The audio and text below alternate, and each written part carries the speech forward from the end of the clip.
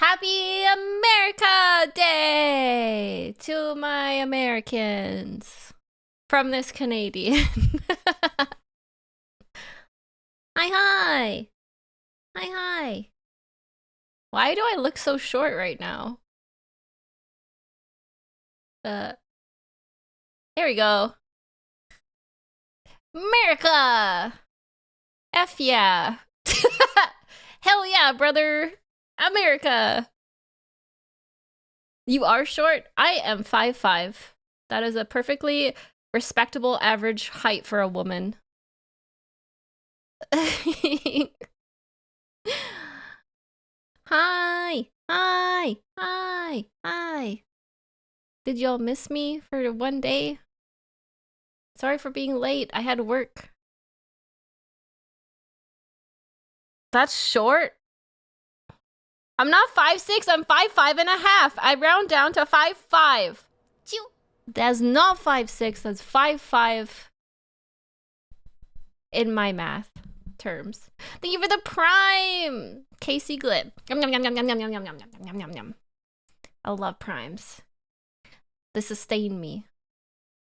Let me check. Let me check all the stuff. Hi, creative. Creative, you can make a stream. Oh my god, let's go. Hi, Kieran. Thank you for the 100 biddies, creative. Thank you for the tier 3 Mac. Wow, 6 months. Oh my god, 6 months? Has it actually been 6 months? Since you found me? It feels like it's been like a month. That's crazy. Thank you, Kieran, for the tier 2. Thank you, thank you. Thank you, everybody, for joining my STEM peasants. Viva la revolution! I don't know what we're... Wait, no. STEM peasants don't revolt. Never mind. Never mind. Don't get... don't get dreams of revolution in your minds. I am the only true monarch here. Are you sure we don't? No revolutions, please. No revolutions, please. Blickblit, thank you for using your prime on me, Blickblit. Nom nom nom nom nom nom. Nom nom nom nom nom. I love primes. I heckin' love them. Off with her head. This head is too pretty to chop off. Look at this. You would chop off my head, would you? Look at my little face.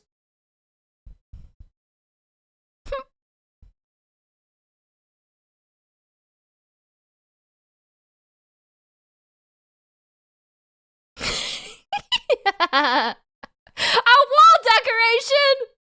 A wall decoration! I'm gonna haunt your ass. I'm gonna haunt your ass so hard.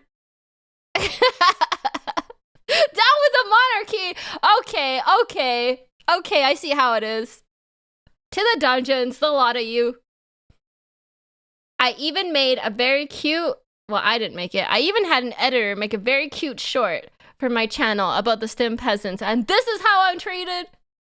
This is how I'm treated!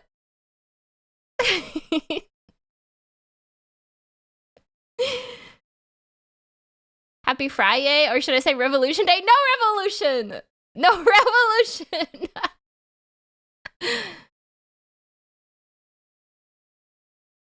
Yay, we get rewards to the dungeon. That's not a reward, that's a punishment. There's not fun things in the dungeon, there's torture devices. I don't know the names of any of them, but they're very horrible, very torturous, and they're not nice. You can trust me, bro. Yeah, it's not a fun dungeon. This isn't a 50 Shades of Grey dungeon. Thank you for the gift of sub to Rye, Terabyte. This is the torture kind of dungeon. What types of devices? There's the one where you're on the table and you're held down in cuffs. I'm sure bad things happen there. No, not that kind. No, bad things. Bad things. Oh, chat. Bad things.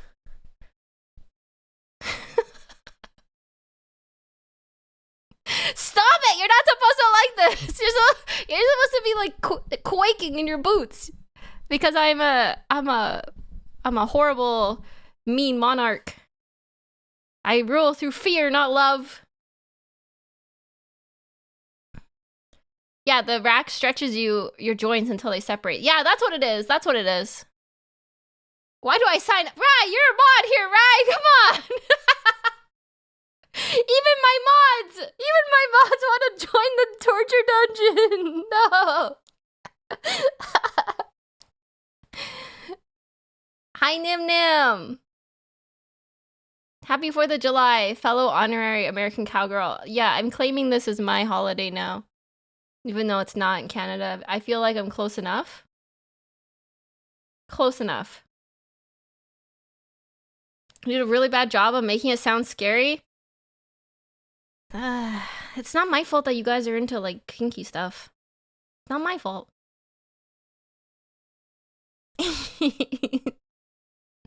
I'm Canadian. Yeah, I'm close enough. July 4th, just fill all Americans with anti-monarchy fervor. Oh yeah, it's July 4th, and here I am talking about being a monarchy.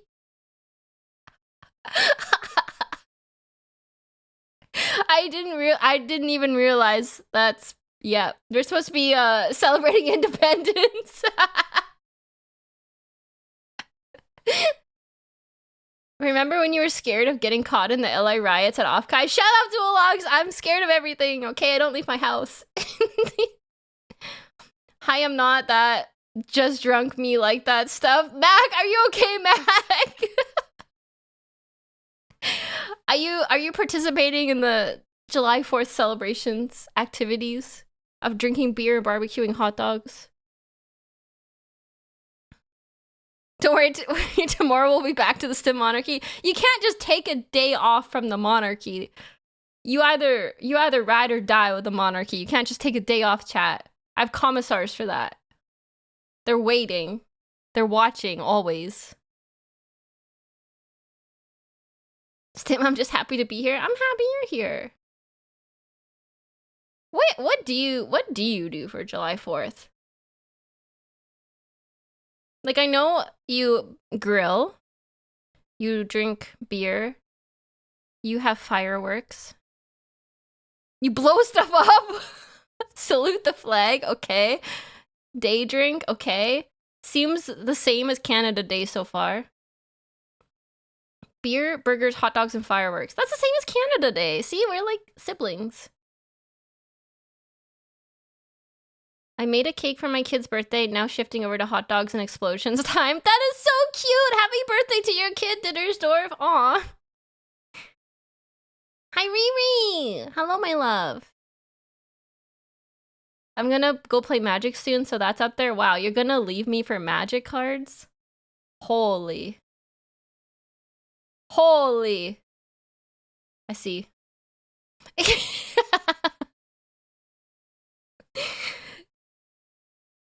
I don't know, not American, probably toxic levels of alcohol, explosions, and meat.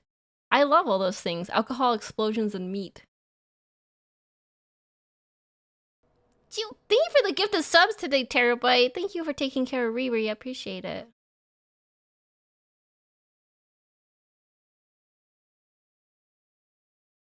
I arrived already, but magic sounds tempting. You can't leave me for magic! Okay, there's gonna be consequences for this kind of blasphemy, chat.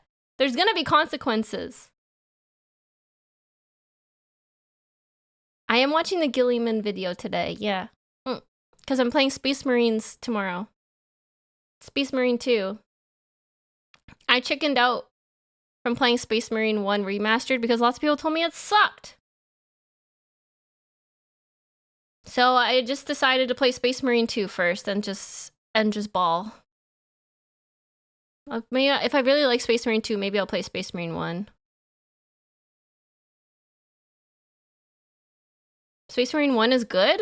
Is it? It's the Stardews Anonymous video? Let me look. I have it pulled up already on my Opera. It is The Astartes Anonymous video. Robute Gilliman, the last hope of humanity. Oh my god. Our last hope of humanity, chat.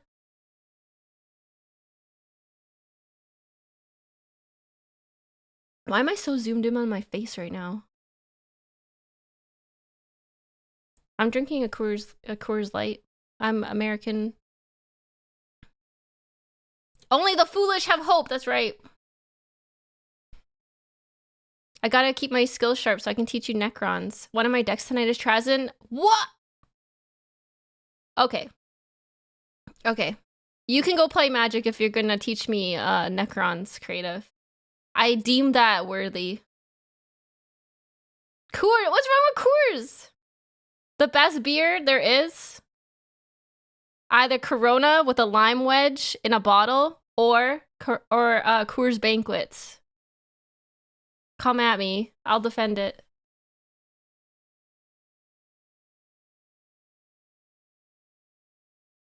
You think Space Marine 2 is inferior? Oh. As a German, that hurts? What is a good German beer? Wait, is Germany the place that has Oktoberfest? Please don't come at me if that's wrong, because I don't know. I know it's in Europe.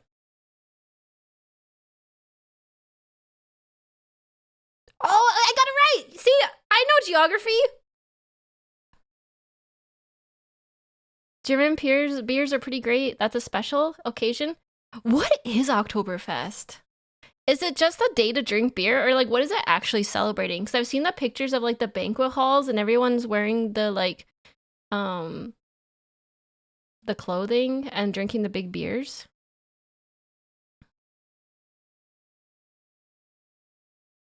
It's a month?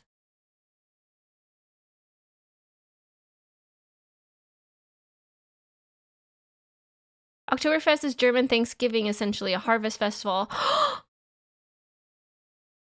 Oh, I love that. I didn't know that.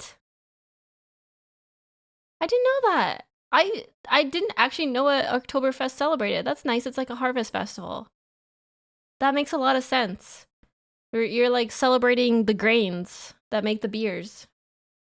Or something. Can we take a group field trip to Germany? I would love to do that. Actually, Germany is one of my top places I'd like to live in the world. I heard it's really nice. Really, really nice there. Like, a really nice, set up really nice. Has all the things you could want. Lots of, what's it? Social services? Is that what it's called?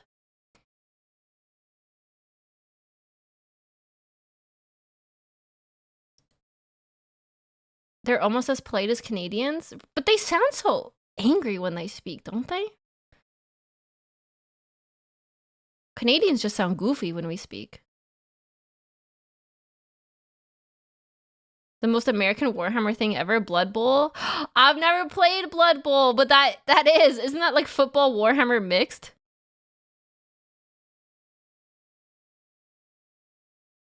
Stim, you are goofy? I'm not goofy. I'm cute.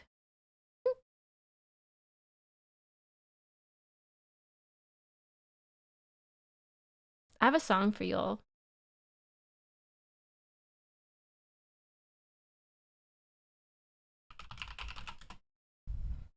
Because we were talking about the monarchy, the Stim monarchy. What one is it? Oh, it's this one. Hold on.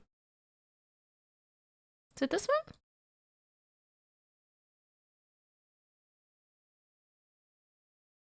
This is for you, all my Stim peasants out there.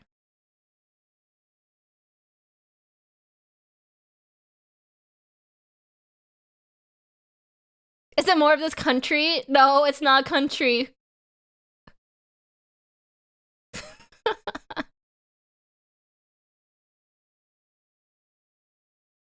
Thank you for the head patties.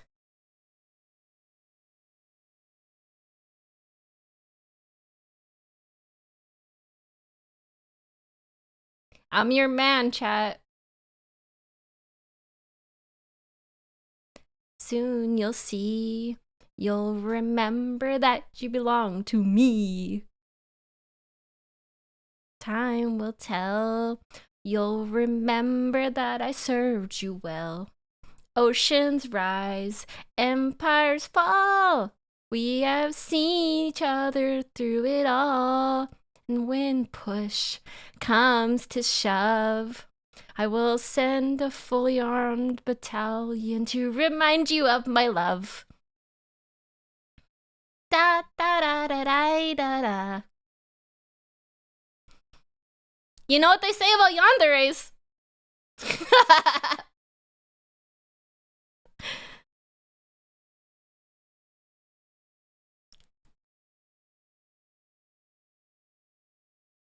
Yum yum yum yum yum yum yum yum.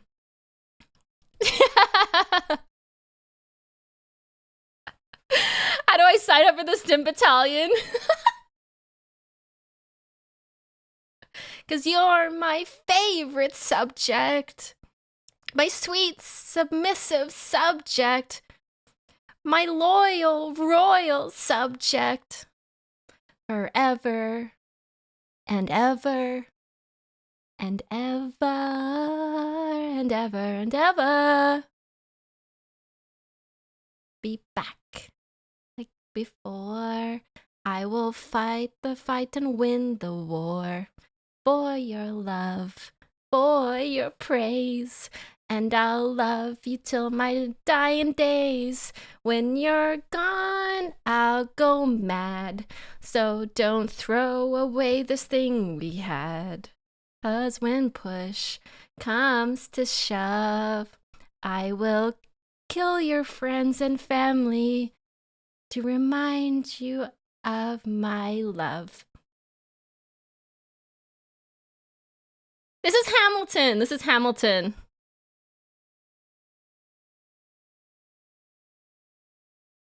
Romantic. Da da da da da da da da da da da. Anyways, it's great to be a STEM peasant in this day's economy. I'll only send the STEM battalion after you. Or I'll kill your friends and family if you decide to viva revolution. Do you see yourself as a benevolent monarch still? Yes. I'm a very gracious and benevolent ruler.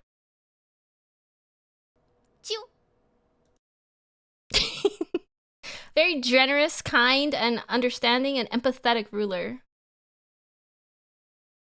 Thank you, Caston, for the 5 gifted. This is my tribute. Okay, Caston can stay. Caston can stay. Thank you, Caston. Holy Mac! Oh my god!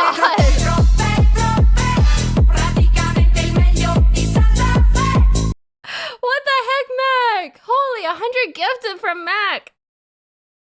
Sheesh. Thank you so much, Mac. Thank you, thank you, thank you. I guess my subtle threats worked. Subtle? Subtle? Yes, subtle. I'm the epitome of subtle. If you got a gifted sub from Mac or Caston, please say thank you in the chat. Please. Mac, you should be the new king. I'm very subtle, actually. Yes, very subtle. Oh wait, I forgot to show the sub goal for the month of July, which we almost met already. Jeez Louise. Yeah. Nothing is wrong with me. Aww.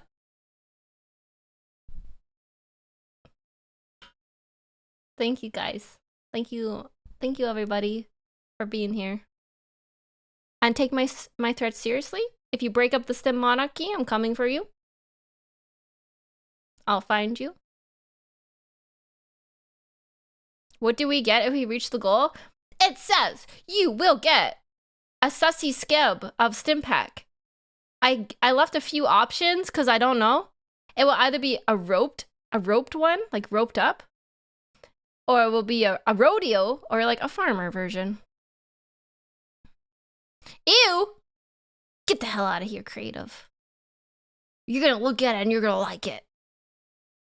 Skeb, what's that? Skeb is like, it's like a place where a lot of VTubers get art from. So it's like, we call it a skeb, but it's like a piece of artwork. I love Stim, but I don't want Sussy.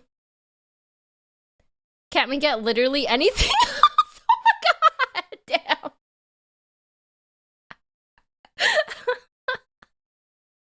I actually put in, I actually have 2 art requests in right now, which I'm very excited for.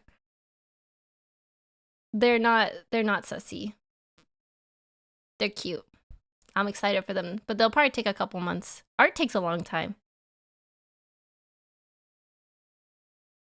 Sorry to get them run, but I gotta make food now. Good luck making your 4th of July feast, Mac. Thank you for the gifted again. I hope you're enjoying the holiday. Just send a random fan a 6-pack of beer? I don't know if I can do that. Can you mail beer?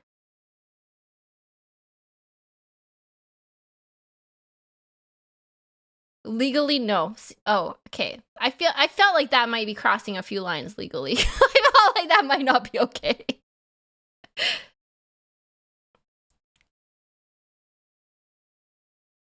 Never expected this to be my first message in your chat, but oh well, thanks for the sub. Thanks for being here, Mr. Hydra. How about Fent? It's only illegal if you get caught. I don't do drugs, chat. I'm like this from birth. This is totally natural. This is just me. I don't need drugs to be like this.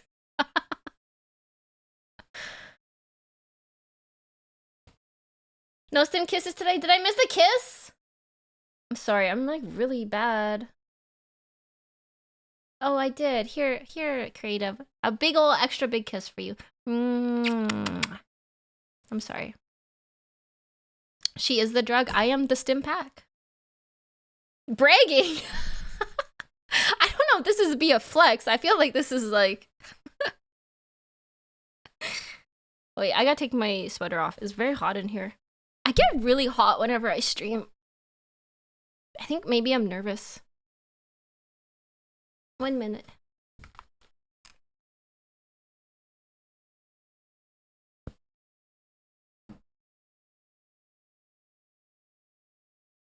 Okay.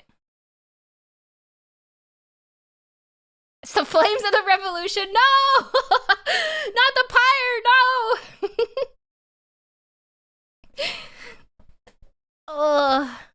Oh, wait, your name is... I literally am... I am a drug. I am a Simpack. Here to stimulate you. They call me the stimulus package.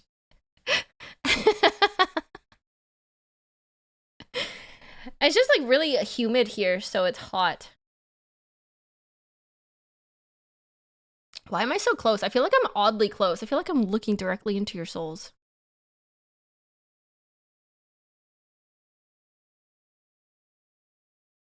I don't want to be stimulated and need an adult. Guess what? I'm also an adult. Got you covered.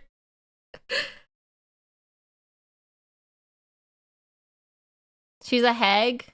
Yeah, I am. I used to like be a little insulted at that term, but now I realize it's a term of endearment. Or I'm gonna take it as a term of endearment. Endearment.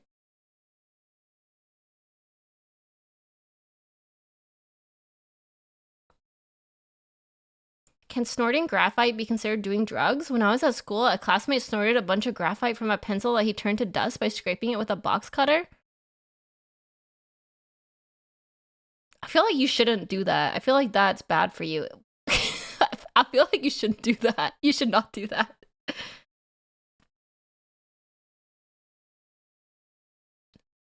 When we were kids, we used to snort things too, but I mean, I wouldn't say you should do that. Top 10 ways to get bloody lungs. Yeah, I wouldn't do that.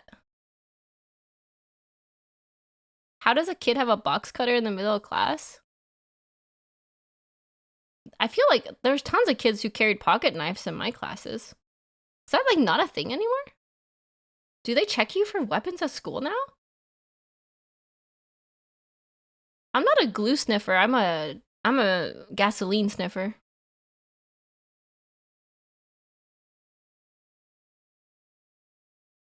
In America, probably.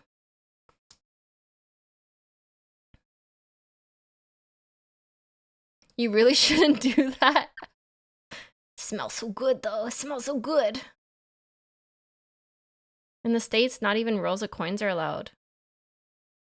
I don't do drugs, I sniff gasoline. That's not a drug. Bye, Creative. I hope you have a good holiday. Enjoy your day off. I hope you have the day off. Enjoy it. I love the smell of petroleum.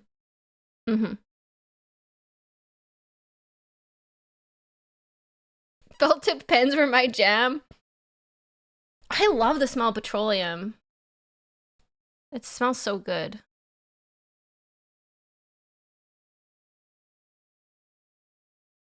Did anything crazy happen at your school? No, the only crazy thing is sad. Nothing really crazy happened at my school. We should put lead back in the petrol. Wait, did they take the lead out of petrol? Did anyone like play with mercury as a kid and then we were told, wait, mercury's bad for you? Oh yeah, that's right. It's literally called unleaded. Holy shit, I'm stupid.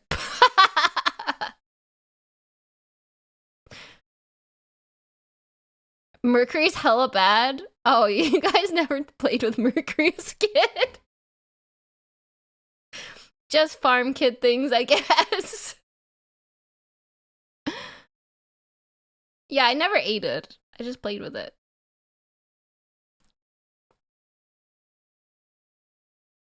How old are you that they had you raw dogging mercury? Were you born in ancient Egypt? I don't know. Have you guys ever been on an old farm? There's shit there from like the 1800s. I think it's like a requirement to be a hoarder if you live on an old farm.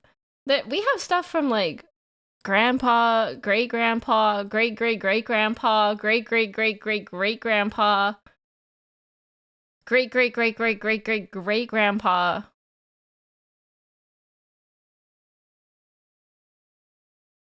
Mercury can kill through skin contact. Well, I mean, I'm not dead. Basically, my parents would do this thing where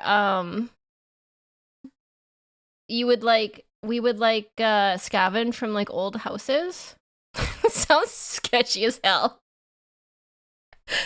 But basically, there'd be like abandoned old houses, and we would like, they would have like estate sales, and that sounds very sketchy. No, there's like a bunch of like old houses in the countryside and people didn't live there anymore. So like the family would be like, oh, it's like a free for all. You can just take whatever you want from it. My family would always go and like find these like really cool like old things there. Oh my god, my parents love American Pickers. Love them. That's basically what we did, except for we didn't pay for things. Well, sometimes we did. Usually it was just like garage sale stuff, like free.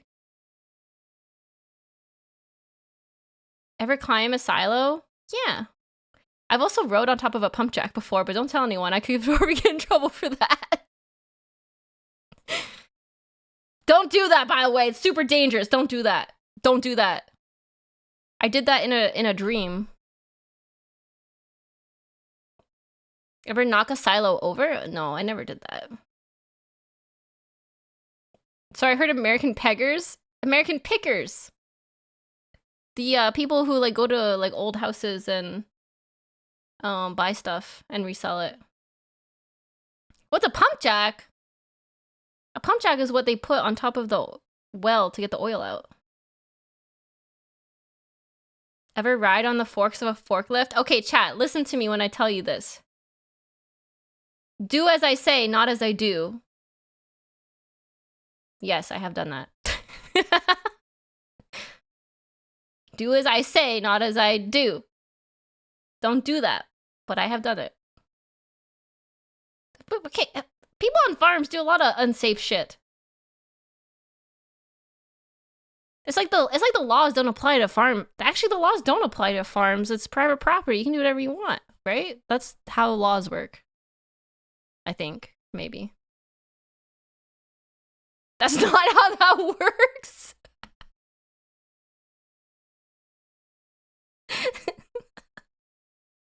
What do you mean?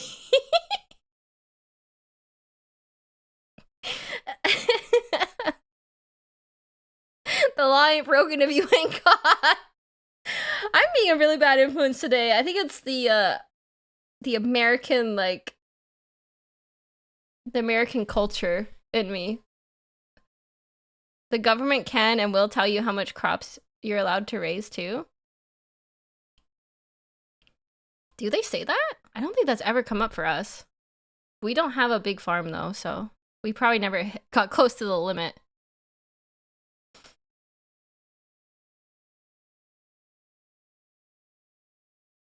Yeah, do as I say, not as I do. I do a lot of dumb things, but I'm allowed.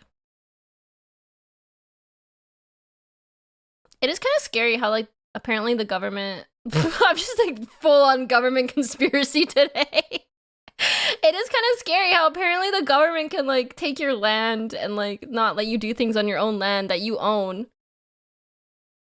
I don't... Like, they can just do whatever they want. They're like, yeah, this is yours, but, we're just gonna disregard that.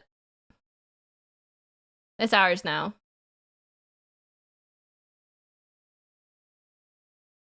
How early do you have to get up for farm chores? Well, I don't live on the farm anymore. But when I did live on the farm, we'd usually get up at 6. It wasn't too bad. Yeah, it's pretty based. Wow, I just realized this is the first time Duologs has been in my chat in, like, a long time.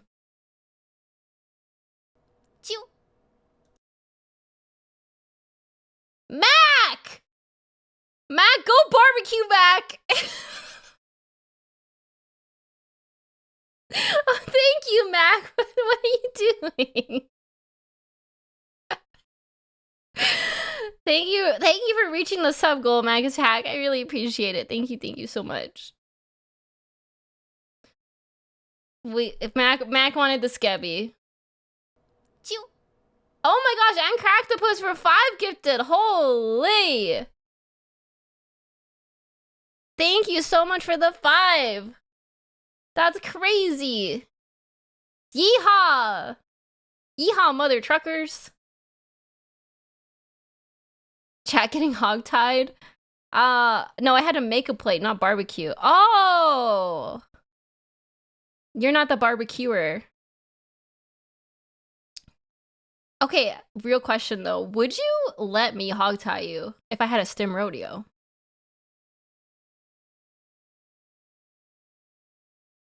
I feel like I would be pretty good at it. Duologs? Heck no! You could try? I'm actually stronger than I look. Whoa, they're asking us for dinner first? As part of the rodeo, it's a rodeo event. It's not like weird like that. Don't make it weird. Would you brand them? No, I think branding's mean. I draw the line at branding, so I'll hog tie you, but I won't brand you, chat.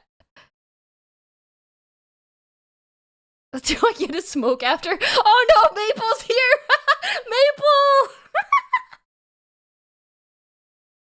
I love you, Maple! Maple, would you participate in the stim rodeo if I had one? I feel like Maple would be like... I feel like Maple would be hella good at rodeo. Actually.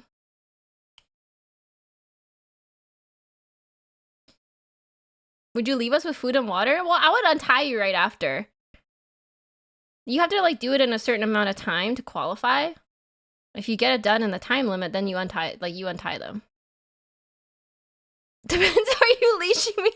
This is the only context I have. Maple on a leash for me?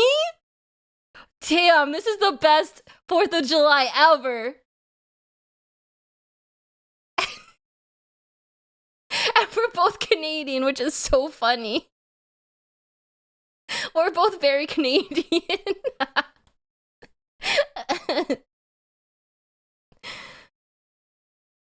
All I'm picturing for the Stim rodeo is Stim running around trying to wrangle and hogtie all the Glitch Stars girls. Oh boy. Anyways, rodeos aren't like actually sussy. They're really fun. There was some fan art made of me. It was very good about rodeos. This is the most Stim that Stim has ever been. Today is a good day. I'm being really weird today, aren't I? Holy. It's probably because I haven't really ate today. And it feels like a Freedom Friday, you know what I mean? I have the American spirit flowing through me.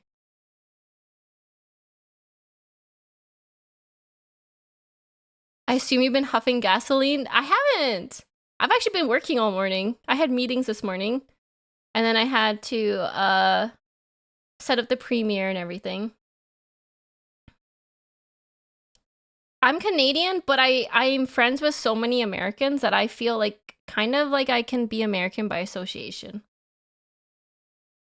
I'm gonna force y'all to watch the Glitch Stars cover song today because it was really, really, really, really, really, really, really, really, really, really good. Did you like the cover song? Did you see it?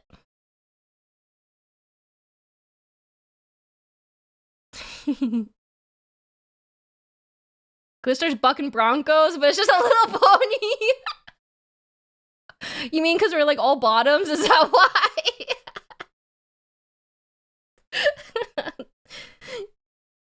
How long did we work on that? Actually, I'm really proud of us. We worked on it for a few months. Actually, like, we did a... not to toot my own horn, but the Glitch Stars girls did a really good job on that. Everyone hustled and worked really hard to get that done.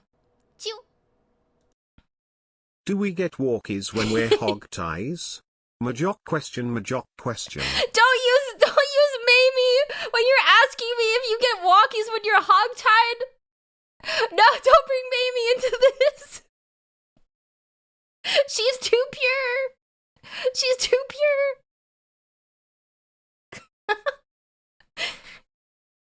Yeah, you can't walk when you're hog-tied. You're helpless. You're helpless.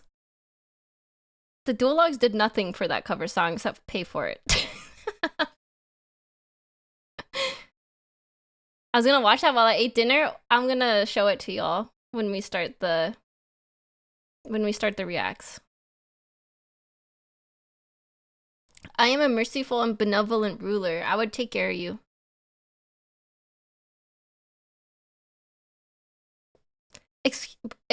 Excuse me? As someone who sleeps hogtied, you get used to it?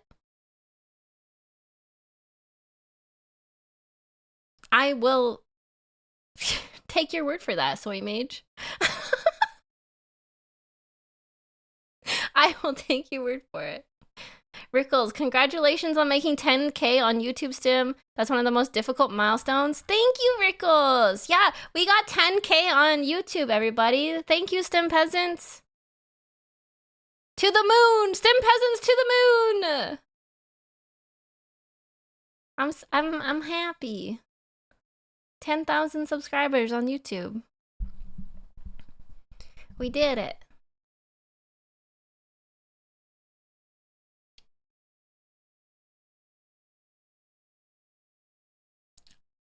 Yay! It's all thanks to me, kind of. You help. Also, thank you, Kitsune, for 6 months.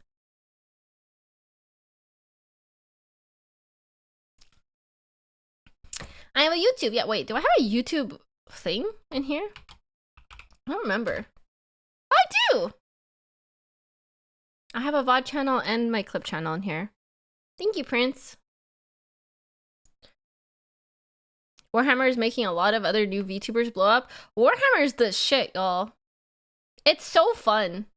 Like in a like horrific, if you like evil, bad times fun way.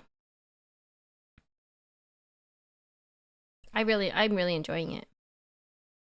Are we gonna do another cover? We hope to do another cover.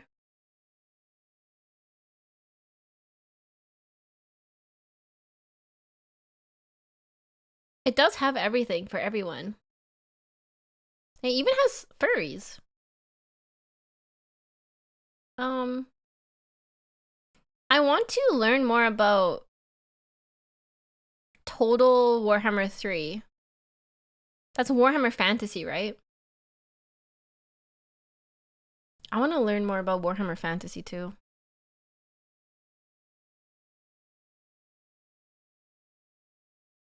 Because, like, that's Age of Sigmar. Like, my background in being a fantasy nerd is I love Dungeons and Dragons and fantasy books and stuff. It's fantasy, not Age of Sigmar. Oh, there's different types of fantasy too. There's fantasy old world and fantasy Age of Sigmar, and they're different. I don't know much about the fantasy side of it. Oh, because Age of Sigmar were the new figurines that just came out.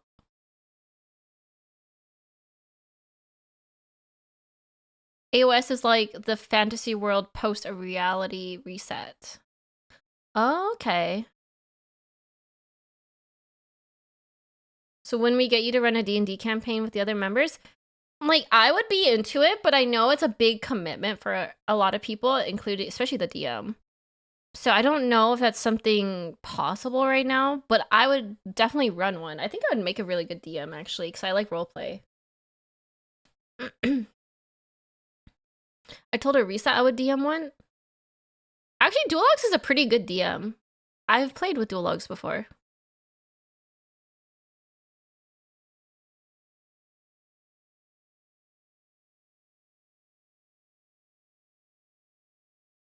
Adding roleplay to the kink list. Oh my god, it's not a kink. It's just I like when I play those types of games, I'm actually less of a murder hobo and more of a role player. I'd rather like I like learning the story. I like following the story. And like talking to the NPCs.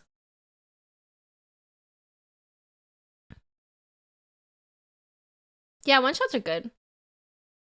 What's fun about Duologs being a DM is Duologs is actually very creative. And he allows a lot. I think he kind of plays by, excuse me, rule of cool, which I like. I'm a pretty lenient DM. I'm not a rules lawyer. I'm not a DM. I'm a pretty lenient player, though. I'd rather, if it's cool and makes sense, to go for it. We can make the Stim Peasant railgun! Let's go! There's 3 Warhammer fantasies. The stories behind them are wacky and controversial. Controversial? How? Is it like racism stuff? That's usually what it is for old games. I've never been a DM. I've always been a player, never a DM. I have been killed.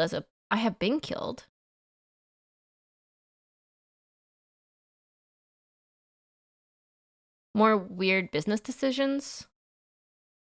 It's just that GW's way of ending fantasy was not popular. Oh, interesting.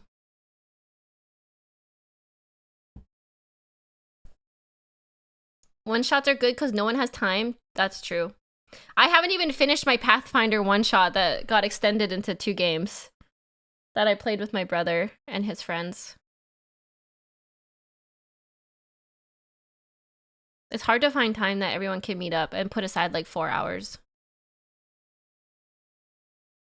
As long as I can be a slutty fox shrine maiden in the story, I'm good. Only condition when I do play D&D. I mean, you're based for that. You're based. You embrace who you are. Be who you want to be. I almost always play as someone who has a cursed backstory and is a girl or boy failure.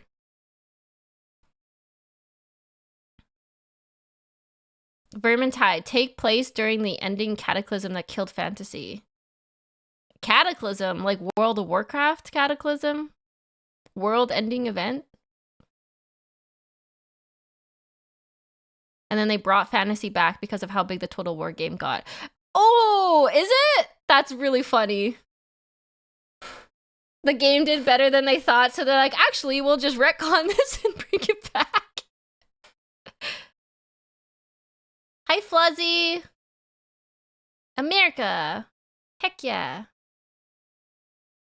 I did play Baldur's Gate, but I only did Act 1. I haven't had time to play the rest of it, because there's just too many games on my list.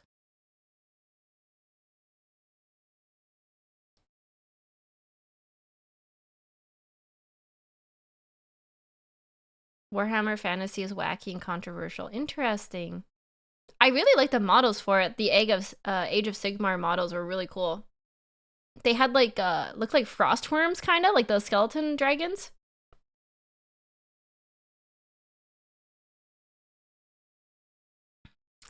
I asked Dim if she wanted to play BG3 with me, and she said no, I'm not famous enough. Shut the hell up, Duologs! Do you know I'm like the only person Duologs hasn't collabed with? Out of like so many YouTubers. I'm like the only person he's never collabed with. Because he hates me. He hates me. Are you happy? That is a loaded question, my friend. But I would say I'm pretty happy in general. He would ask me to come on his stream sometimes to like ask me questions.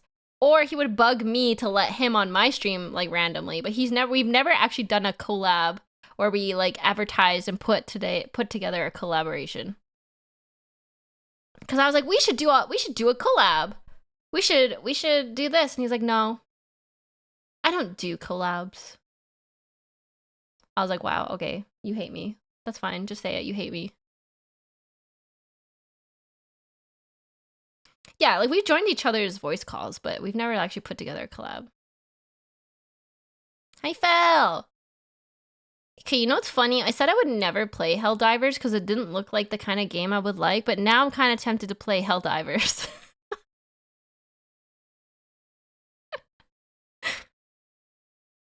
I think the Warhammer brain got to me, and it's kind of like similar-ish. I don't know. It's like big guns shooting bugs, which I enjoy. It just looked really hard.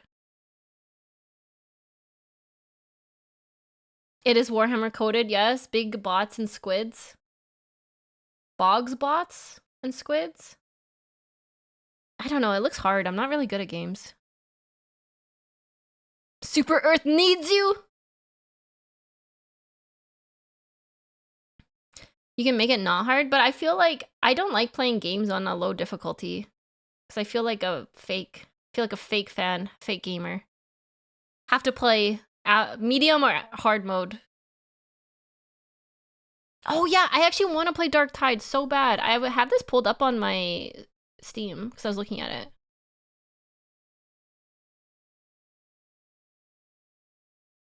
Dark Tide for more Warhammer games. I want to play Dark Tide because of the Arbites. Arbites?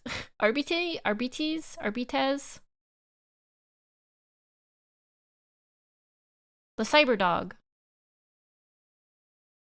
Literally making me want to play Dark Tide for the Cyber Dog. Oh, it's on sale right now? Oh my god, 60% off right now. It's $19.99 right now if I buy it. Hell yeah, brother. I'm gonna add this to my cart. Wait, add to my wish list. How do I add to cart? Oh, there we go. But do I have to buy the Arbites separately? Oh, yeah, I do. I see. Cyber Mastiff is pretty cracked, but you gotta buy the class. I mean, worth it. If I'm buying the game for the class, I'll just buy the class. I've been mentioning it's on sale. I'm sorry, Fel. Us girls suck at listening. We really suck at listening. It's almost like we just don't listen when someone tells us to do something.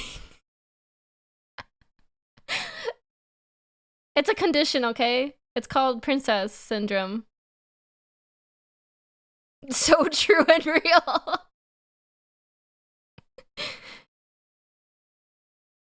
It was at $5 when the Warhammer stuff went on sale, but you were like, oh, I don't know. Yeah, that sounds like me. That tracks. 200 people telling you things for 4 hours would make it harder to remember individual things. That is true, but part of it is like just have a lot of things to remember. Miwa can be Happy Ogrin, her favorite group in 40k. I will tell Miwa to pick it up. I think that would be fun to do a Glitch Stars collab with Darktide. How many can you do 4 in a party? I know a lot of us like Glitch Stars. Or like Glitch Stars. Of course we like Glitch Stars. A lot of us like Warhammer, so 4? So we could get who's the Glitch Stars girlies in a Warhammer? Miwa, Sunny, Emerdy, Leah, Mamie. Mamie's in. I bet Mamie would play it. There's so many.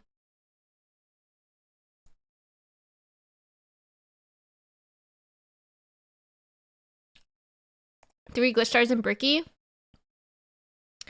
Man, I should talk to Bricky, but I'm too scared to.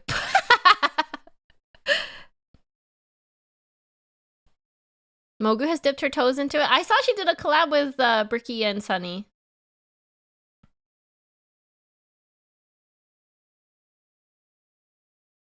Million times. Did you know transmogs drop at a 2 times rate and mounts at 10 times on WoW right now for the whole month? Sounds like a good time to mount farm while chatting to get super rare mounts. Oh! Man, I wish I had time for that. Bricky is a genuinely good dude, to be honest. I saw him at Offkai very briefly. I didn't want to take up his time though, so I just said hi and bye. I feel weird about approaching popular people in public because like they're busy too. And I know that they are like I was actually really cute. Bricky was like taking pictures and stuff for people, which was really nice. But I'm like, I'm just a person. I don't want to take up your time. Yeah, he's super tall. That's the only reason I recognized him. He like stood above the sea of people at Offkai. Air Princess though, I was also super busy to be fair. I had a lot of people to talk to and things to do. I was working. I didn't even get to walk around the convention. I got an hour off to look at Artist Alley with dual logs and intent. And then back to work. Collecting VTubers like Maxor? Is Maxor collecting VTubers? We're not like Pokemon. We're just like normal people, guys.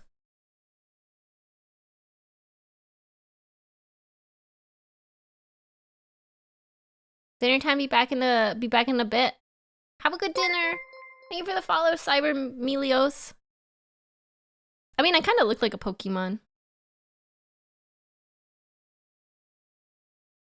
Do you think Maxstar has more VTubers collected than Duologs, though? I feel like Duologs is the OG VTuber collector. Yes? Oh, damn, I didn't know that. I don't know much about Maxstar, I guess. I claim none of y'all. Rude! Rude! Thank you for the follow, the square nose, and death awaits you. That's really funny. Also, everybody should buy Golf with Your Friends if you want to participate in the partner celebration stream, because we're gonna play Golf with Your Friends with chat. We're doing community games, and I might doodle some chatters for fun, even though my doodles suck. I think it's on sale for like $2 right now.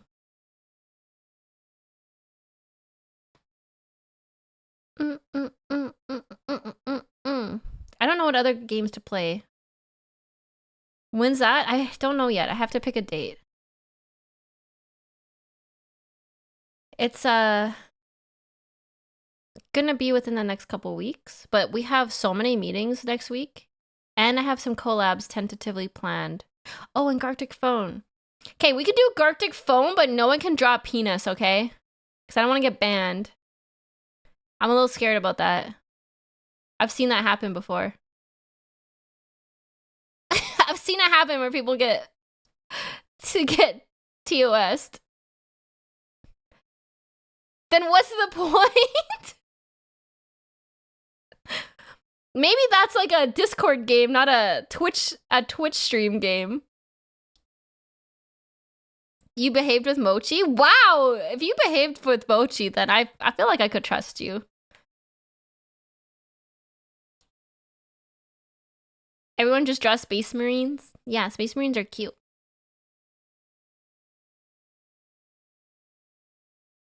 Never trust a Twitch chat.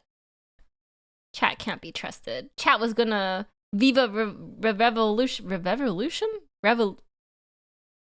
Viva La Revolution me. Wow, I can't talk.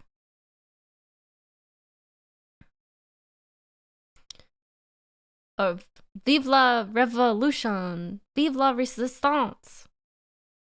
Bonjour. That word doesn't exist. Milady, the peasants are taking up arms. Crush them! End their bloodline!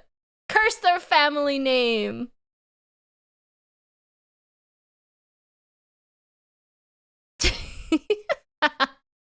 Can you talk any French? My grandpa's family is French, but it didn't pass down to me. I just took some French in school because it was mandatory. Bye, Stim. Gotta go party my independence. I'll be back tomorrow for the Stim Battalion. Let's go! Stim Battalion tomorrow! Space Marine 2 tomorrow. You better be there, be squared. I just realized I probably should have played Space Marine 2 today, because that feels like a very like Independence Day type game, doesn't it?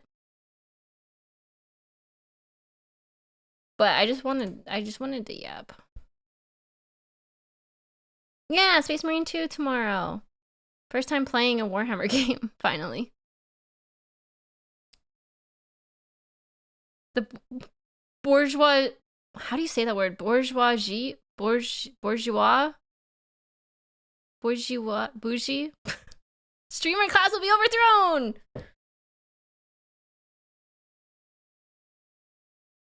I'm gonna play it by myself for the first time, because I want to focus on the story, and I find that really hard in collabs.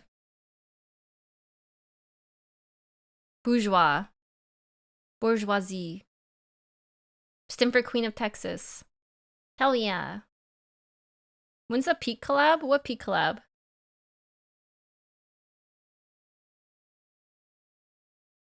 No, sorry, Duologs, I'm too famous now. Who are you again?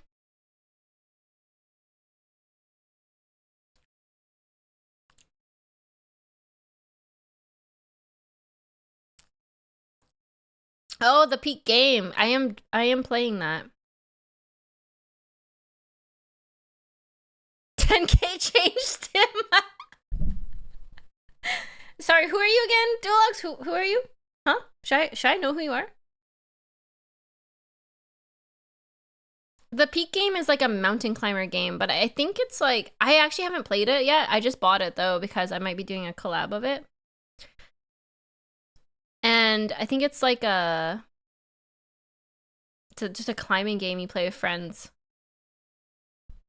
Like a friend slop game. It's called Peak because it's like climbing to a mountain peak, I think.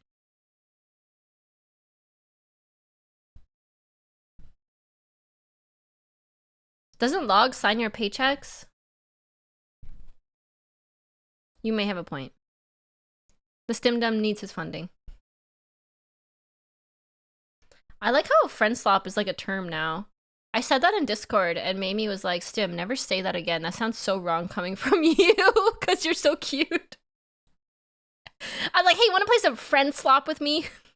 They're like, don't talk like that. It sounds weird. I love Mamie. Yeah, we should probably do the react though. I might get myself a hot dog and we'll do the react.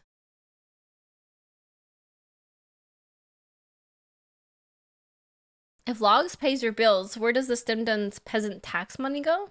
It goes into the stream! It goes towards new models, it goes towards art, it goes towards the millions of things you need to buy for assets and schedules and overlays, and it goes into the stream. Goes to the evil demon in her basement. Nope, no evil demons in my basement, only Stim peasants. Yeah, basically everything that goes... Well, I mean, Glitch Charge does take a cut, but that's the same as every corporation. But all of the donations and subs and things go right back into the stream, so I can do cool stuff, like get 3D stuff, and get 3D trackers, and get new models, and get new art, and new merch, and get all the stuff that we love.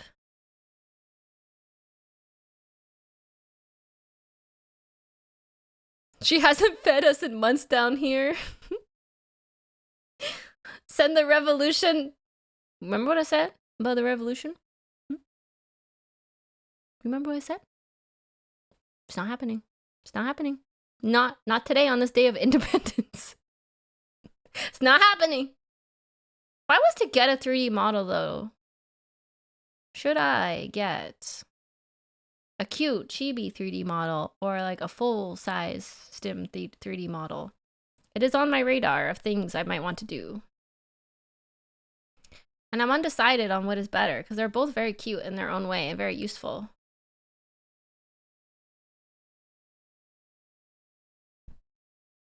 Depends on how you use it.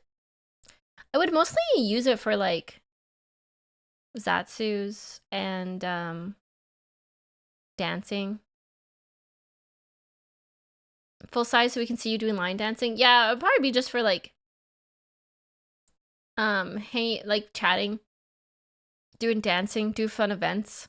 Like in VR chat. I don't even know anything about VR chat. I'd have to learn, but whichever one has the thickest tail, that might be hard to do on a model. I might have to cut the tail off for the model. I know some things are harder to do in 3D.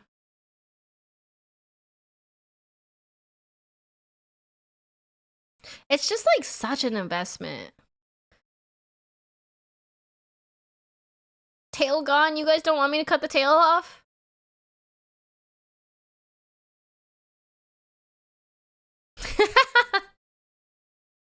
Stay away from VR chat. That's the wild west of the internet. Well, I mean, like, I think in VR chat you can get you can like make your own rooms, right? Or like your own like lobby or something. I don't know. I would just have my own place I would be in. I wouldn't want other people there unless it's a collab. But wouldn't that be fun to like see me walking around while I talk? Because I talk with my hands all the time and you can't see it. I'm a very animated person. It would be kind of fun. Whoa, Angel of Death! Holy! Thank you so much for the 5 gifted subs! Thank you, thank you, thank you! Yay! Independence Day! Very cool name. Thank you so much. Honorary Italian Stim. I mean, I told you I have French blood in me, that's why. French talk with their hands too. But the reason I haven't like pursued 3D before is because it's like quite an investment, and for me, I don't know how often I would use it to make it like worthwhile, you know? But if it's something that chat wants, I think it would be a fun like special event. It's just because you have to buy the art for the model. You have to buy the model, and then you also have to buy all the equipment for it to do real 3D tracking, all the trackers and everything. So I don't know. I don't know yet. It would be really cool because I would like to dance. Oh my god, I could literally do my cowgirl shit. I could do my cowgirl stuff in VR. That would be kind of fun. Want to see me rope someone in VR? Rope someone really badly?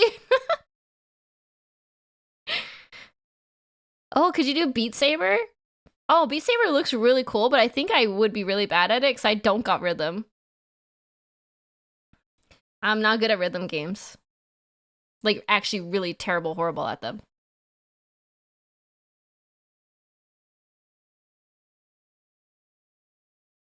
You can do a view-only VR chat room so people can join and only see. Oh. So that's what I would do. I also think it's funny. I've seen like people play like horror VR chat stuff. And they're in like horror rooms. I think that would be really funny to see me get jump scared in a horror VR room. Yeah, I can line dance. But line dance, I feel like, is not really about rhythm because you just follow a set of instructions. It's not like you have to find the rhythm on your own. You just like follow the tutorial? Choreography. Tutorial. Wow, I am brain dead. Actually, I'm brain dead.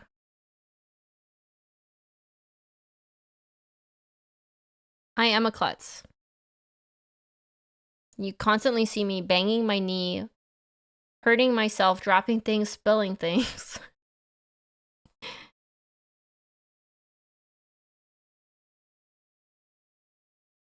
But yeah, 3D is on the mind lately. 3D is on the mind. But also, I have a new outfit being made, which is like very exciting because I think you'll like it. I don't know, it might be polarizing. I feel like some of you are gonna love it and some of you are gonna not be sure about it. It's very polarizing. I think it's peak myself. I mean, pure cinema. It's amazing. I love it, but it's a different side of me, I'll say that. Like the game. Yes, peak like the game. As long as it has a tail. It does have a tail. It does, yeah. What sound is made when people line dance without boots? Plop, plop, plop, plop, plop, plop. Well,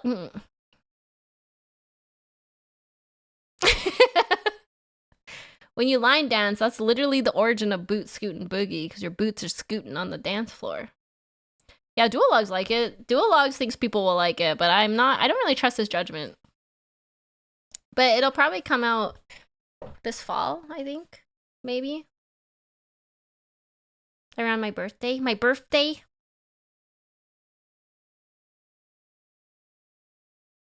What should we watch first? I have a few videos pulled up.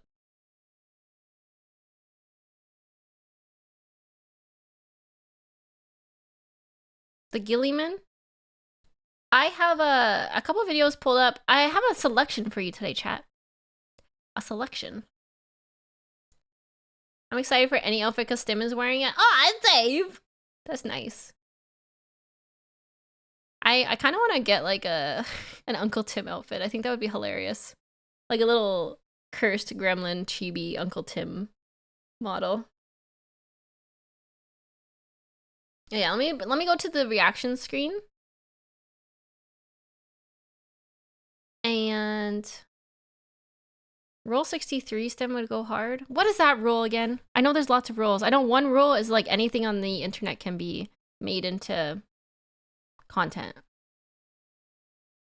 Rule 63 is gender bent. Oh, yeah, I think I would be hot. I'll be hot. Look at me. I'll be a hot man. That sounds so weird. I would make a hot man. I would have a mullet though if I was gender bent. What kind of dude would you be? God, mullet, God, no. I think I would have like a mullet and like jorts and like a white wife beater with like a flannel. And I'd wear like the Joe Dirt of VTubers.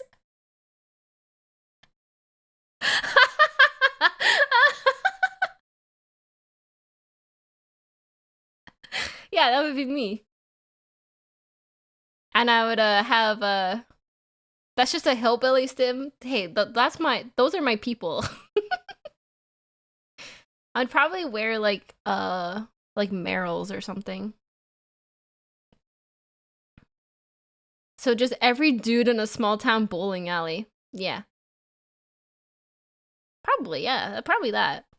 I'd also have like a hat that says like gone fishing. Or something like that. The mustache situation, I don't think I could pull off a mustache. I don't think it. I feel like no, I can't rock a mustache. I could not do that. I'm too baby faced.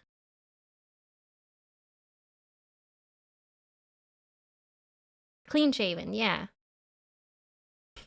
You'd grab a drink with male stim? Yeah, I like totally look trustworthy and like nice guy energy. I'm just a chill guy energy. Man, I love fishing hat. Yeah, that's the hat I would have. Man, I love fishing. Just a chill dude. Just tuned in thanks to a random Twitch app notification. I love your model, super pretty. Thank you, Eric the moth. I like how we're talking about like my gender bent like Uncle Tim model. When you find me, that's so embarrassing. But anyways, this is how I normally am. A cute girl. Just a cute girl, not weird at all. Maybe a little weird. Anyways, let me go to the reaction screen. And we'll pick what we watch first. Pretty representative of the stream. What do you mean? I'm wholesome. Wholesome family fun. I think. I'm pretty wholesome, aren't I? I think I am. Oh, hi. Okay. This is what I got so far.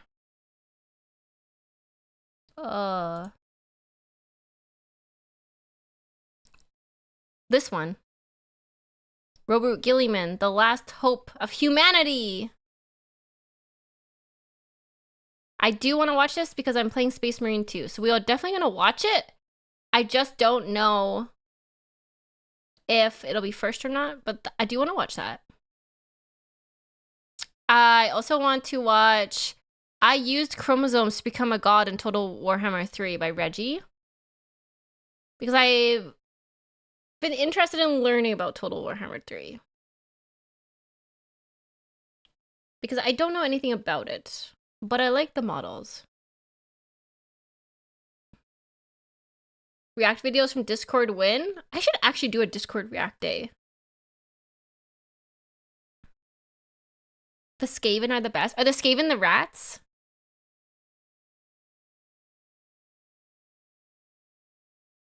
Alright, always down for Reggie. Yeah, I don't know anything about Reggie. One day we'll have last month's Discord hang. It's only been 4 days since then. It's only been 4 days. We'll have it, I promise. Maybe next week. And then the other one I wanted to watch was Team Fortress 2. Because someone told me that these videos are really good. And I don't know anything about Team Fortress 2 other than I know that there was like a bunch of like yaoi art of them on Tumblr, I think.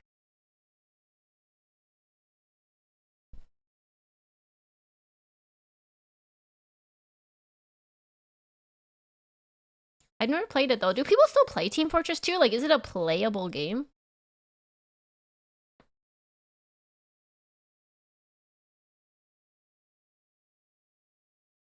I still play TF2. The yaoi art of them was everywhere. Yeah, it was everywhere. That's like all I know about TF2. It's just like the romance yaoi art of the characters. I don't actually know what the game is. I assume it's like an FPS, but I don't know. So, yeah, we should watch these because they were highly recommended to me from other people. It was Overwatch before Overwatch. Really? Interesting. I didn't know that. It's the thing. Marvel Rivals and Overwatch ripped off. Holy heck! How did I not know this hidden lore? That wasn't actually hidden. I just didn't know about it. It's because I was a Tumblr girly and I just liked looking at the art.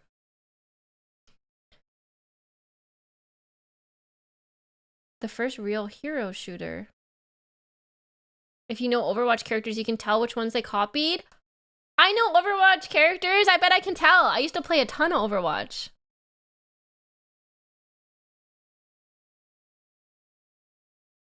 Was originally a mod for Quake back in the day. Team Fortress 2 is a proto Overwatch. They only kept 9 characters. Oh, they never added more than 9 characters? That's kind of weird. Are you gonna play VSMP? I don't know. I feel like I should play VSMP because I want to support Kana. But I've never played Minecraft, so I feel like I don't belong as a newbie.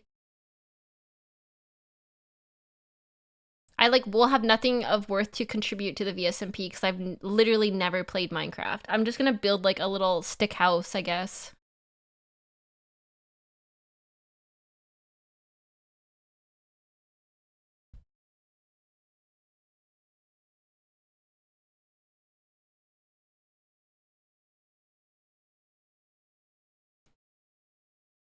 Oh, we could make the stim dome in Minecraft. We could. First step, dirt house. Do a ranch. We can make the stim dome ranch. Maybe I'll ask Kana if it's okay if a newbie joins.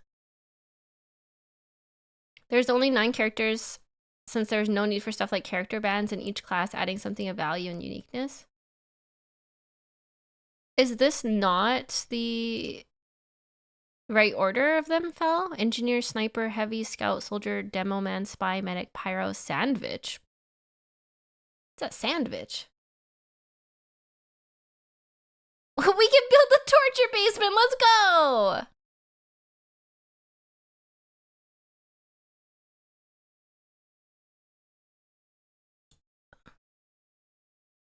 Meet the team. Oh, this one is heavy. Hold on. Let me put this in opera. Oh wait, why did that not work? I'm stupid.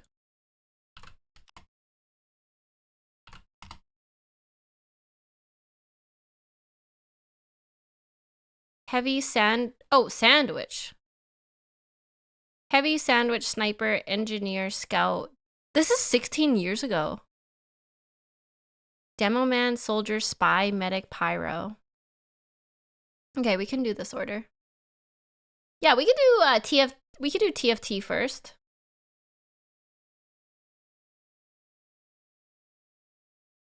It aged like wine, don't worry. There's nothing gonna be like uncomfortably like awkward now that we're modern.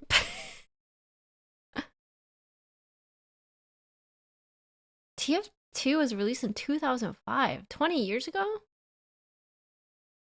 Okay, we'll do TF2. Oh no, we'll do the USA The Pump cover song first because it's peak. Then we'll do TF2.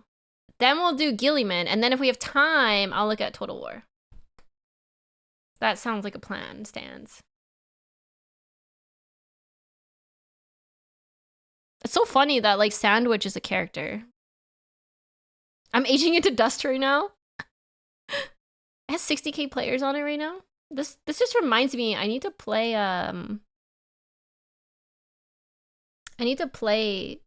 Marvel Rivals. It's been too long. It's been like a month.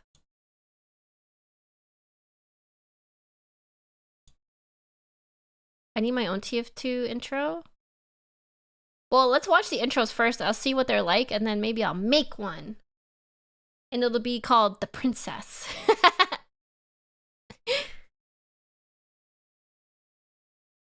You don't need to play Marvel Rivals if you want to keep growing? Oh, you're saying no one will watch me play Marvel Rivals dual logs? You're saying people hate me? It's probably true. It's probably true. Yeah, I knew. Yeah. That's funny.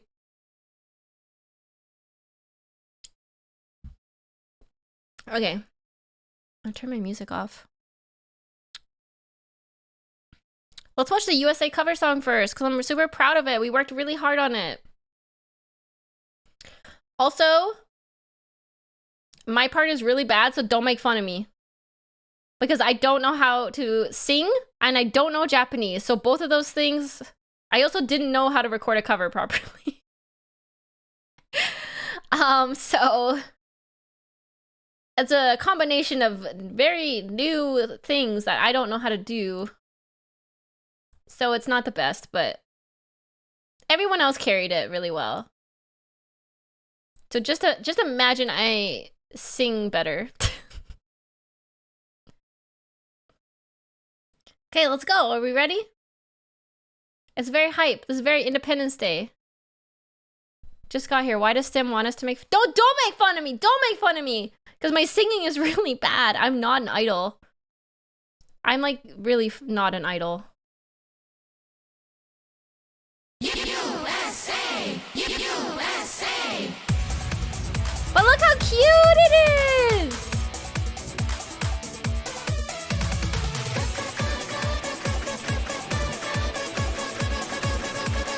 Come on, baby!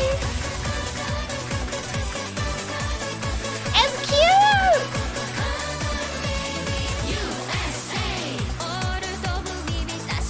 Miwa!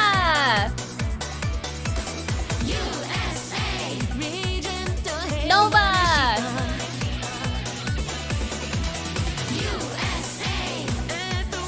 Leah!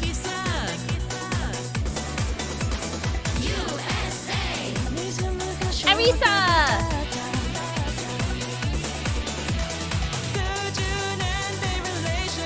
Sunny!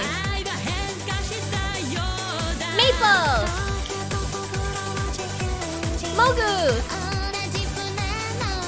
Mamie!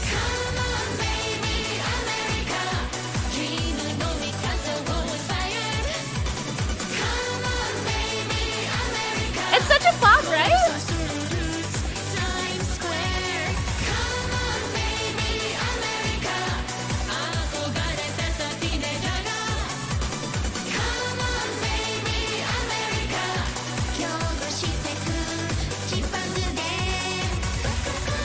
This song has been stuck in my head for like 3 months. Come on, baby. Mochi.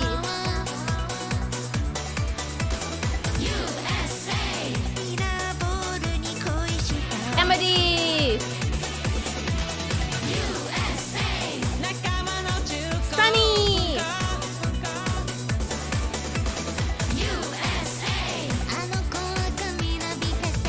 This sounds very Eurobeat. Does it?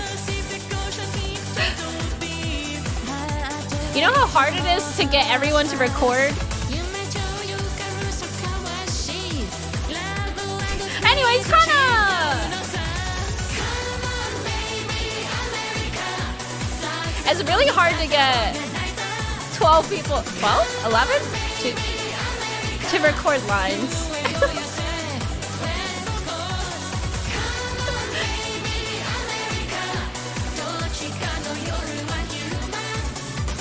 The green one looked familiar. The green one was the worst one, I know.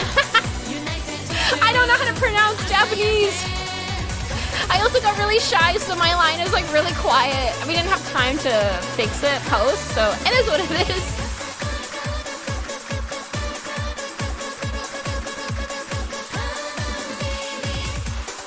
Dance break. Wiggle with it. Dance break. Wiggle with it. It's actually so catchy. It's been in my head forever.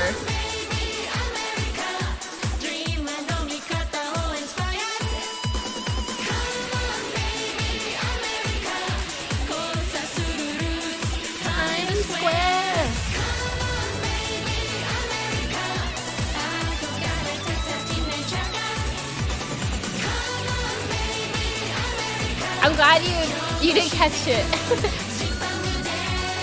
Oh, I forgot to turn the subtitles on. Maple made the subtitles. Wait, the subtitles are so good. Boom. Maple actually made subtitles for each person. And they're color-coded to the person. So they match the chibis. Isn't that nice?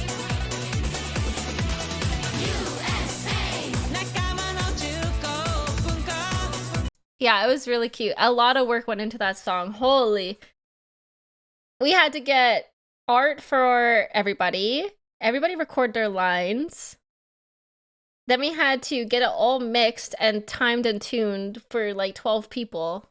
Which is actually a lot of work. That poor mixer. We had to, because we all recorded separately. And so then the mixer had to put all the recordings in order in the right places and time and tune everything to match up, because there's a lot of times where we say all the lines together. Oh my god, you want to see my part again? It's really bad. But I'm really proud of it. I'm really proud of myself, and I'm really proud of all the girls. For me, it was really daunting because I don't sing and I've never done a cover, so I was very scared. But I'm really proud of myself, and I'm really proud of all the girls because we really worked hard and we came together as a group and got it done in time. It was like down to the wire. Like we got we got like everything done last night, this morning. So yeah. Yay! Karaoke stream win? Maybe for the partner celebration I could do karaoke. I only sing country though, so this is like way out of my wheelhouse. Here's my part though. Here's Arisa.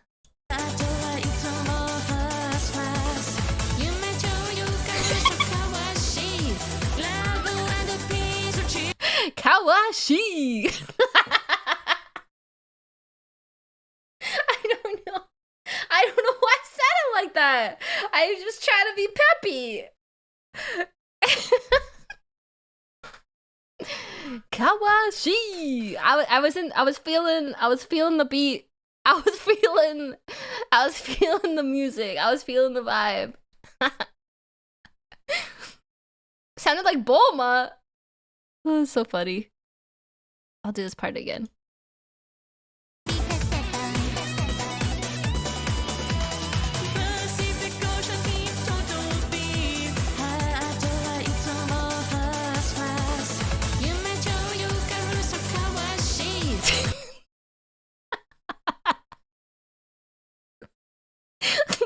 I sang it with a country accent. Kawashi. I don't know, but I'm very proud of it. We worked really hard, and it's our first company cover song, so that's just really exciting. No one would have noticed if you didn't point it out. That's fine. I feel like you should be able to laugh at yourself to enjoy life. It's okay. I'm just like a little embarrassed, but honestly, like, I'm proud of myself too. Now I can't unhear it. Well, you'll never forget me, that's for sure. You'll never forget me, chat. Okay, let's see. Unfortunately, I'm very perfect. Well, we can't all be perfect. Wait, this is not the right one. This is the right one. I think this needs to become your catchphrase, Kawashi. What does that even mean? What does that word mean? Dreams? We toast a glass to our dreams? Kawashi. Thank you for the follow, Scrumpty and Noctis and Sudden Gamer. It means exchange? Oh my god, Mirai, do you actually know Japanese? Did I butcher it real bad? USA, USA, USA! Thank you for 19 months, Enter Bladner. Thank you for being here. It's passion. I am very passionate. I am. I put my whole heart into everything. Yours has an accent, but it's not that bad. Yay! Thank you. That makes me happy. Thank you. Okay, let's do Team Fortress 2. I'm sweating. Holy heck. I have to change to the crisscross applesauce. Crisscross applesauce position.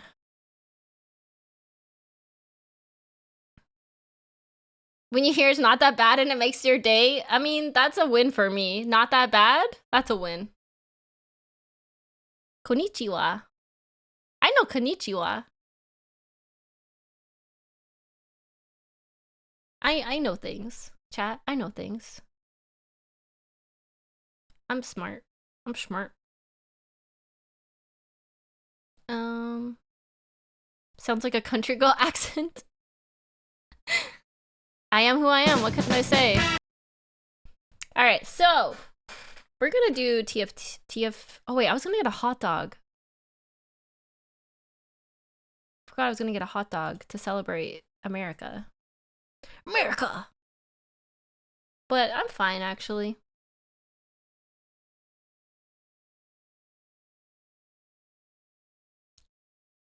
Do I sound American? America. I like boats. I like guns. I like America. I like freedom. And I like, I don't know, what's American? Hot dogs. Glizzies.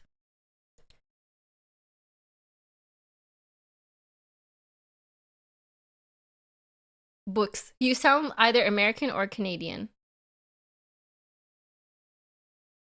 Walmart. I like Walmart. I mean, I'm Canadian and I like shopping at Walmart. Had 2 bunless hot dogs and pickles myself. Man, I love a hot dog bun. I just love I love a hot dog bun. I like it sheathed. You know what I mean? I like it in a bun.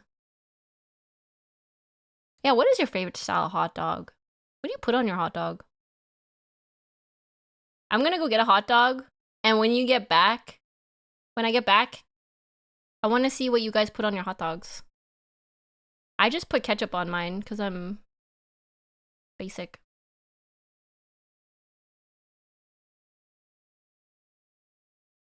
Well, I have never had a chili dog. Nutella? Okay, I'll be right back. I'll read these when I get back. I'm gonna get my hot dog. BRB. Don't leave me.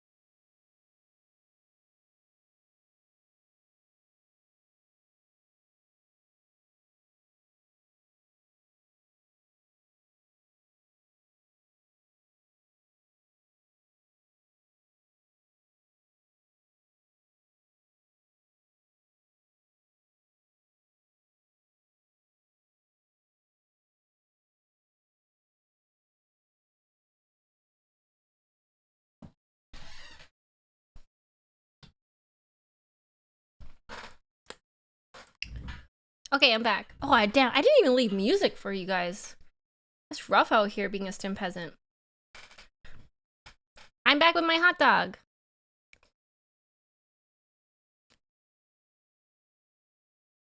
I didn't even mute myself. Holy.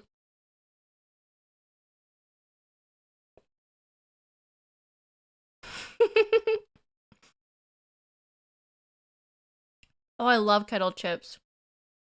So, I was reading your hot dog suggestions before I left.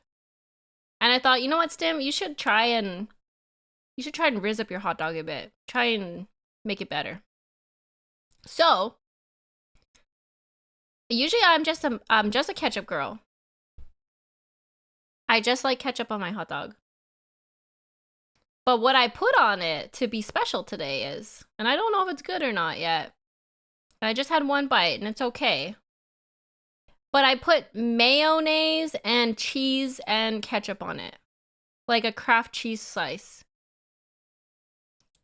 And it's not bad. It's not bad. That's legit. There we go. Boom. I unlocked the best hot dog combo. I don't really like mustard. That's like the most normal hot dog in the world. Oh, is it? I just put ketchup on my hot dogs. That sounds like an abomination. What do you mean? It's actually not bad. I've only had one bite though. The only kind of mustard I like is Dijon or like spicy mustard. And I don't have either of those. I just have honey mustard in my fridge. And I don't even know why I have honey mustard because I don't even really like honey mustard that much.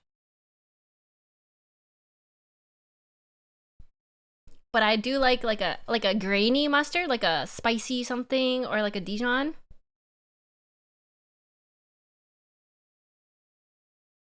Going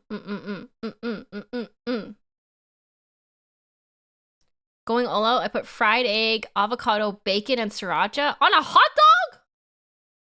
Dang, that sounds good. I love all of those things. I haven't had it on a hot dog though. Hell yeah, now we're talking. Dijon mustard is the bomb. Yeah, I like spicy things and I like things with some grit in it. I feel weird. Should I put music on? I'm just like chewing into the mic. I feel kind of weird right now. We're just gonna eat our hot dogs together on America Day.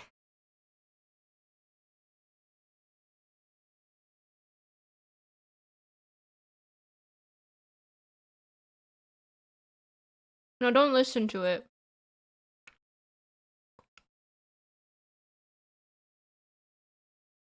I have had a bacon wrapped hot dog. It was good.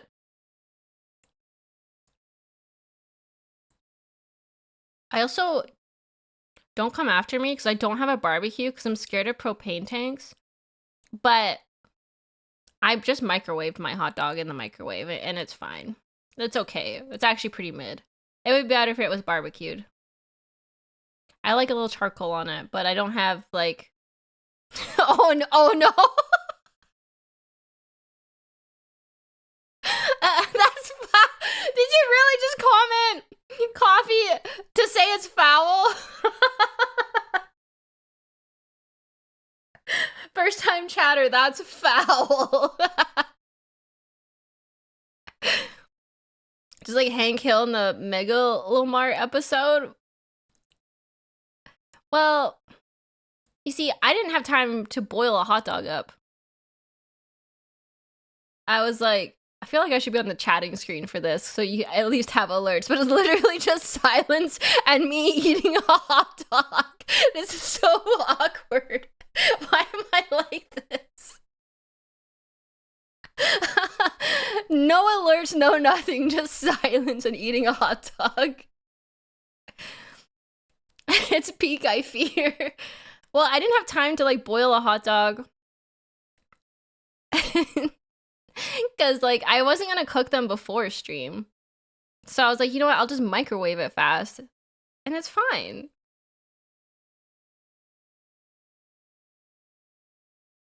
Boilers versus grillers. I prefer a grilled hot dog. If I have my choice, a campfire hot dog is the hot dog. Is like the hot dog. It's the dog. Campfire hot dogs cannot be beat. But also barbecued hot dogs are good. Yeah, true. If I microwave a hot dog, I only have one plate to clean. And it also only took me 1 minute. Or like 1.5 minutes. Did I just hear microwave hot dog? Oh no, I'm sorry, Pumpkin. I know you're a chef. I'm a disgrace. But actually, let me throw in a curveball, chat. Let me throw in a curveball here. Have you tried an air fryer hot dog? It's not bad. It's not bad at all. It's pretty good, actually. It makes it like falsely grilled. A toaster hot dog. Air fryers are awesome. I love my air fryer. I put everything in my air fryer. Hi, Magnologia.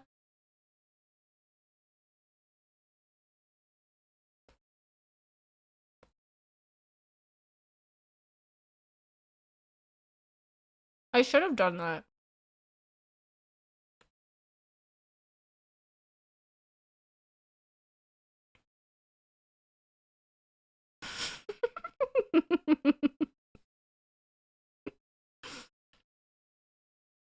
You can literally see me eating. This is so weird, chat. What the heck? When the tracking is too good.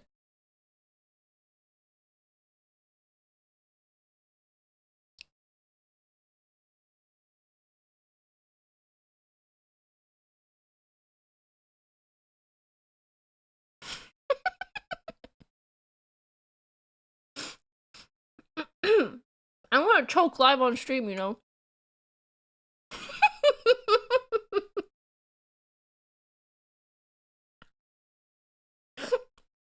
Don't make me laugh, I will choke. This comment is killing me. She's eating a microwaved hot dog while retaining eye contact with me. I can't. Is this my legacy? Is this the legacy of the Stimpaford Nation? This cursed stream. This is the content we're here for. Not Halo Slayer, just subscribing with Prime. Thank you for your Prime, Halo. Unironically, I eat those up. Nom nom nom nom nom nom. I love Primes. They feed me just like this hot dog. I can't. I can't. We shall paint this historic moment on a giant canvas and hang it in the Stim Castle. Oh man. I'm dying. She's staring at us, daring us to stop her. You couldn't stop me if you tried, chat. Have you ever tried to stop a brat? You can't. You can't win against the brat energy. You literally just can't win. You just have to give up.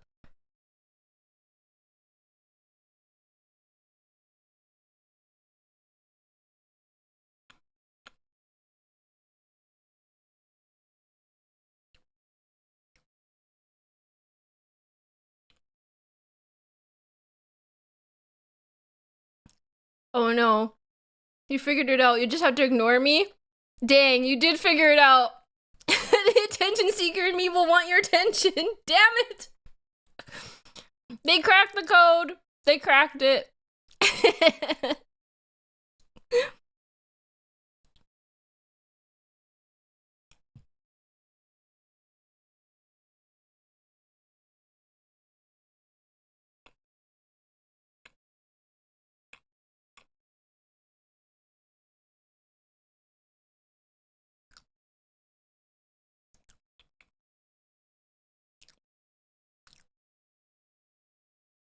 Do you like hot dogs or burgers better?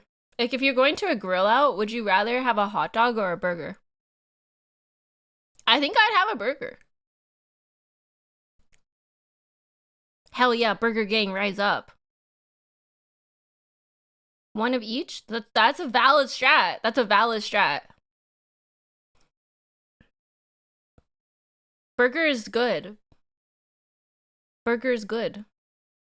Okay, one more bite and then we'll watch this video. I'm not done, but this is gonna take me ages to eat.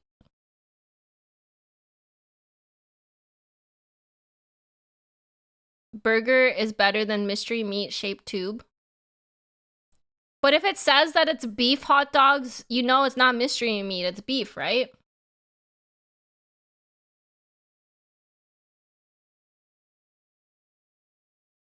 Whoever's bringing a hot dog and not proper sausage is getting kicked out. What's a proper sausage to eat at a cookout? I thought it was just hot dogs and hamburgers.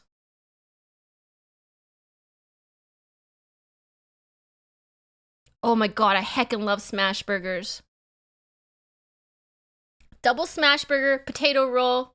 Wait, let me read that. That sounded peak. Smoky barbecue mayo, caramelized onions, bacon, shredded lettuce, cheddar, and a bit of ketchup. Yes, please. That sounds so good. I wish I had that. I wish I had that instead of a microwaved hot dog right now.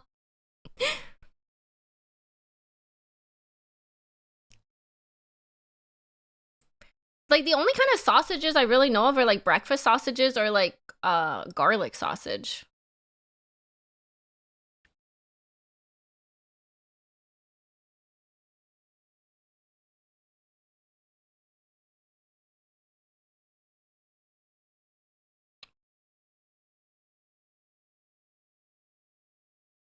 Oh, an Italian sausage. I don't think I've had bratwurst.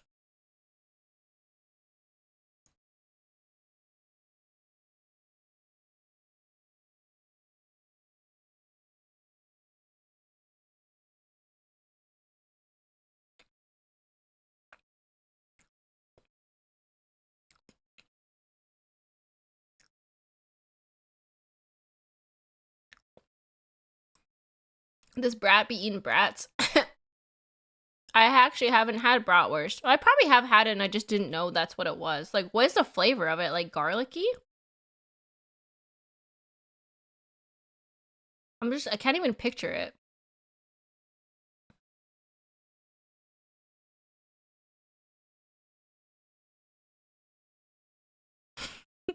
I'm like a car crash. You just can't look away. Even though you know it's a disaster waiting to happen, you just can't stop watching it.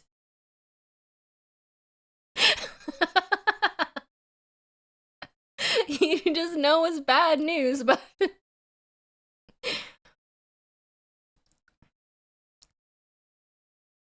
Okay, that was a good hot dog. For America. We did it for America, chat. Thank you for joining me in that patriotic act. As a Canadian myself.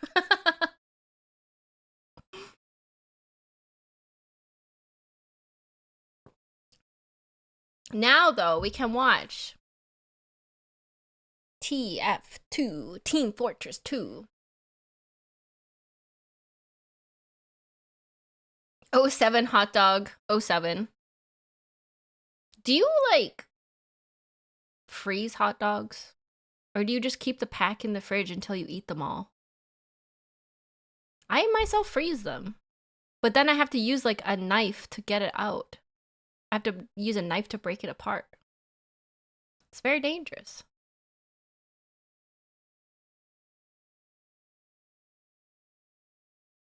Thank you for the sub, Solid Craft. Thank you for the tier 1. Buy both. One pack for the freezer, one for the fridge. As an American, I appreciate the gesture. You're welcome. I know that's what we're all here for. There's this thing called defrosting. Yeah, but what if I only want to defrost like 1 or 2? I don't want to defrost the whole pack. I'm just a single person. I'm not going to eat a whole pack of hot dogs. So you use a knife and you like stab it into like where they join and you like stab 2 off and then you put the rest back in the freezer. And then you microwave 1 or 2 hot dogs. That is the way.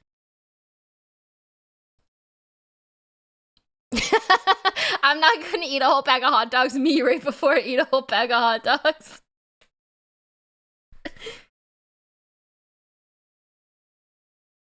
Oh, I have definitely ate raw hot dogs and they're fine. I have nothing against eating a raw dog sometimes. Because, like, sometimes you don't want to cook it and they are already cooked. Right? I'm pretty sure they're actually cooked already. They're like, hot dogs are already cooked. Yeah, okay, that's what I'm sure they're already cooked. I'm pretty sure I've just grabbed a hot dog out of the package and ate it when I was really hungry.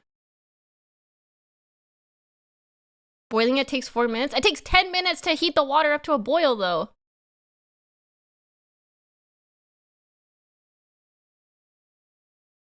My kids refuse to eat hot dogs anyway out of the package, except out of the package. It's a perfectly fine way to eat hot dogs, I think.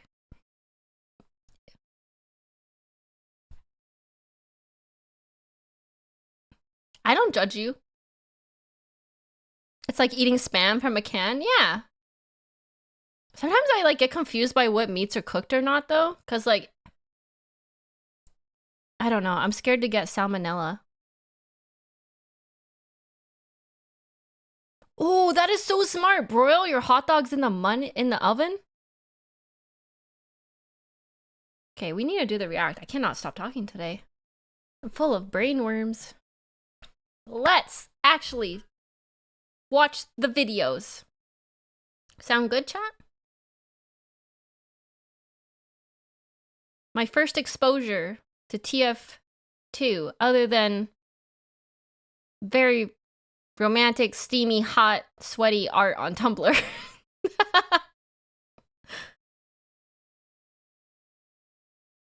This is my first actual video of it. Steamy or stimmy? Steamy. Have you seen the art of these characters? Like, I'm sorry for everybody who's new here. This is just the way I am. I'm extra quirky today.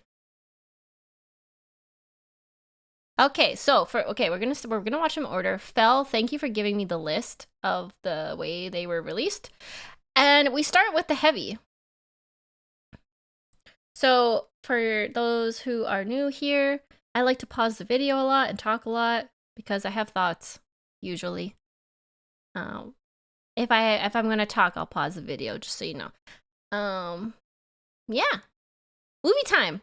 We had our snackies, we had our drinkies, now we're gonna watch our movies. Shut up, dual logs.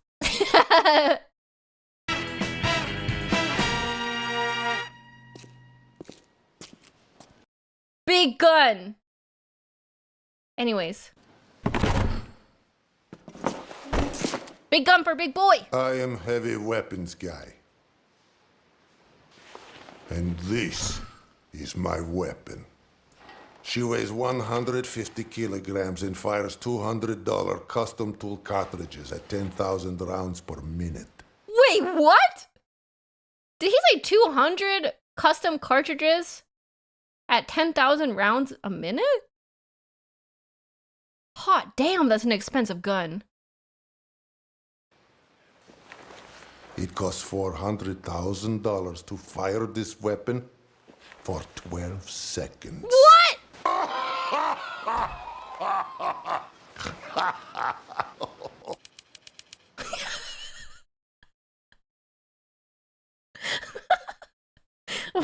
He's so cute. He's a rich Russian. Oh my God, who touched Sasha? All right. Who touched my gun? Some people think they can outsmart me.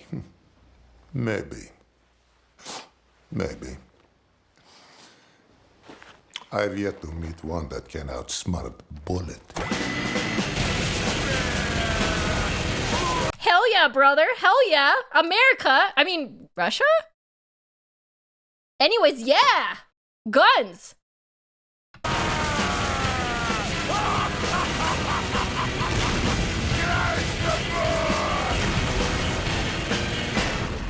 Oh, he's a mercenary. Mercenary money. I guess that's why he can afford to shoot Sasha. Cry some more. What? Are you crying? Cry some more. I like him.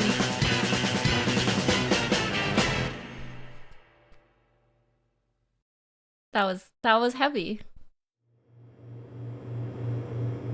Oh, a sandwich! Meet the sandwich. Okay.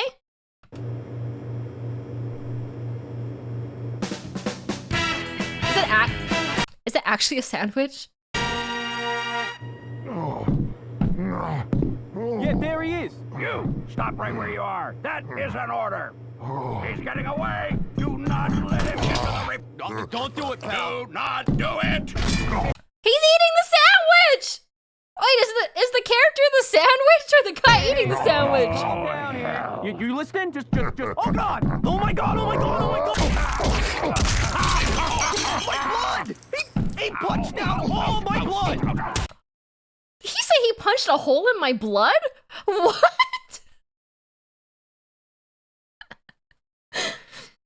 It's a house item. You call that breaking my spine? You red team. Oh, he punched out all of my blood. he punched out all of my blood in a single punch. Ladies wouldn't know how to break a spine. Oh, my spine!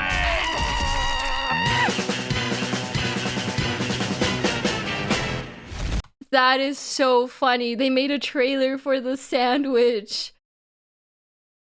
I like how in the I like how in the frame of this you can see the blood. You can see all the blood that he punched out. Through the crack of the refrigerator door.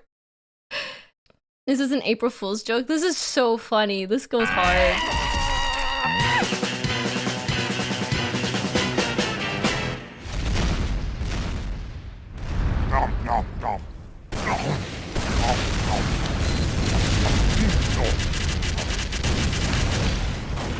Oh my God, there's so much violence. There's so much violence.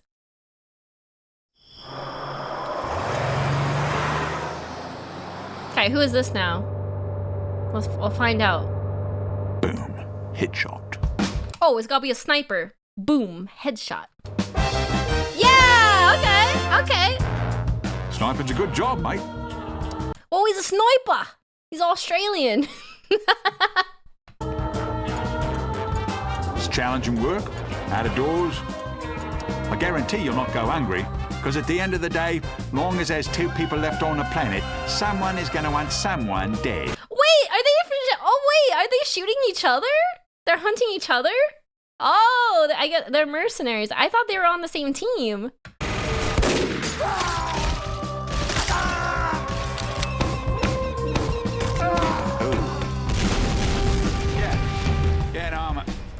Not a crazed gunman, Dad. I'm an assassin. Well, the difference being one has a job and the other's mental sickness. I'm not a crazed gunman, Dad. I'm an assassin. It's different. It's different. You wouldn't understand, Dad. You wouldn't understand. I'll be honest with you. My parents do not care for it. I think his mate saw me. Yes, he did. Is that his piss jar, chat? Is this his piss jar? Oh my God. Why did they leave that detail in? It's an item you can throw in the game? What? That is so funny. What the heck? Oh, this is peak. This is peak. I love the sniper. Why did you pick up on that so quickly? Because I know snipers can't move, and it was like a time lapse of him not moving. So I'm like, wait, is he peeing in the jar?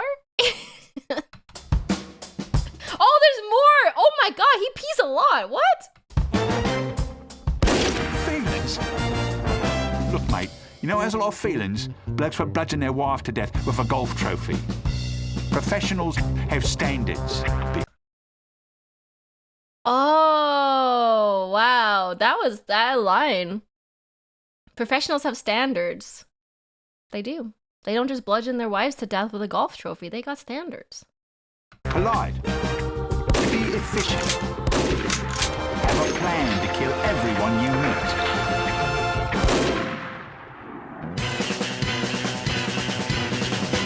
Team Fortress. Dad, put Mum on the phone. Put Mom on the phone. I like Sniper.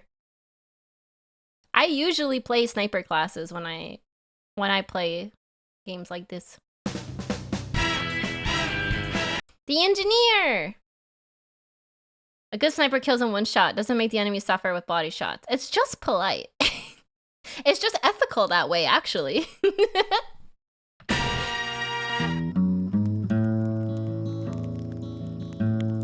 Hey, look, buddy. I'm an engineer. That means I solve problems. Not problems like what is beauty, because that would fall within the purview of your conundrums of I like his accent. philosophy. I solve practical problems.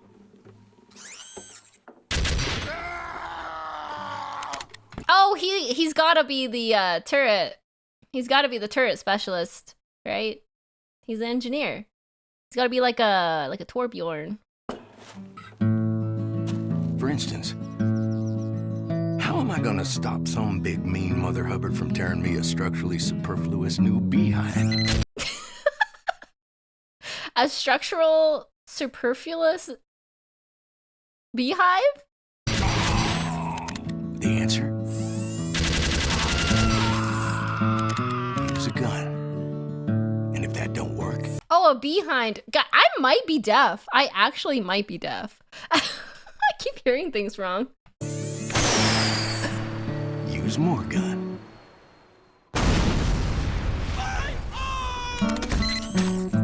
Like this heavy caliber tripod mounted little old number designed by me. Built by me. And you best hope not pointed at you. Oh, okay. Okay.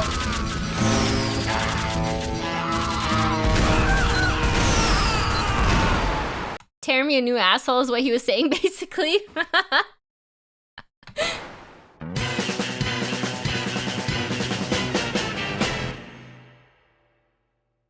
I'm an engineer. I solve practical problems, often with impractical solutions.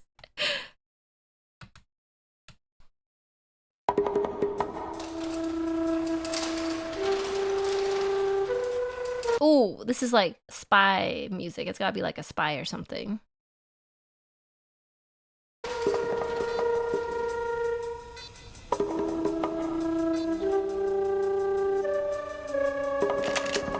Germa.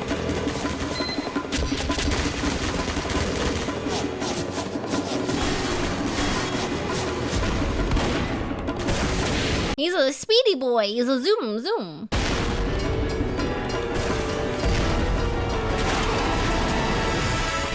Whoa! Oh, Scout. Okay. Okay, I get it, I guess. Scout. Everybody hates Scout. Why does everyone hate Scout?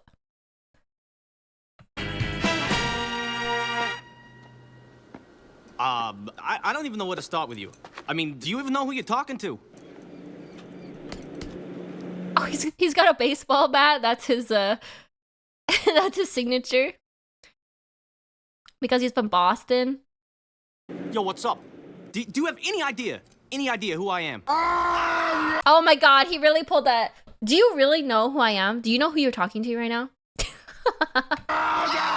Basically, kind of a big deal. Oh my god, I kind of hate him too, but I kind of like him.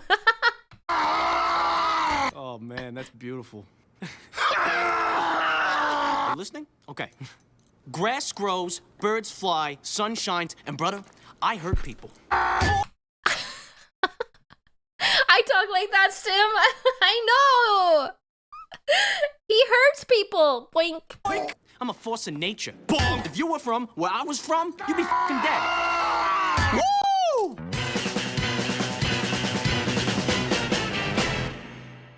Yay, Scout. Like how they're all just munching on sandwiches. Thank you for the 6 months, Jacer. He actually goes bonk in game when you hit people with a bat. That is hilarious. That is actually hilarious. He'd be a TikTok streamer. He would just be a streamer. You know who I am? I make things go bink. I make things go boink. Bada bomb, bada boom.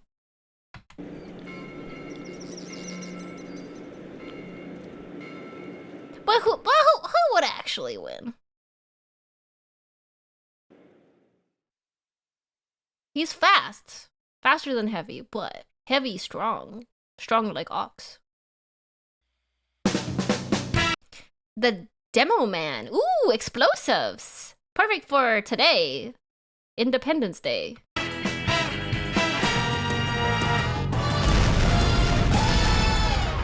What makes me a good demo man? If I were a bad demo man, I wouldn't be sitting here discussing it with you now.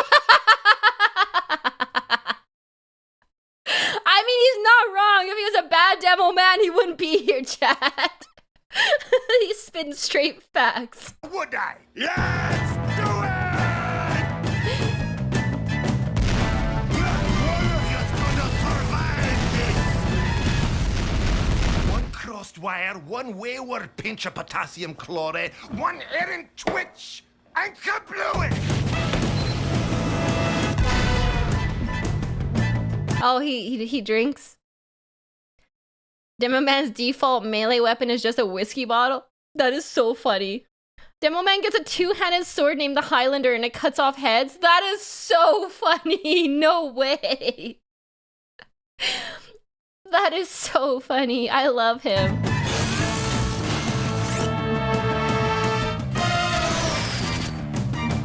Holy, he drinks.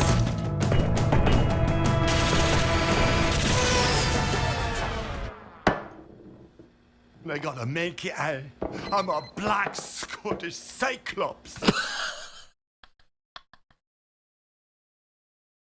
I'm a black Scottish cyclops.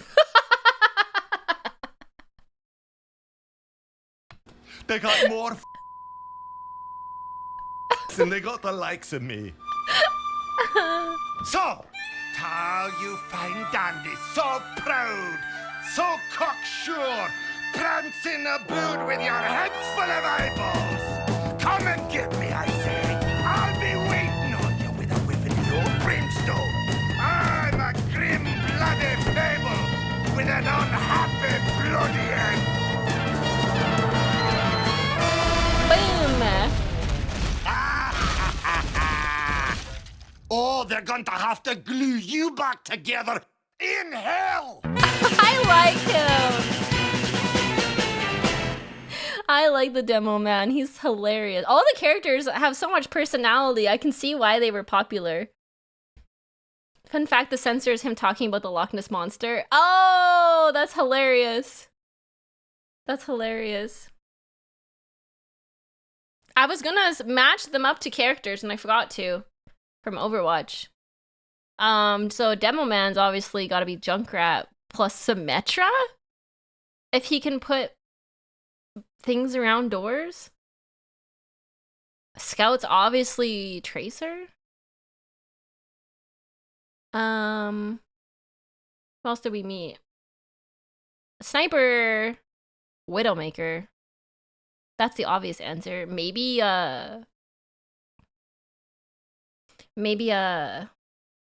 what's his name? I always forget his name. I was gonna say McCree. It's not McCree anymore. Scout versus Tracer is something we'll never forget. Cassidy, thank you. I always mess up his name. I don't know why. If Glitch starts as a TF2 team, who is who? I will do that after we watch them all. I'll assign people roles. That would be fun. Junkrat Demo Man? Yeah, for sure. Well, who is the heavy? Roadhog? He's kind of. Or Bastion? Or Orisa? Yeah, I guess Roadhog doesn't have a minigun. Yeah, kind of like an Orisa.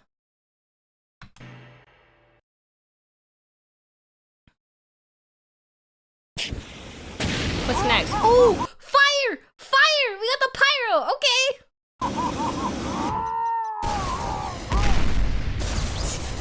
Oh my god! What? Oh, it's a soldier! They got me! They hella got me. That's so funny. They baited me. If fighting is sure to result in victory, then you must fight. Sun Tzu said that, and I'd say he knows a little more about fighting than you do, pal, because he invented it. And then he perfected it so that no living man could best him in the Ring of Honor. A soldier's voice actor died from cancer? Oh, that's so sad. Rip Rick May. Thank you for your services.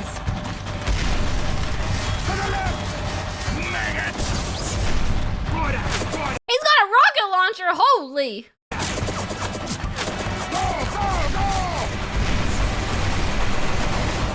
Do you just see how he just like sidestepped that missile? Banjo bazooka. Oh, he's got a bazooka. What is the difference between a rocket launcher, a missile launcher, and a bazooka? Are they all the same thing with different names? Rocket jumping is actually a big part of playing him. Oh, wow. Okay. That's interesting. Oh, a bazooka is a type of rocket launcher. I never actually knew that. Then he used his fight money to buy 2 of every animal on Earth. And then he herded them onto a boat, and then he beat the crap out of every single one. What is he talking about? Noah's Ark? What? That is so random.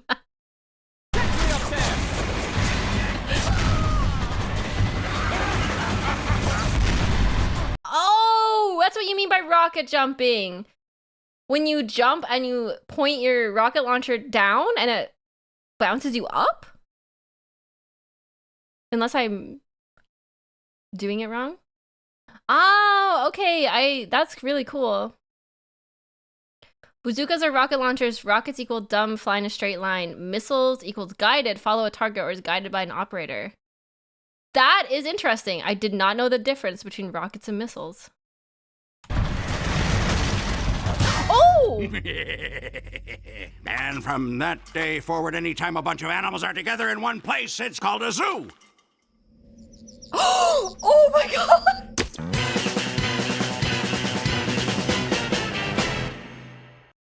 Is the soldier insane though? Because, what?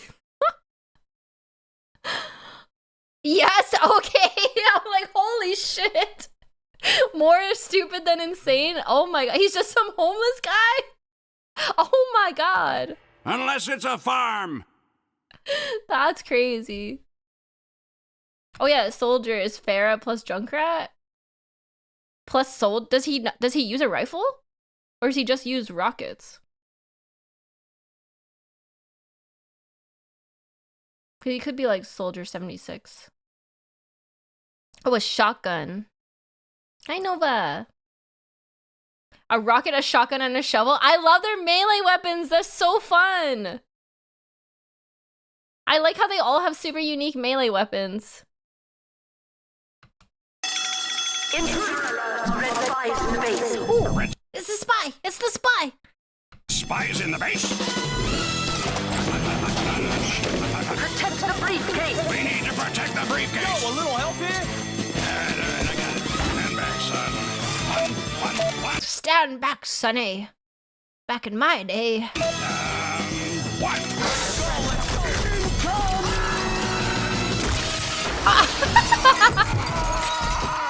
Hey, it's still here. Gentlemen? Oh, does he have a French accent? Gentleman?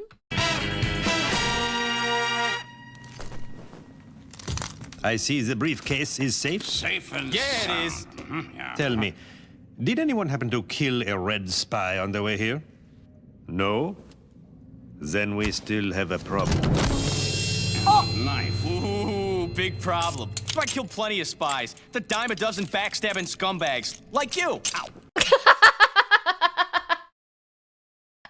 There are a dime a dozen backstabbing scumbags. Hey, like you! I like how all the characters are the same. It's not just like random NPCs that you're breaking into their base. Like you're actually breaking into the same character's base, just a different team. So you get to see their interactions with each other. No offense. If you managed to kill them, I assure you they were not like me. And nothing like the man loosed inside this building. What are you, president of his fan club? No. That would be your mother. Your mama joke?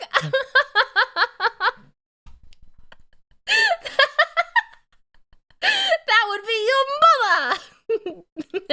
He slept with his mom. I'm your daddy now, Scout. I'm your daddy. This is not a joke. He actually did it. That is so funny.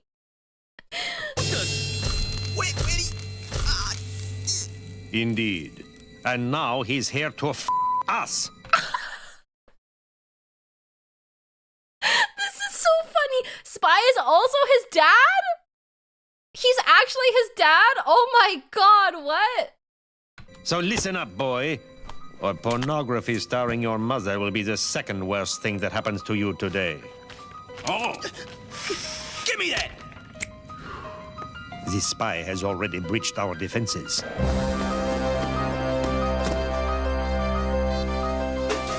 The red spy is Scout's dad. So the blue team and the red team have separate identities, but they're clones of each other.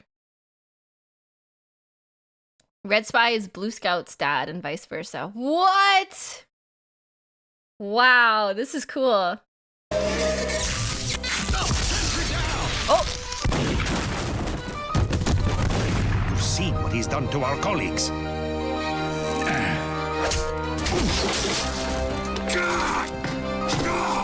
But what if red spy is just pretending to be blue spy? Boom! And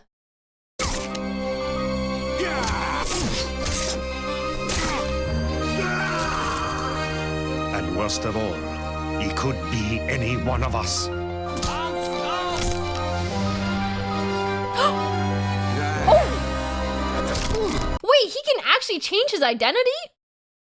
He's got disguised self? Holy. Interesting. He could be in this very room. He could be you. He could be me. He could even be... Whoa, whoa, whoa! What? It was obvious. He's the red spy. Watch, he'll turn red any second now. Oh my god! Any second now. See? Red! No, wait, that's blood. So, we still got problem. Big problem. All right, who's ready to go find this spy? Right behind you. Wow! The most dangerous place for a player is in front of a spy. Spy is really cool. Wow, I like spy a lot.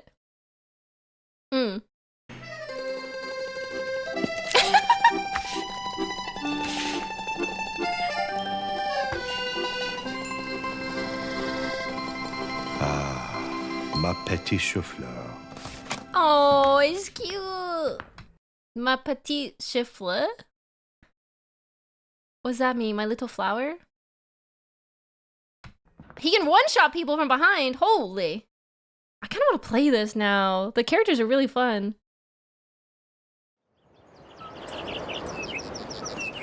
Little cauliflower? Come on. Means my little cauliflower. That's so cute. Oh. I can read French better than I can listen to it. Come on, almost.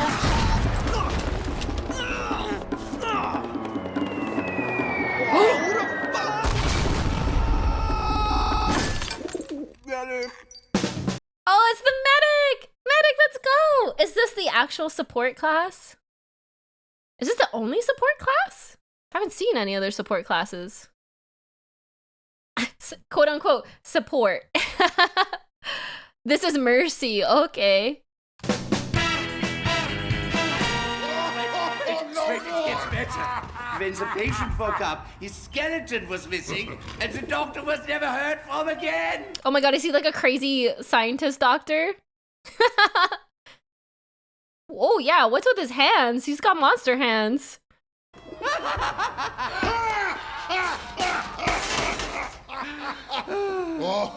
Anyway, that's how I lost my medical license. He's a crazy German scientist. Oh my god.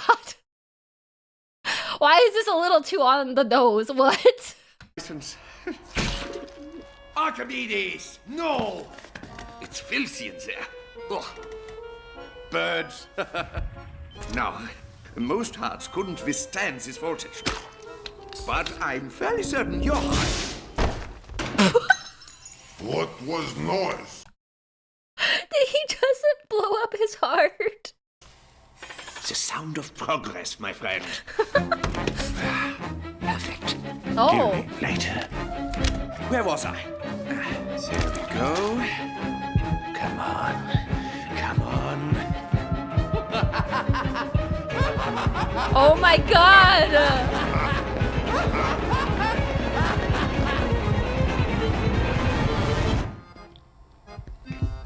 Oh, that looks good. Very nice there. Why is it so big? Should I be awake for this? Well, no. But as long as you are, could you hold your rib cage open a bit? I can't seem... Oh, man! Oh, don't be such a baby. Ribs grow back? No, they don't.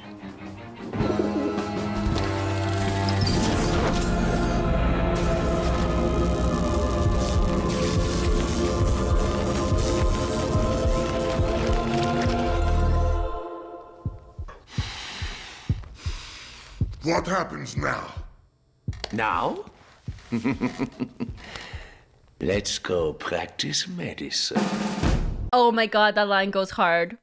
Let's go practice medicine.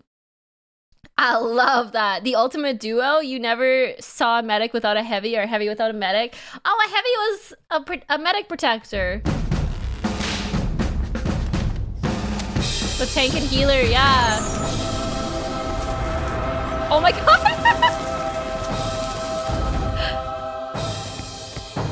He's like Frankenstein vibes.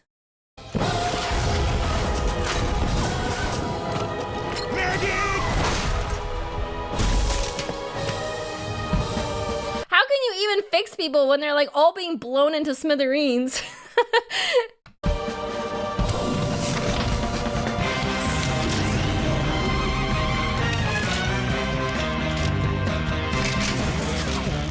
Oh. Ting. Oh yeah! Doctor, are you sure this will work? I have no idea!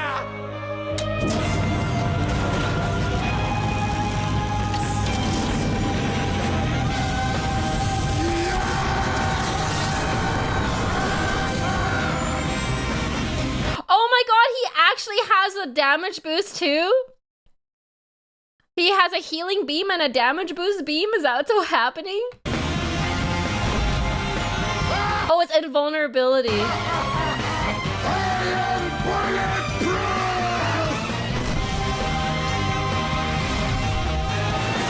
That's amazing.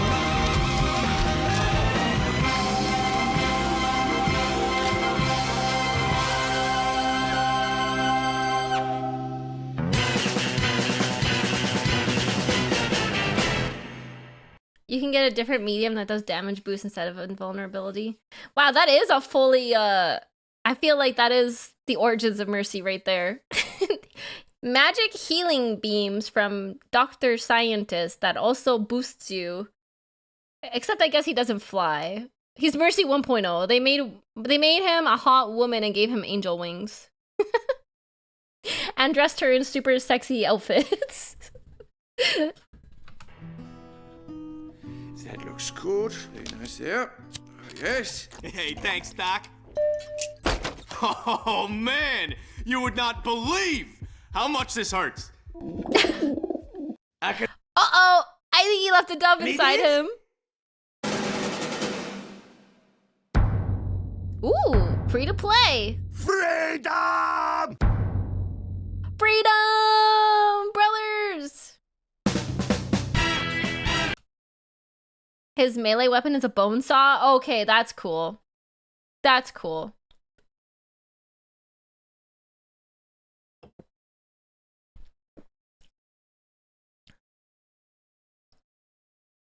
Warning DCMA. Time for pyro. This one is DMCA hell. Turn it down low. Okay. I guess I'll turn the volume down lower. Or we just cut this from the video.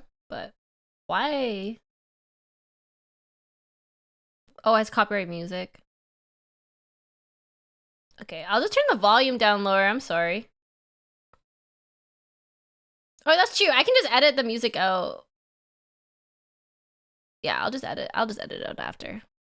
I want to hear it in real time before first time. Okay, now I don't remember what my volume was set at. Dang it. Is that like significantly louder than before? I can't tell. But yay, pyro! I love me a pyro.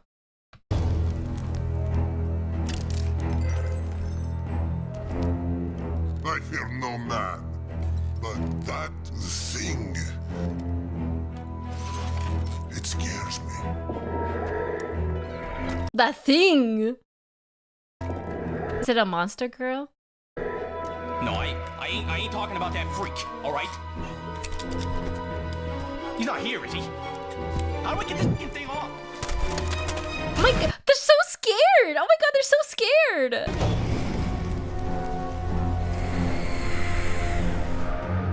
One shudders to imagine what inhuman thoughts lie behind that mask. One dreams of chronic and sustained cruelty.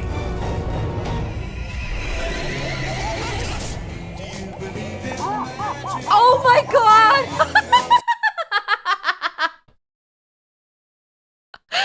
What? What the heck?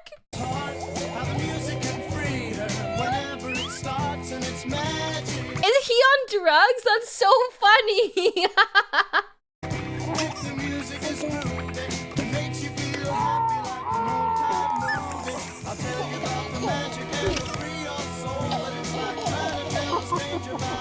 No, he's just insane and in his own little world? That's crazy. He's just a silly little guy.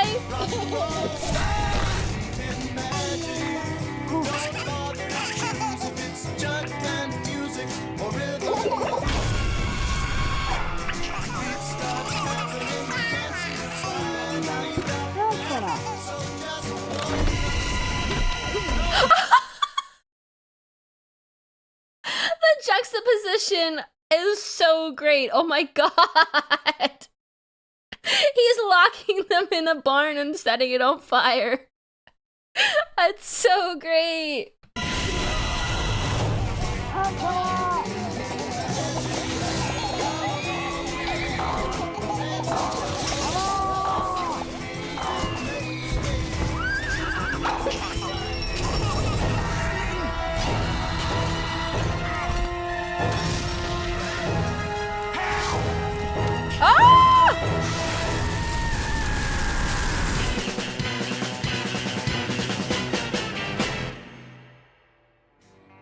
I love Pyro. That's so funny. I did not expect that.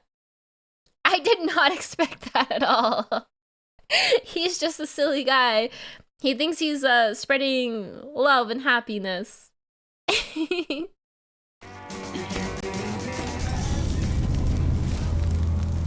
Oh my god, the spine.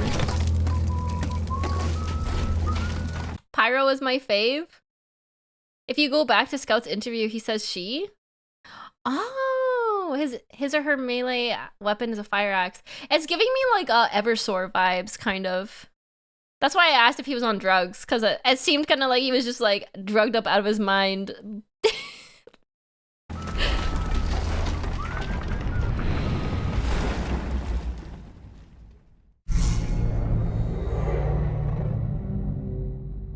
Nothing is known about Pyro. It's very vague. Cool. Oh, that's all of them. That's all of them. Pyro was the last one. Zoom in on the mask reveals that mask is an optical mask that makes them see the world that way. You can get in-game goggles to make... Oh! There's one more called expiration date. Okay, let's look it up. Expiration date. It's a film. Should I watch it or should I go into Warhammer? It's only 15 minutes. I guess we could watch it. Yeah, watch it? Okay. I really like this. I love the characters. The personalities are so, like, defined. I think that's part of the appeal of Overwatch too, honestly, is like how personable the characters are. They really stand out. To compensate for them not adding more characters, they were given new weapons to add variety to the roles. Oh yeah, that is kind of wild to think a game survived on 9 characters for so long. Oh, I was gonna do a list of Glitch Stars girls, yeah. That's kind of tough. I feel like I need to do a sorter for that. TF2 is what popularized the genre. Okay, yeah, I'll watch this first and get an idea for their personalities, and then we'll try and figure it out.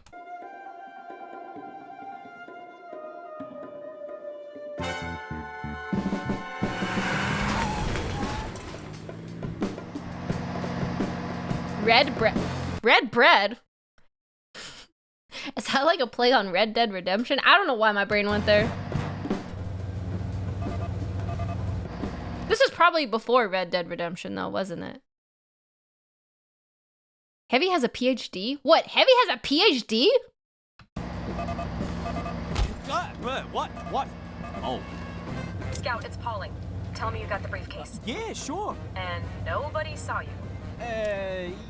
Basically nobody. Scout, I'm here right now. Oh, well, that's a funny... Hello, Miss Pauling. We killed everybody and took a briefcase. We killed everybody and took their briefcase. Not everybody, soldier. You left 7 witnesses, guys. 6. Oh. She's the cleanup crew.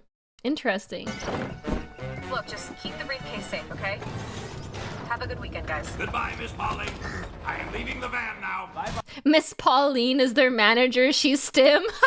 Oh my god, it's me. That is so funny.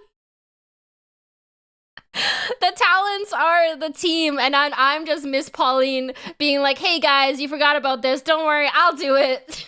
Don't worry, I got it. I'll clean up. It's fine. You guys go have fun. I'll clean up. I got it. Bye. Okay, then. Hey, Miss Pauling, before you go, Scout,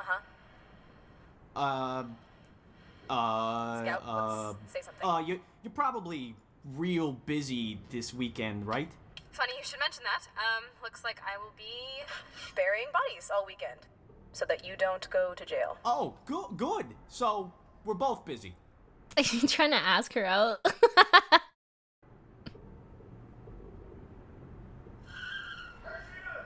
Gotta go.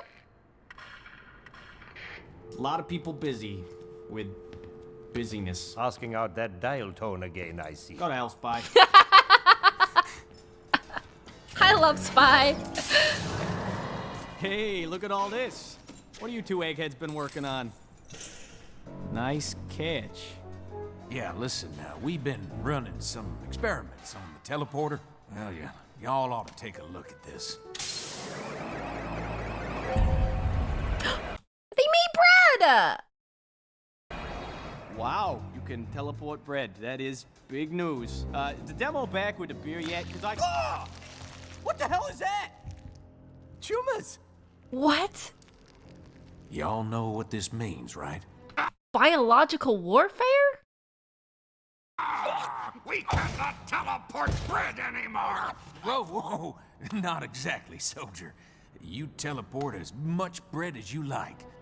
That goes for all of you. If there's something any of y'all wanted to do before you, well, died, now would be a good time. How long before these tumors kill us? Well, let's see. No Tims, they're full. No Tim. No Stim, they're full of tumors. Oh, he's saying they teleported the bread and the bread got tumors. That means if they teleported them, which they have, they also have tumors. Oh, that went over my head. I mean, I thought they created tumor bread that they were going to feed We all people. use a teleporter, let's say, 6 times a day, times 4 years, minus we're not bread. 3 days. Yes, we all have 3 days to live.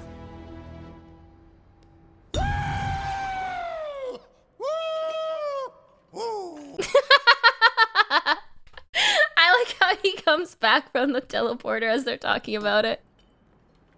What? Oh, expiration date. That makes sense. This is a bucket. Dear God. There's more. No. It contains the dying wish of every man here. Scout, you did collect everyone's dying wish. You bet. Excellent. Gentlemen, synchronize your death watches. Oh, they're making a bucket list. They're gonna do things off their bucket list before they die in 3 days in a totally made up number that the doctor made. The We have medic. 70 hours to live. For most men, no time at all. We are not most men. We are mercenaries. We have the resources, the will, to make these hours count. The clock is ticking, gentlemen. Let's begin. Our first dying wish is Scout's. He's drawn a picture of me getting hit by a car. I have something radiating off of me. Yeah, those are stink lines. That's why they call Because he he smells. Yes, I see. Here you've drawn me having sexual congress with the Eiffel Tower. Eiffel Tower having sexual congress with me. Both of us relaxing post-coitus. I'm crying, and the Eiffel Tower has stink lines coming off of it. Did anyone besides Scout put a card into the bucket? Oh, man. Classic Scout. Fantastic. Oh my god. Scout saying classic Scout is so cringe. Oh my god. He's the guy that laughs at his own jokes when nobody else is laughing.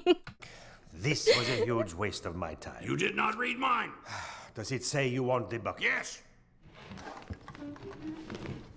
See you all in hell.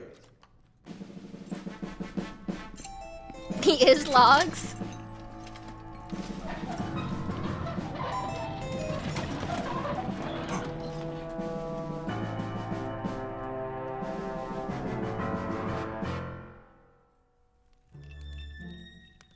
Spy smoking. 58 hours till death. Go away. Dapper Cadaver is his magazine.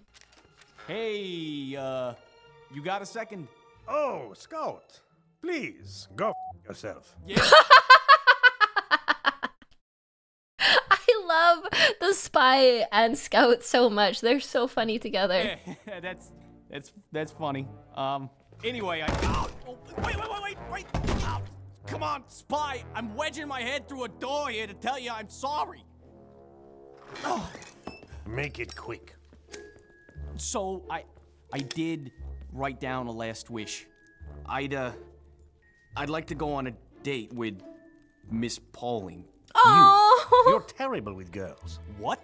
No, Spy. Look at this. And this here. Spy, look at all of this. No, I am great with girls. Both got buckets of chicken. You want to do it? okay. But Wait, what? Why would that work? In what world does it work? Am I like meeting girls at the wrong place or something? What? you, Spy, you are amazing with ladies.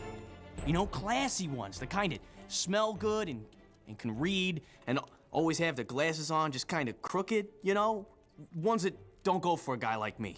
And why is that, do you think?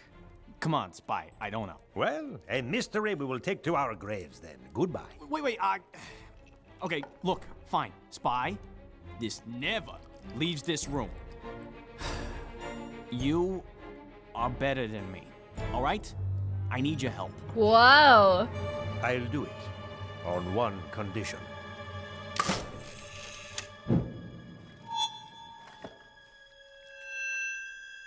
Say that again. Oh my god, the ego. Training gym, 51 hours before death. Okay, 51 hours to go. Let's go.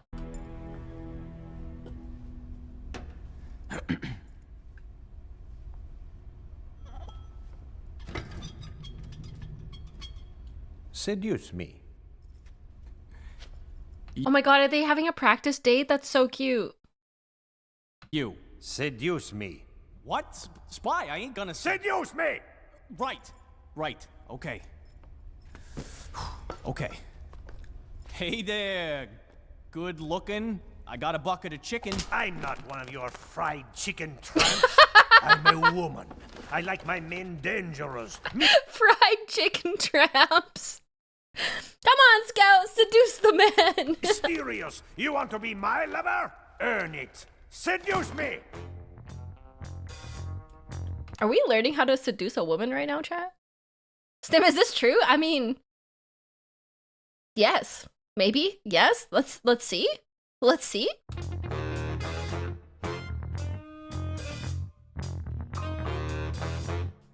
Dinner, not the fried chicken.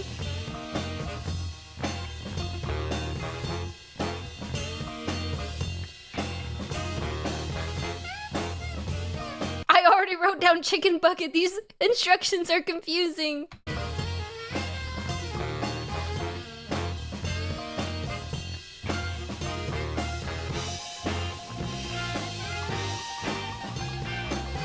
Oh?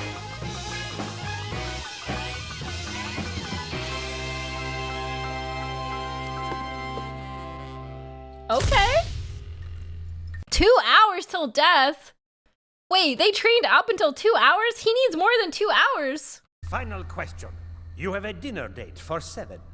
What time do you arrive? 7 a.m. Case the restaurant, run background checks on the staff. Can the cook be trusted? If not, I gotta kill him. Dispose of the body, replace him with my own guy no later than 4:30. Whoa. You're ready. Really? No. Everything you just said was insane. Everything you just said was insane. And we are out of time. Congratulations. You're a failure. You're a failure. Oh. I failed, did I? Yes. Did I? Yes. Did I? Scout, where is this going? Where it's going is, I don't need you. I'll put this date on myself. Yourself. That's right, fancy pants, myself. So why don't you take your little failure, roll it up sideways, and... Okay, crap, I gotta go. Screw you, though. Stim, these men screw with each other to the bitter end. I love it. I love me some petty bullshit.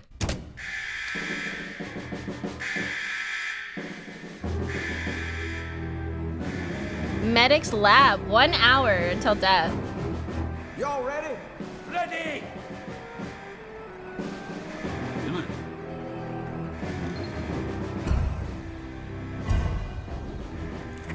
Ooh.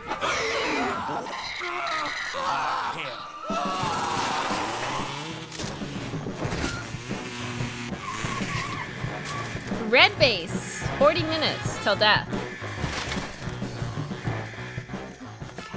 You're right. All right. Miss Pauline. What an unexpected surprise. Took the briefcase. Don't worry. We can fix this. We'll get it back, and the administrator never has to know. You look. Uh-huh. Mm-hmm. Round, soft, no, round. Round and soft? I don't know if that's what I would say to a lady. Ravishing. Uh-huh. You too. Hold on. That's the briefcase right there. Scout, you... Are you having a problem? Yeah, no, yeah, well, the thing is... Guys, hey, fellas, listen. It's just bread that gets tumors. Not even tumors. It's some form of self-aware beauty mark that only metastasizes in an environment of pure wheat. Here, watch this. Oh, look. It hates me so much. Stim, you look extra round and soft today. I thank you. Actually, it works. It works. So we're fine, as long as nobody teleports any bread. Question. What's your question, soldier? I teleported bread. What? You told me to. How much? I have done nothing but teleport bread for 3 days. There! There have you been sending it? Oh my god, he's been teleporting bread for 3 days? Where did he get all the bread from? Oh no! Scout, I get 1 day off a year, and you just wasted it on this. Goodbye. She gets 1 day off a year. Me. Wait.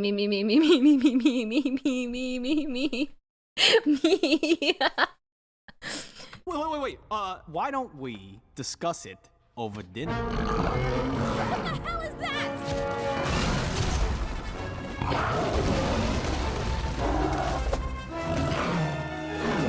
Oh my god, all the bread like amalgamated into a giant bread monster thing.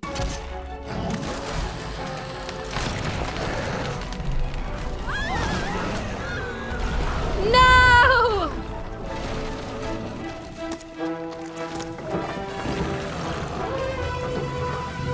Miss Pauling, run! Now, Doctor!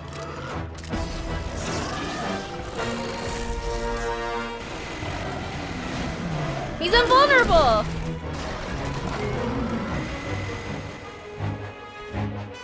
Ooh! Big explosive, yeah.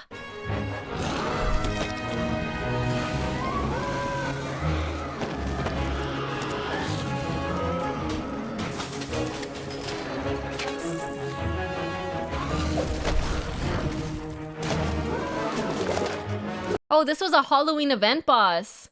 Whoa, that's cool.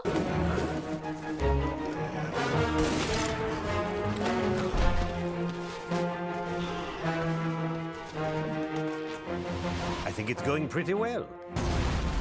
Now go. Hey, Miss Pauling.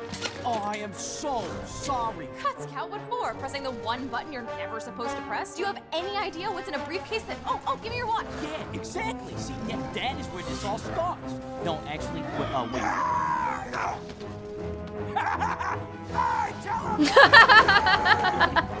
I like Soldier. He's so simple. He kind of reminds me of like an orc from Warhammer. He's like, yeah, I did the thing. Except for like a little less bloodthirsty. So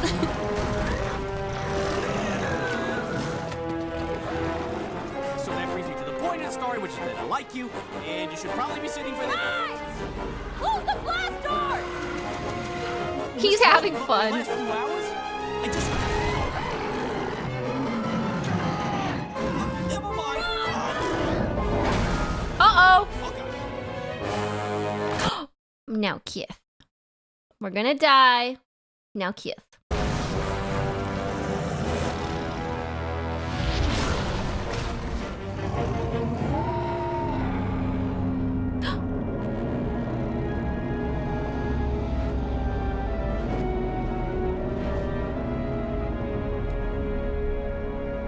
Oh?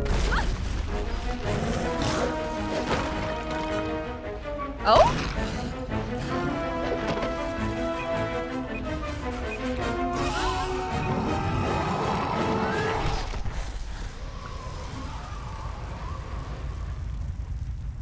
What?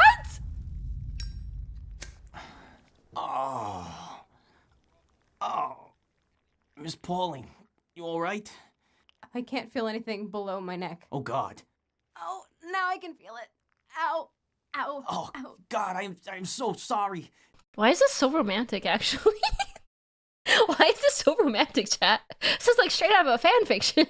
This is not That was so much fun. You're not mad? I was furious. Oh my god, you set off the briefcase alarm and you were having a prom for some reason, but then there was a monster and we shot it and I built a bomb and I think my leg's broken. Can we do this again? Yeah, sure.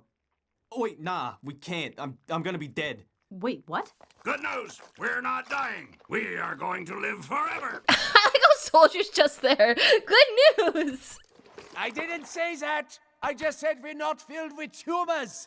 Oh, thank God. So yeah, Miss Pauline, I guess it's a date. Actually, this is my only day off this year. Oh. Oh, but you could ride along with me on some jobs.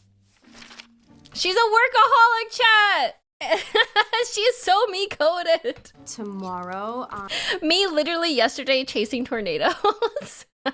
I'm belt sanding the fingerprints off a pile of corpses.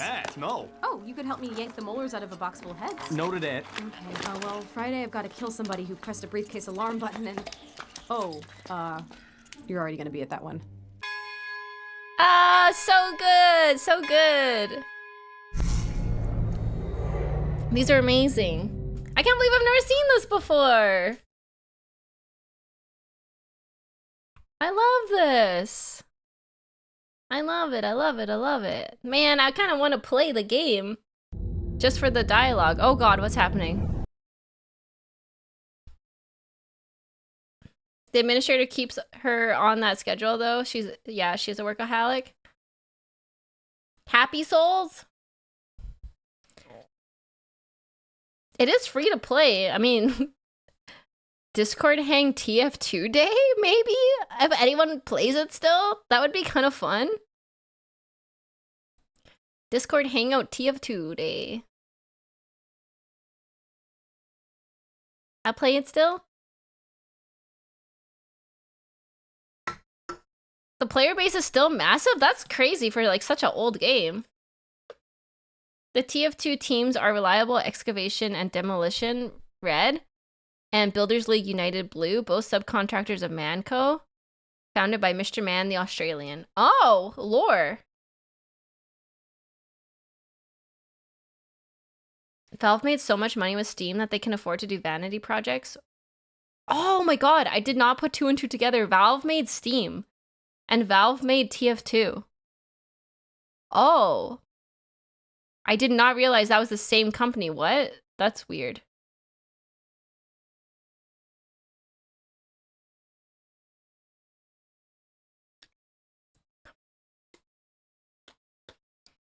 Valve can't make games above 2.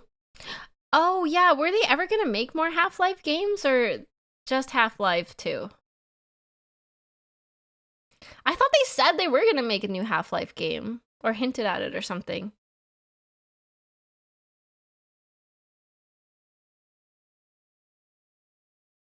Half-Life 3 is on its way. They made Alyx and it revealed 3. How old is Half-Life 2 at this point? It's gotta be like at least 20 years, right? Wait, has it been that long? I never played Half-Life, but I remember people being like, very excited for Half-Life 3. 2004, so 21 years.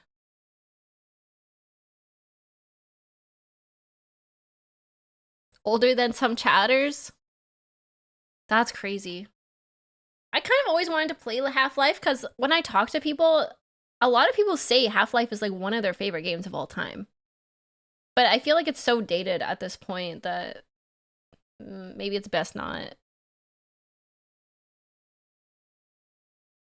Thank you for all the follows. It still holds up, really.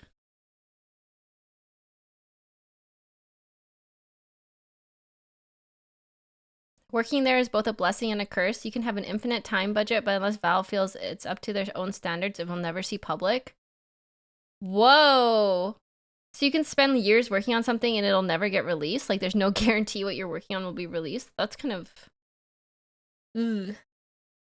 That's kind of sad. That would be very depressing. I have played Portal. I love Portal. Portal's fun, but it's kind of hard. Okay, let's move on to Warhammer.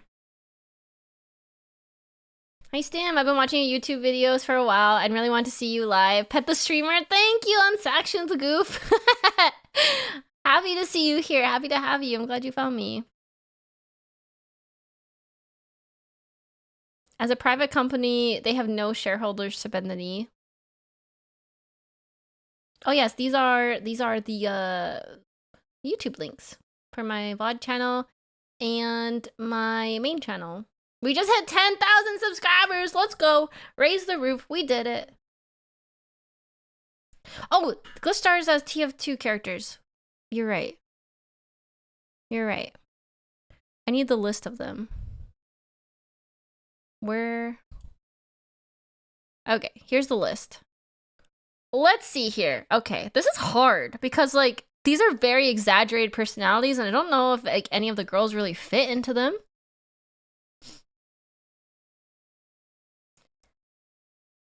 Let's see. Because you're awesome. Thank you, Roscoe. I kind of feel like who's a sandwich? I kind of feel like Pauline is Stim. Yeah, I'm probably Miss Pauline. Just talents or adding staff. I can see Maple as engineer. Maple's smart. Stim is the heavy? I'm not heavy. I don't, it feels bad calling Miwa soldier. Miwa's, I don't know, she's really smart. I feel like Leah would be the spy. I feel like I didn't get much from Sniper. I don't really know Sniper's personality. We didn't really see much of his personality other than he like talked to his mom and dad all the time.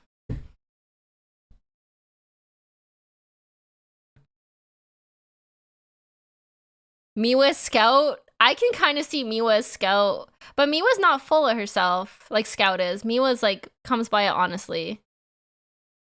His personality is professional and Australian, so then would it be bad to say that that's the Scout is Arisa? The whole personality is Australian. Sniper's Arisa. Sniper, sorry, Sniper is what I meant. So engineer, I could see Maple. Sniper could be Arisa. Scout, who is like full of themselves? No one's really full of themselves. Like, hey, ladies. Mamie?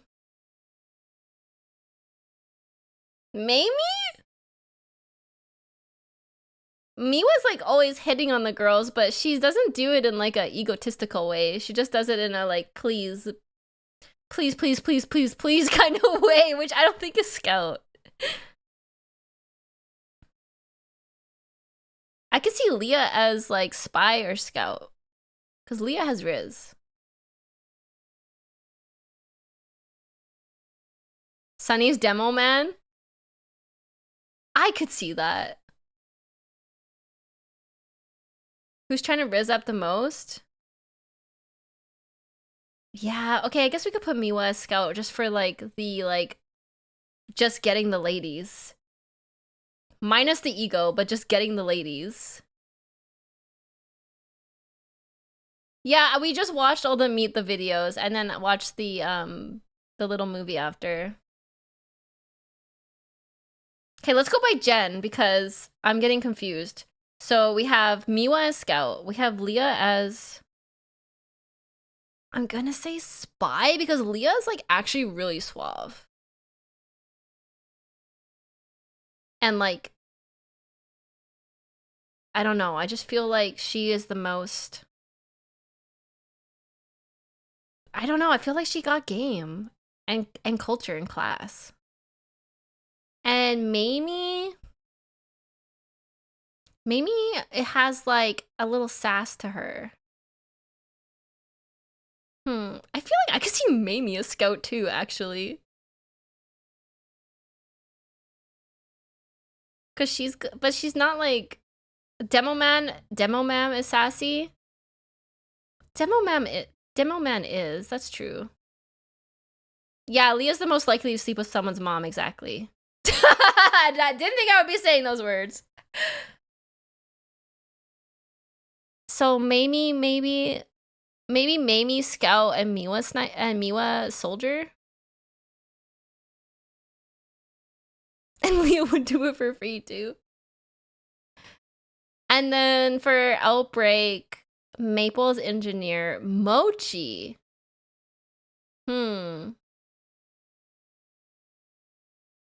Mochi Demo Man? Or Pyro? Mochi is heavy? Mochi's a little unhinged. I feel like she would make a great Pyro.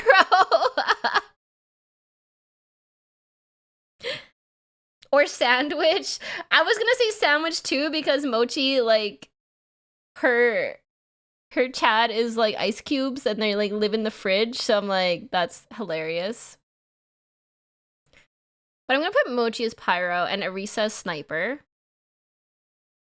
And then Dreamers. Chat is Sandwich. Chat, you're Sandwich. You're every chat is Sandwich. And then Dreamers, I feel like Sunny could be Demo Man or Medic. Sunny's really smart. I kind of think she's Medic. And Emery.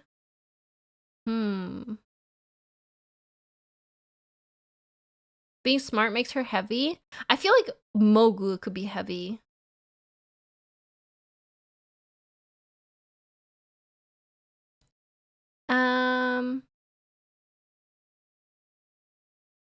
Sunny could be Demo Man too. Sunny could be Demo Man or Medic. I see Mogu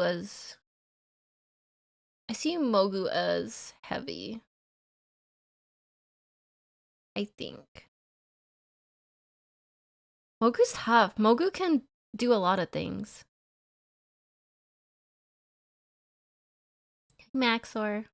We're tier sorting Glistar's girls into TF2 characters. Who would Nova be? I feel like Nova could also be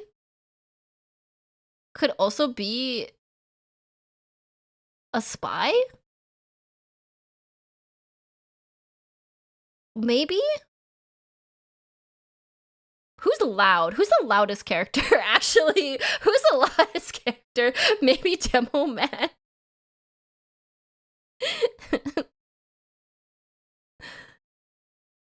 Or Scout? I don't think, like, Nova goes after the ladies, though. The ladies just go for Nova. The ladies just go after Nova. Nova doesn't go after the ladies. The loudest is surprisingly heavy. Oh man, this is tough. I need to actually play TF2. And then Emerdy, she's so sweet.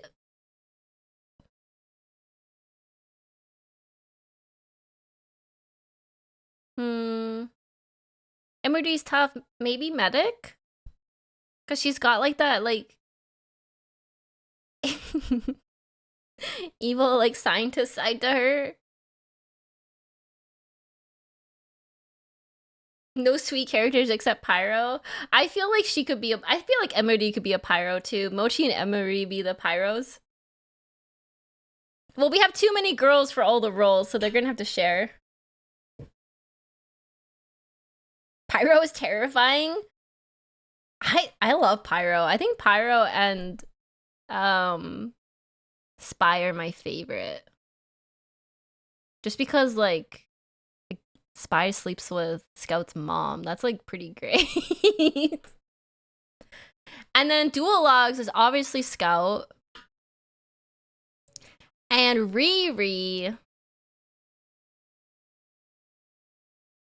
Fun fact, Pyro is the Spy counter. Ooh, interesting. And then Riri, what would Riri be? Small as Archimedes? Oh yeah, Medic uses the bone saw like a violin? Well, then that's Emily coded. Riri's Archimedes? Riri is not Archimedes. Riri gets a whole roll.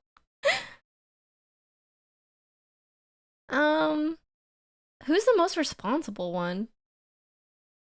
We did not assign the bread monster. I'm just going off of the list here of the main characters.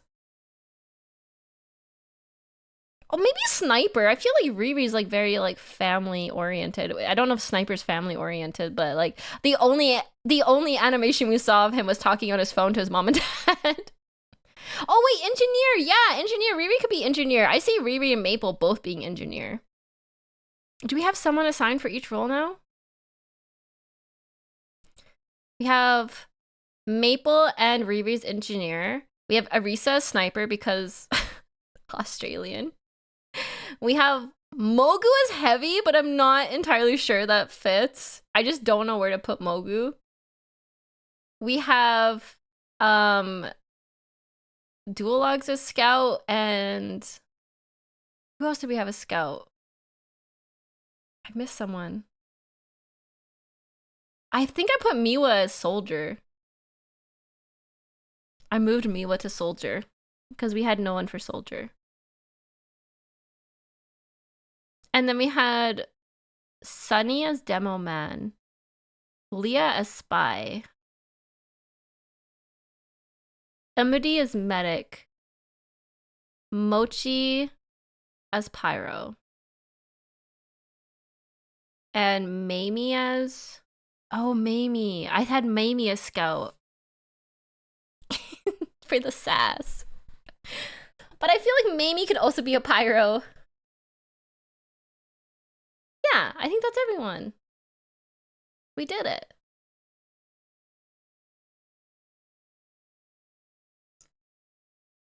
Good enough. On to Warhammer.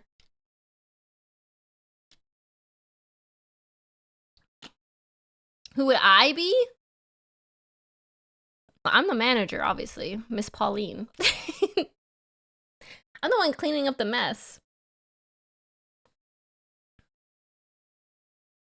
Has to be. But, okay. Would you choose blue team or red team? Do you get to pick?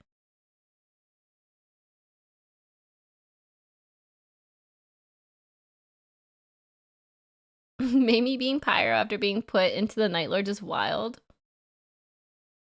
I'm just gonna say I think red team is infinitely better, and I know nothing about the game, but it just feels right to me.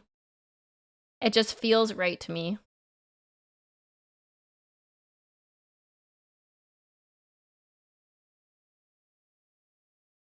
The marketing is very red coded. Red all day.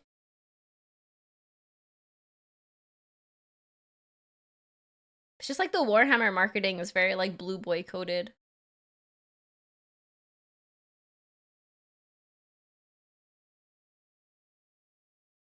Okay, moving on. 2. Wow, this stream has gone on longer than I thought it would, I'm not gonna lie.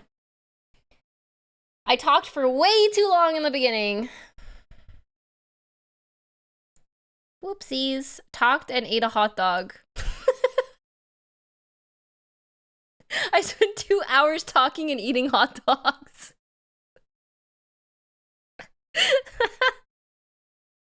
What is life? What is life? No, I don't need a break. I'm good to keep going. I'm good. I took so much time on the microwave. Okay, so we're watching, this is a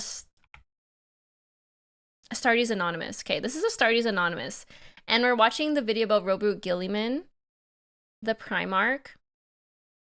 Because we're gonna play, or I'm gonna play, you're gonna watch me play Space Marine 2 tomorrow.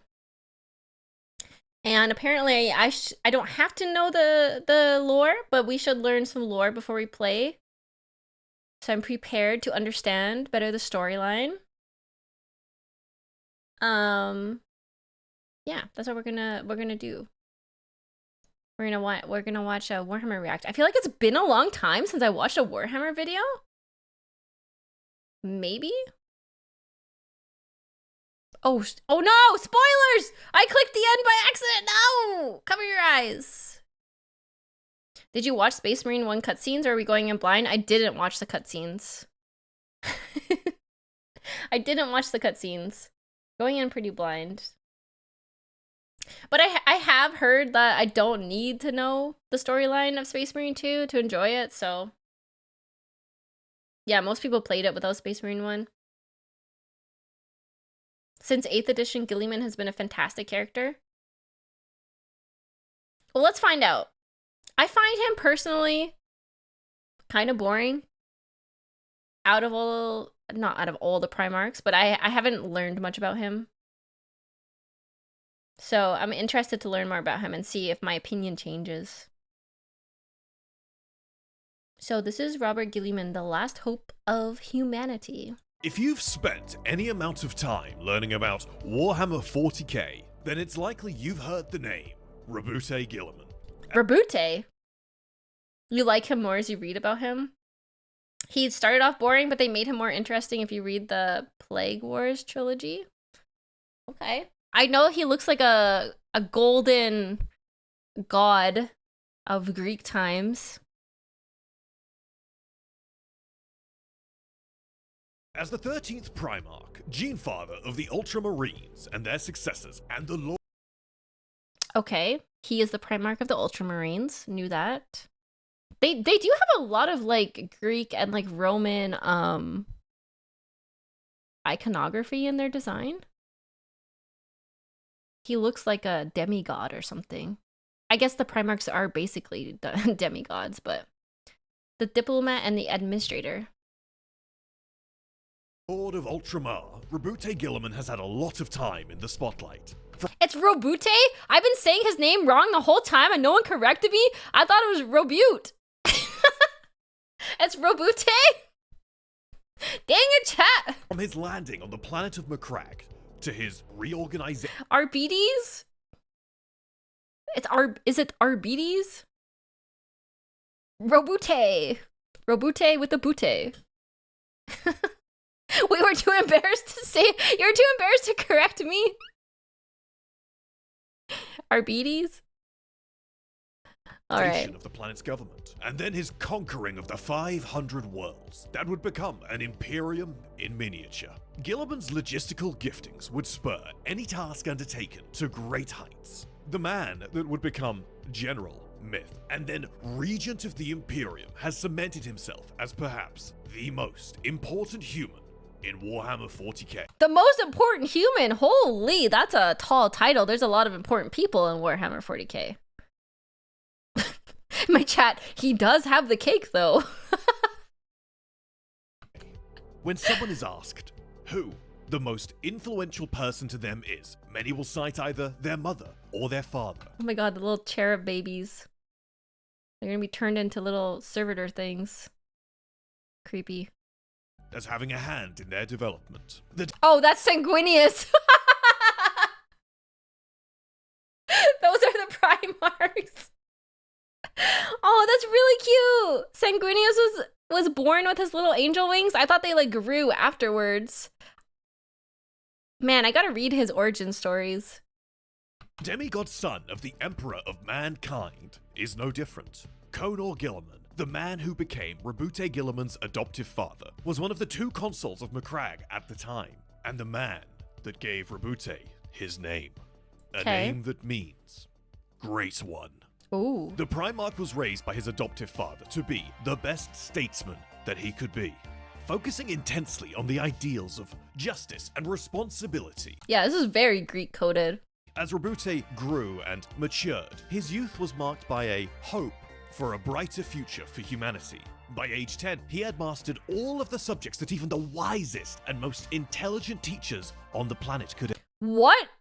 Oh wait, I guess he's a Primarch. I was gonna say, he's a little baby genius. But as a Primarch, he would be. Educate him in. However, as with all of his brothers, his greatest genius lay in the art of war. In the arena of logistics and organization, he was without peer. During his first proper war, a campaign to bring a land of barbarians and thieves to heel, he not only won his battles, but he also won the respect of his enemies. The respect of his enemies. Put some respect on my name. This modus operandi of not merely exterminating those who oppose him, but bringing them into the fold would stay with him throughout his long life. The young Rabute Gilman would not have long to celebrate his first victory. Upon his return to the capital city of Macragge, known as Macragge City, Wow, the capital city of Macragge, known as Macragge City. He went out to conquer. found his father, mortally wounded by an assassin's blade. With his father no longer there to guide him, Rabute restored order to the city and assumed the mantle of ruler of Macragge. Under his leadership, the planet flourished, enjoying a time of plenty such as had never been seen before in its long history. Colonel Gilliman's influence on his adopted son reached further than he could ever have possibly known. By instilling in Rabute an unshakable integrity and— So wait, I know this is probably a dumb question. I need a little refresher. The Primarchs were all like yeeted out all over space by chaos, right? And was his just like yeeted to like some rich couple that raised him in as a rich noble child? Like, was he just lucky? Or did the Emperor have something to do with that again? Damn, he really won the lottery. Not all the others, but so many of the Primarchs out there struggling. And he was just like a privileged little rich kid that was born into or not born, but was taken into nobility. He and Angron talked about this. Gilliman got the best planet to land on. That's crazy. Dorian had a similar upbringing. Man, if I was at the other Primarchs, I'd be pissed. I was like, what? I would be pissed. You out here living the best life. I'm like trying to survive as like a slave on some like horrible, like grim, dark planet. And you're just out here drinking wine and running the state when you're like 10 years old. Damn. An unwavering sense of responsibility and the humility to admit when delegating tasks to others was the correct course of action. Conor sculpted the man that would later become one of the greatest leaders that the Imperium of Man could ever hope to rely on. With his death, he galvanized his son's resolve to make the lives of those he was responsible for as good as possible. Though the planet grieved for its fallen leader, its new liege bore the promise of He pulled an SSR planet.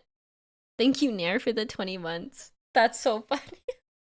He pulled an SSR. an age of hope and idealism.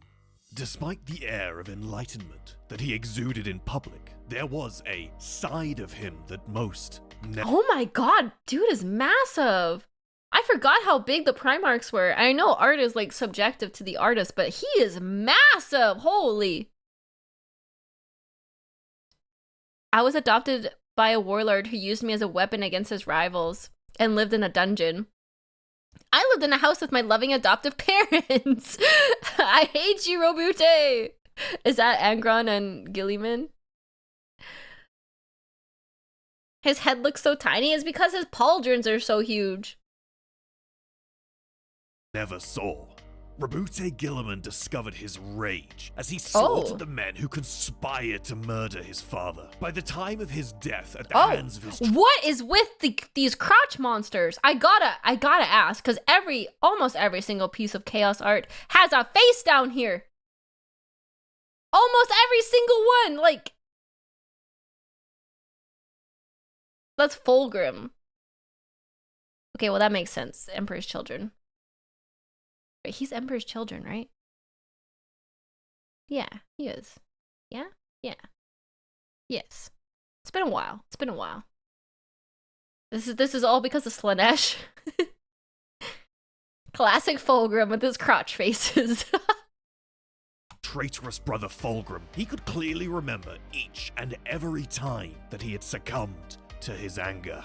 Amongst these scant few instances, perhaps the most notable occurred high above the surface of the planet Calth, upon the bridge of the Macragg's honor. Lorgar's betrayal was something that even Gilliman, in all of his strategic— Oh my god, so I don't really like Lorgar or the Word Bearers. I have my reasons. I don't really like them. But people got mad when I said I didn't like Lorgar in my YouTube comments. They're like, do you actually not like Lorgar?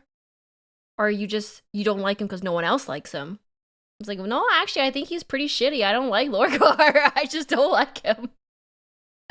Magic brilliance could not predict, even after the Wordbearers crashed a gigantic void craft into the surface of the planet and were actively slaughtering their ultramarine cousins. Damn. Gilliman originally believed that this catastrophic incident was accidental fratricide. So far was the thought of betrayal from Robute's mind that it took personal admission from Lorgar himself to convince the Lord of Ultramar that they were no longer allies. Indignant and appalled at the sheer gall of his brother's atrocities, Gilliman officially halted his pleas for a ceasefire. In its place, he broadcasted a vow to bury not only his traitorous sibling, but his entire legion as Damn! Okay, pop off. Pop off, Gilliman. well. The wrath of Ultramar had boiled over, as seen in No Fear.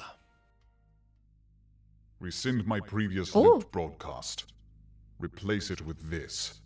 Lorgar of Colchis, you may consider the following. 1. I entirely withdraw my previous offer of solemn ceasefire.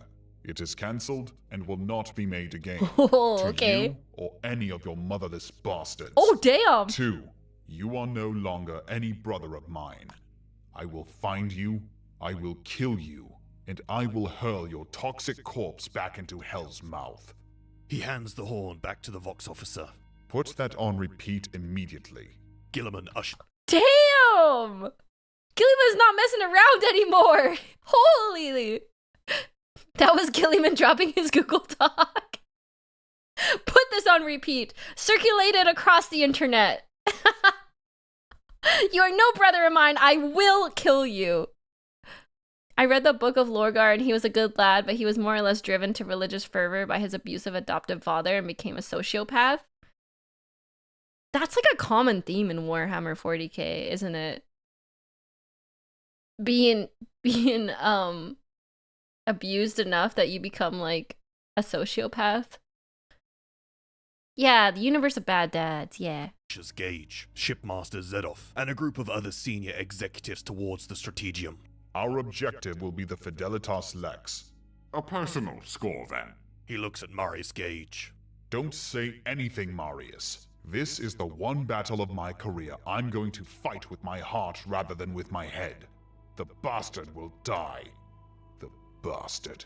I was merely going to object to being absent at the moment you killed him, sir. My Primarch, sir. Long-range signal from the Fidelitas Lex. So he ignores my plea for ceasefire, but I tell him to go and screw himself and he makes contact immediately.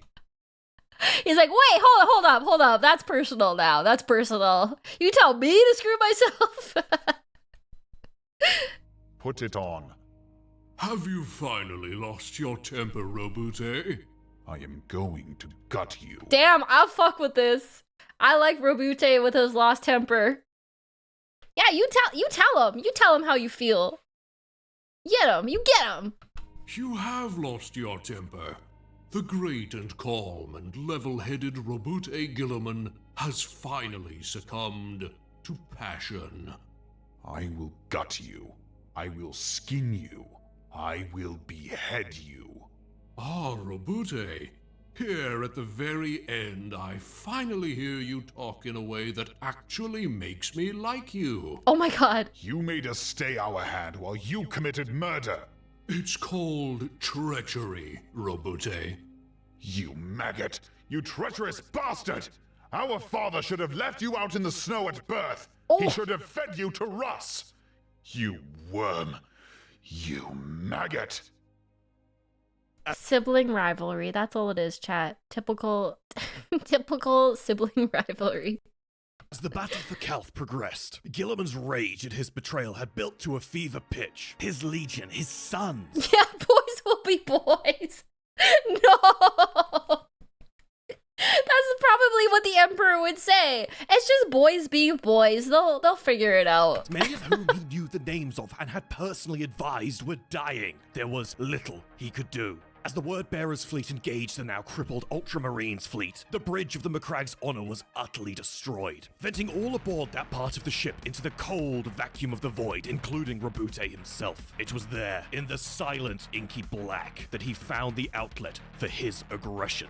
Guilliman never stopped screaming, though there were none who could hear. The first Word-Bearer died with his head forced down into his chest cavity. More. Another son of Lorgar made the mistake of remaining in the Primarch's reach. Guilliman ripped his spine out through the Legionary's breastplate and tossed his corpse aside. Holy! He pulled a... He ripped a spine out! More! The next traitor moved in to try his luck, and lost his head to a punch that regarded Astartes' armor in the same way that a hammer regards chalk. More! No. No more. Not yet, at least. His sergeant, Thiel, was motioning to him, desperately trying to get his attention. It was time to fight a battle that mattered. He had no helmet on when he was doing that. He was mad. He was having a moment. He was having a little Minhara moment. Every coin has two faces. Just as Rabute's father, Conor Guilliman, instilled in him a strong sense of justice and honed his skills of statecraft, his mother, Tarasha Uton, made sure to foster his humanity. Oh my god, I just noticed the art in this goes so hard. There was like a wall of skulls behind her. It was crazy. Look at that. She's cool. He was in a vacuum of space when he was doing that with no helmet on. I mean, he is a Primarch. I feel like they can survive that. Maybe not. It's just an average ship in Warhammer. Looks very cool. Stim, if you don't have a helmet on in space, you just explode from pressure. He was simply too angry to die. Thorough understanding of governance, and acted as Rabute's closest advisor on more than one occasion. So great was her political acumen that even the chapter masters of the Heresy-era Ultramarines respected her for her merits alone. Guilliman's parents bear a striking similarity to the parental figures of another character, who Spider-Man!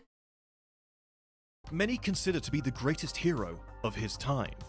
Peter Parker's entire life is defined by the now immortal words of his uncle. With great power comes great responsibility. Every time he dons his mask and web shooters, With great power comes great responsibility. Was that Spider-Man? That didn't come from Spider-Man, surely. Did that actually... That came from Spider-Man? What? Oh. It's literally iconic. I haven't watched any of the... No, I watched the first Spider-Man. Wait, second? I don't know comics, okay? I thought it came from Star Wars. That sounds like something a Jedi Master would say. I didn't know that came from Spider-Man.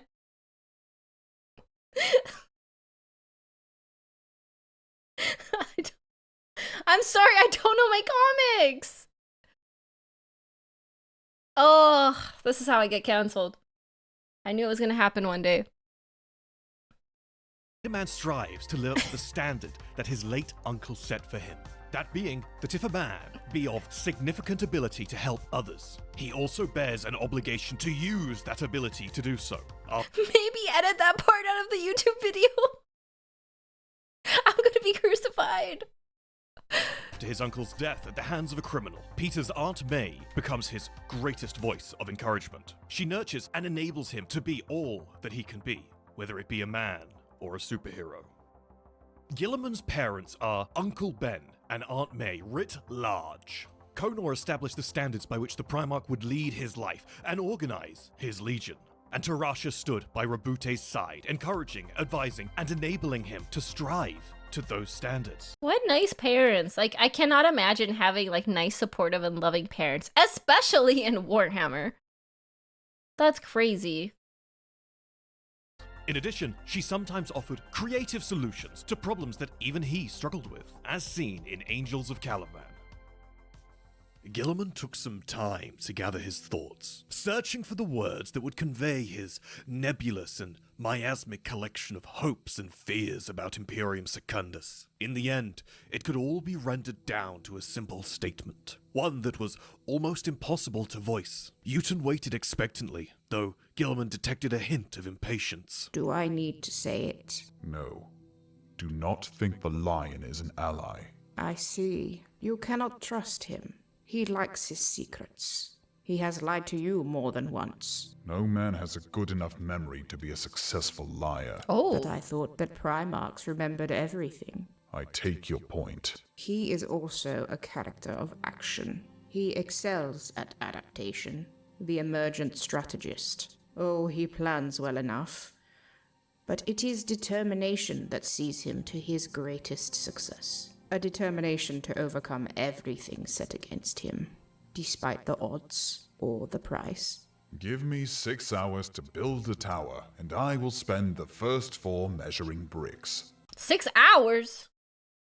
Oh, he's saying it's more important to lay the groundwork. To put in the extra effort at the start. I have spent many hours building Imperium Secundus, but he will wreck it in the next 5 minutes. We have only just begun what we need to do here.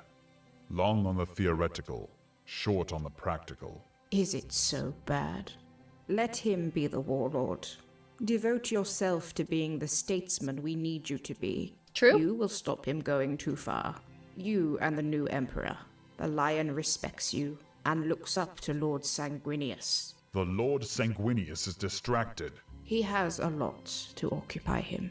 Another reason you must concentrate on what you must do, and not second-guess others. Lord Sanguinius rules the Imperium, but you must run it. Manage the lion as you would anything else. If he is of a mind to usurp me, and is my match in intellect, how can I stop him without resorting to force? Man, there's so many, like, power plays and, like, games and, like, hidden machinations behind everything with the politics and the Primarchs.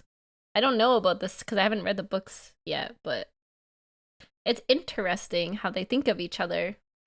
Uton turned down the path, heading towards an ironwork arch in the hedge that surrounded them. She was almost out of sight when her reply drifted back to him. That is easy, my son. It is time to start measuring bricks. 2 warrior kings met the day that Oh, this was during the heresy when they thought the emperor was dead. Oh. Gilliman's not the most political of them. Seems like Gilliman just wants to keep things running. Because he was raised to be like a congressman or whatever. So he just like wants things to run according to plan. They all have wildly different relationships with each other depending on which 2 you're looking at. the Lord of the First landed on Macrae, Statesman, yeah. the Primarch of the Ultramarines, and the ruler of the 500 Worlds, Rabute Gilliman, and the Primarch of the Dark Angels, Lionel Johnson. The Night King of Caliban made planetfall with enough pomp and circumstance to make even a man like Rabute Gilliman insecure in his own home. The two were brothers to be certain, alike in purpose and drive. They both served the same Imperium, however, their methods could not be more different. Gilliman's stately approach to matters was inefficient by the Lion's reckoning. He himself preferred to offer two solutions to a problem: compliance or destruction. Throughout the Lion's stay on Macrae during the heresy, Damn, that is some art. Okay. the two demigods butted heads on many issues, as seen in Knights of Caliban. Too long Illyrium has gone unpunished for its misdeeds, even in the lifetime of your father. It was the birthplace of violence and discontent. There can be no cure for this infection at the heart of the Imperium, save complete excision. Illyrium is not a single entity. It is a place filled with people of many loyalties and manners. You cannot condemn a whole state for the crimes of a few. Not a few. Illyrium is non-compliant by any terms of definition. Your planet, the capital of the 500 worlds, has harbored dissident elements since the inception of the Imperium. They are not your citizens, brother. They do not want to be your citizens, and they will not serve the Imperium.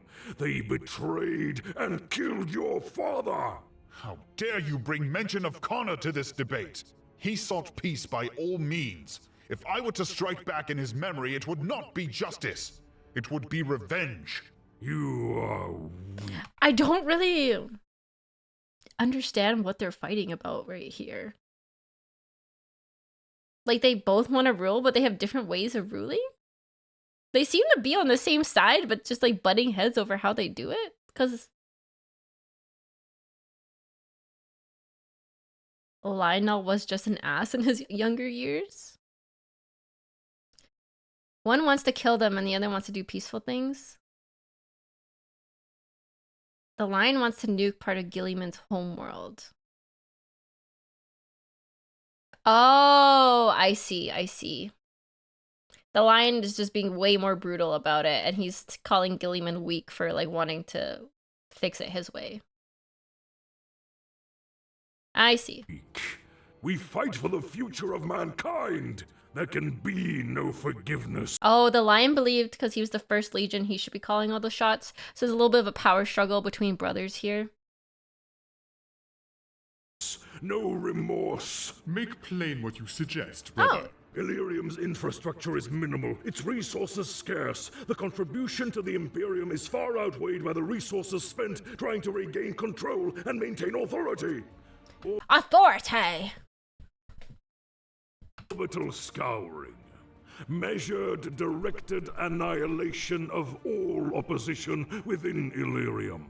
Insanity! This is no solution at all! A few million people are an anchor on our 3 legions. How many of the 500 worlds still burn because we have this constricting thorn vine about our throats? Better to burn it to the root and be free of its grasp forever. A few million? My people are not expendable at any cost. Your people? Your people? Oh shit. Are they not our people? Oh shit. The two were so at odds with the Oh, I see. Lion wants to explode Washington because a few politicians are corrupt. I see, I see, I see.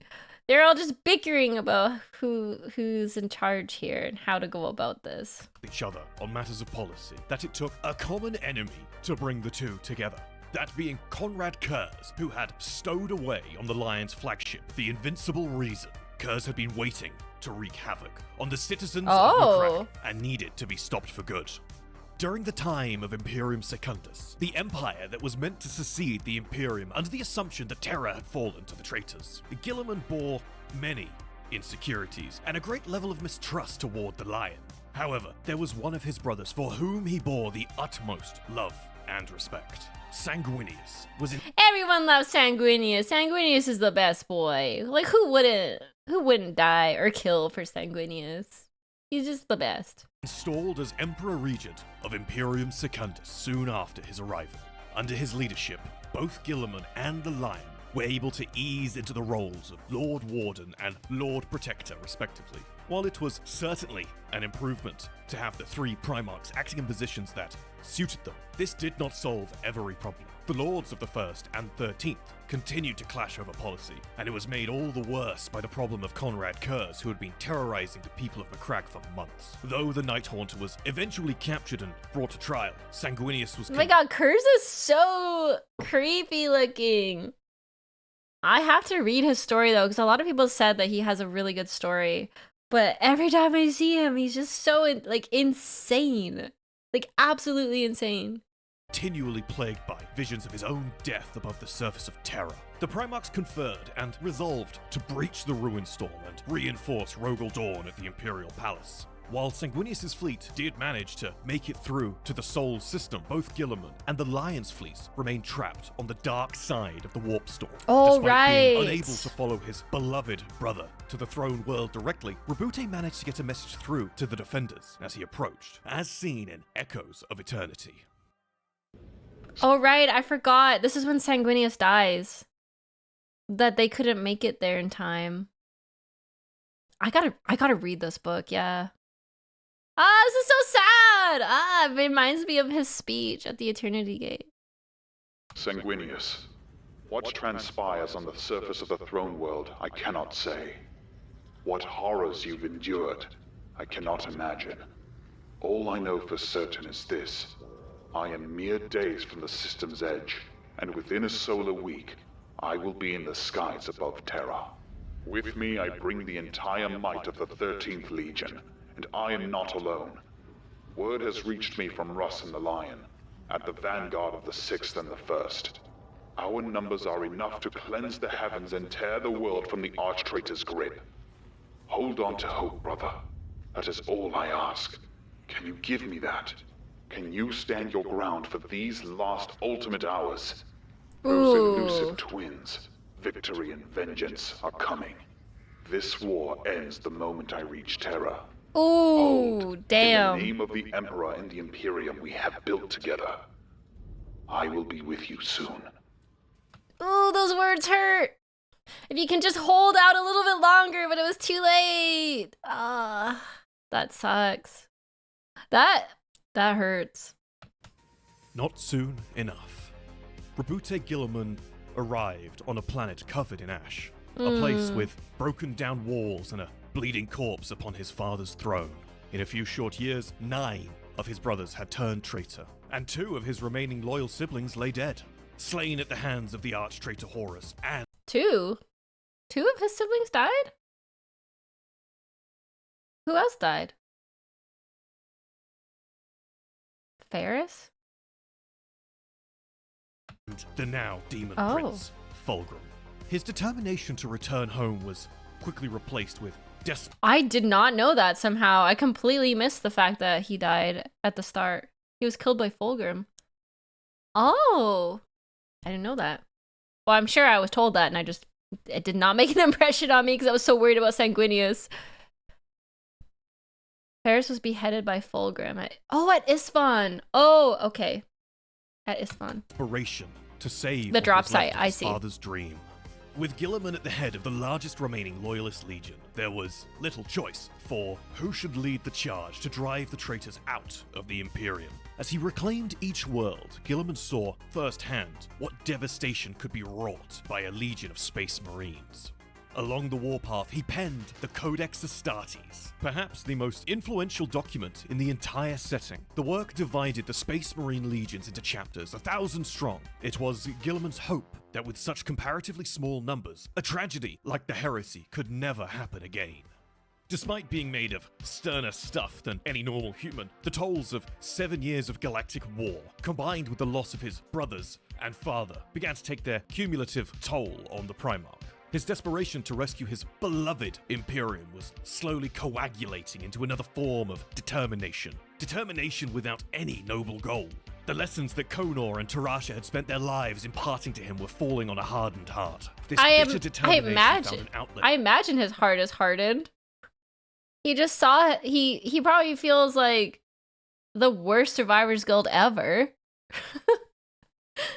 After his brothers died while he was trying to get there in time.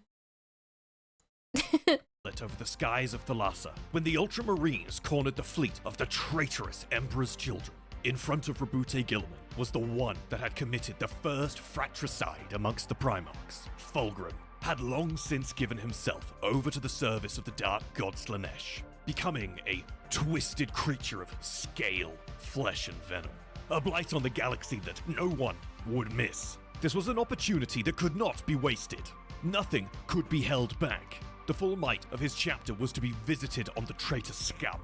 Gilliman's determination was rotting. Like scum on a stagnant pond, his resolve was decaying back into desperation. A desperation for a decisive victory. A real blow to the enemy. No more reclamation and rebuild.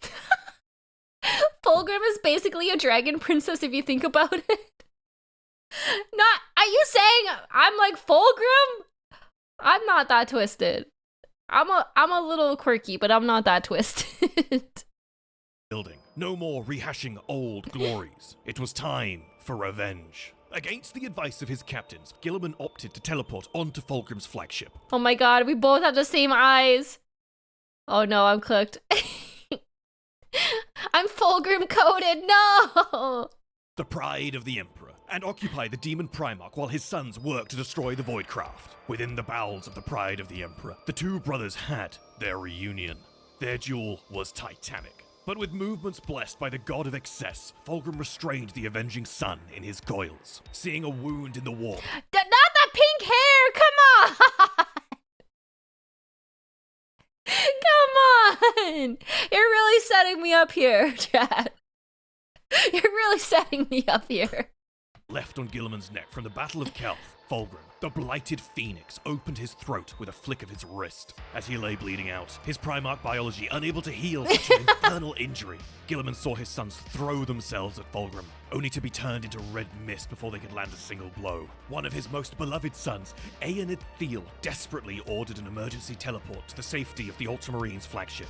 At the cost of far too many of his sons, Gilliman was recovered, though his wound never stopped bleeding. Oh, damn. As he died, sorrow embraced his heart.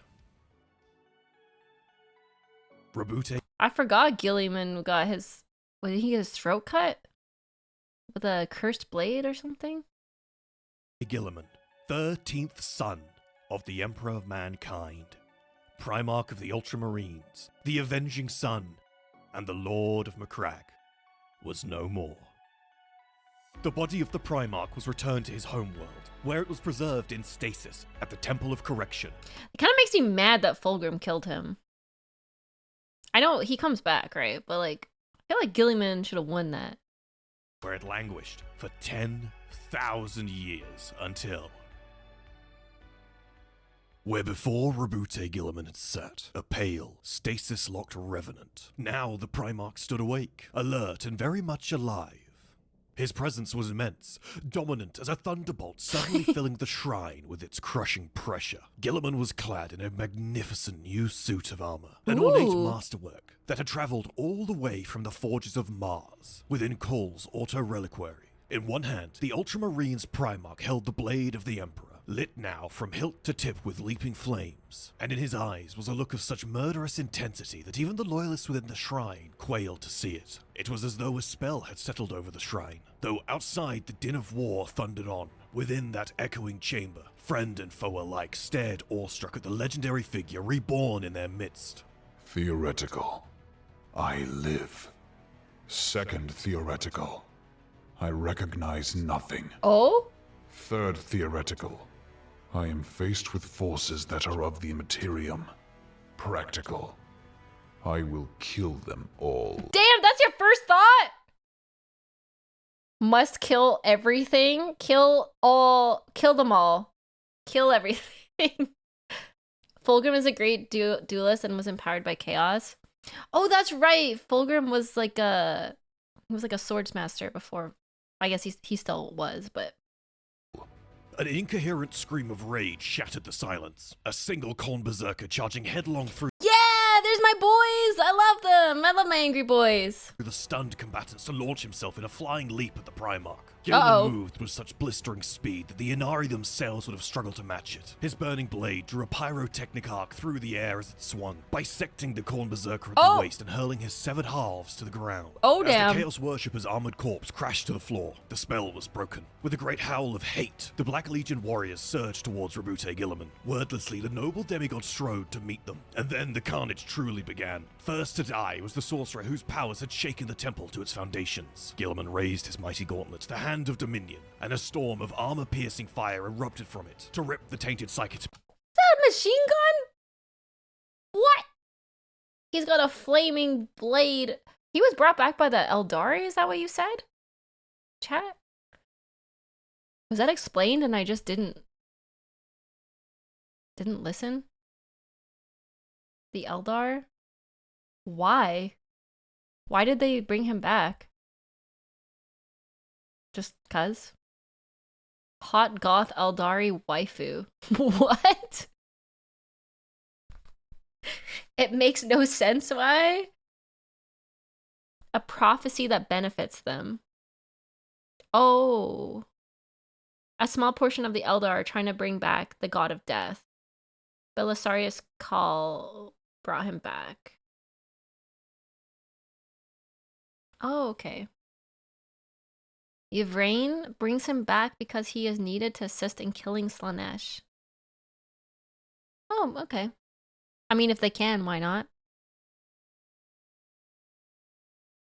Also, something to help fight chaos when the Great Rift opens. To pieces. Next to fall were the remaining Black Legion berserkers. Following their comrades' example, they flung themselves screaming at the reborn Primarch. Like their fellow, they were reduced to so much armored meat, smashed from the air with terrifying speed. Guilliman was running now, storming forward through the hail of bolts and shells unleashed by the Black Legionnaires. Rounds exploded against the Primarch's armor, but none could pierce its inviolable plates. As he crashed in front of the ranks of the Black Legionnaires, Guilliman let out a building roar of pure, undiluted fury. The Primarch's first blow threw a Black Legionnaire high into the air, blood streamed from behind the corpse in a red trail. His second strike smashed a traitor Terminator into a bronze and marble column, with enough force to drive the Chaos Worshipper clean through it. And out the other side, a spiked power fist swung for Guilliman's chest, only to be lopped from its wielder's arm before the blow could land. Guilliman's return swing parted his attacker's head from his shoulders, cauterizing the stump of the traitor's neck as the body crumpled to the floor. On it went, the Primarch moving with such speed that even the heretic's superhuman reactions couldn't save them. None could match Guilliman. None could even come close, and the few opponents that landed... He woke up thirsty. Holy, he was on a mission. He woke up thirsty for blood. And blood he will get. Not blood for the blood god, but blood, indeed. The conversation was basically, thanks for reviving me, but you're still untrustworthy, Xeno scum. Yeah, that sounds right. Lucky blows found their weapons turned aside by the Primarch's masterwork armor. Tigurius released a thunderous barrage of psychic energies, thumping tectonic shockwaves that hurled heretic Astartes from their feet and shattered their armor like porcelain. The Chief Librarian felt Guilliman's gaze upon him then, for just a heartbeat. The Primarch's appraising stare seemed to strip Tigurius down to his soul. Then, Guilliman's... Down to his soul! I mean, if I was asleep for 1,000 years, I would be pissed too. He woke up from a bad nap. He really did. You know, sometimes you wake up from a nap and you're just like happy, refreshed, like, that was so nice. And then sometimes you wake up from a nap and you're just like pissed. You're just like, I feel worse. What day is it? I hate life. He woke up from a bad nap. And also chaos and aliens fighting everywhere as well. Things that he like hates. stormed on through the enemy ranks. With every blow, the Primarch of the Ultramarine sent mutilated corpses tumbling through the air. His expression was graven granite and frozen hate, a mask of vengeful anger that had endured millennia. For Guilliman, his last memory was a desperate battle against a tainted brother, a fraternal contest of godlike strength and barbed, hateful taunts, then poison and pain beyond endurance. Oh, right. His last memories were fighting Fulgrim. Oh yeah, that would leave a bad taste in your mouth, that for sure. being I don't know, killed by your brother, and then waking up and there's still like chaos legions fighting around you. Yeah, you'd be pretty mad. You'd be looking for your brother. You'd be wanting a little vengeance.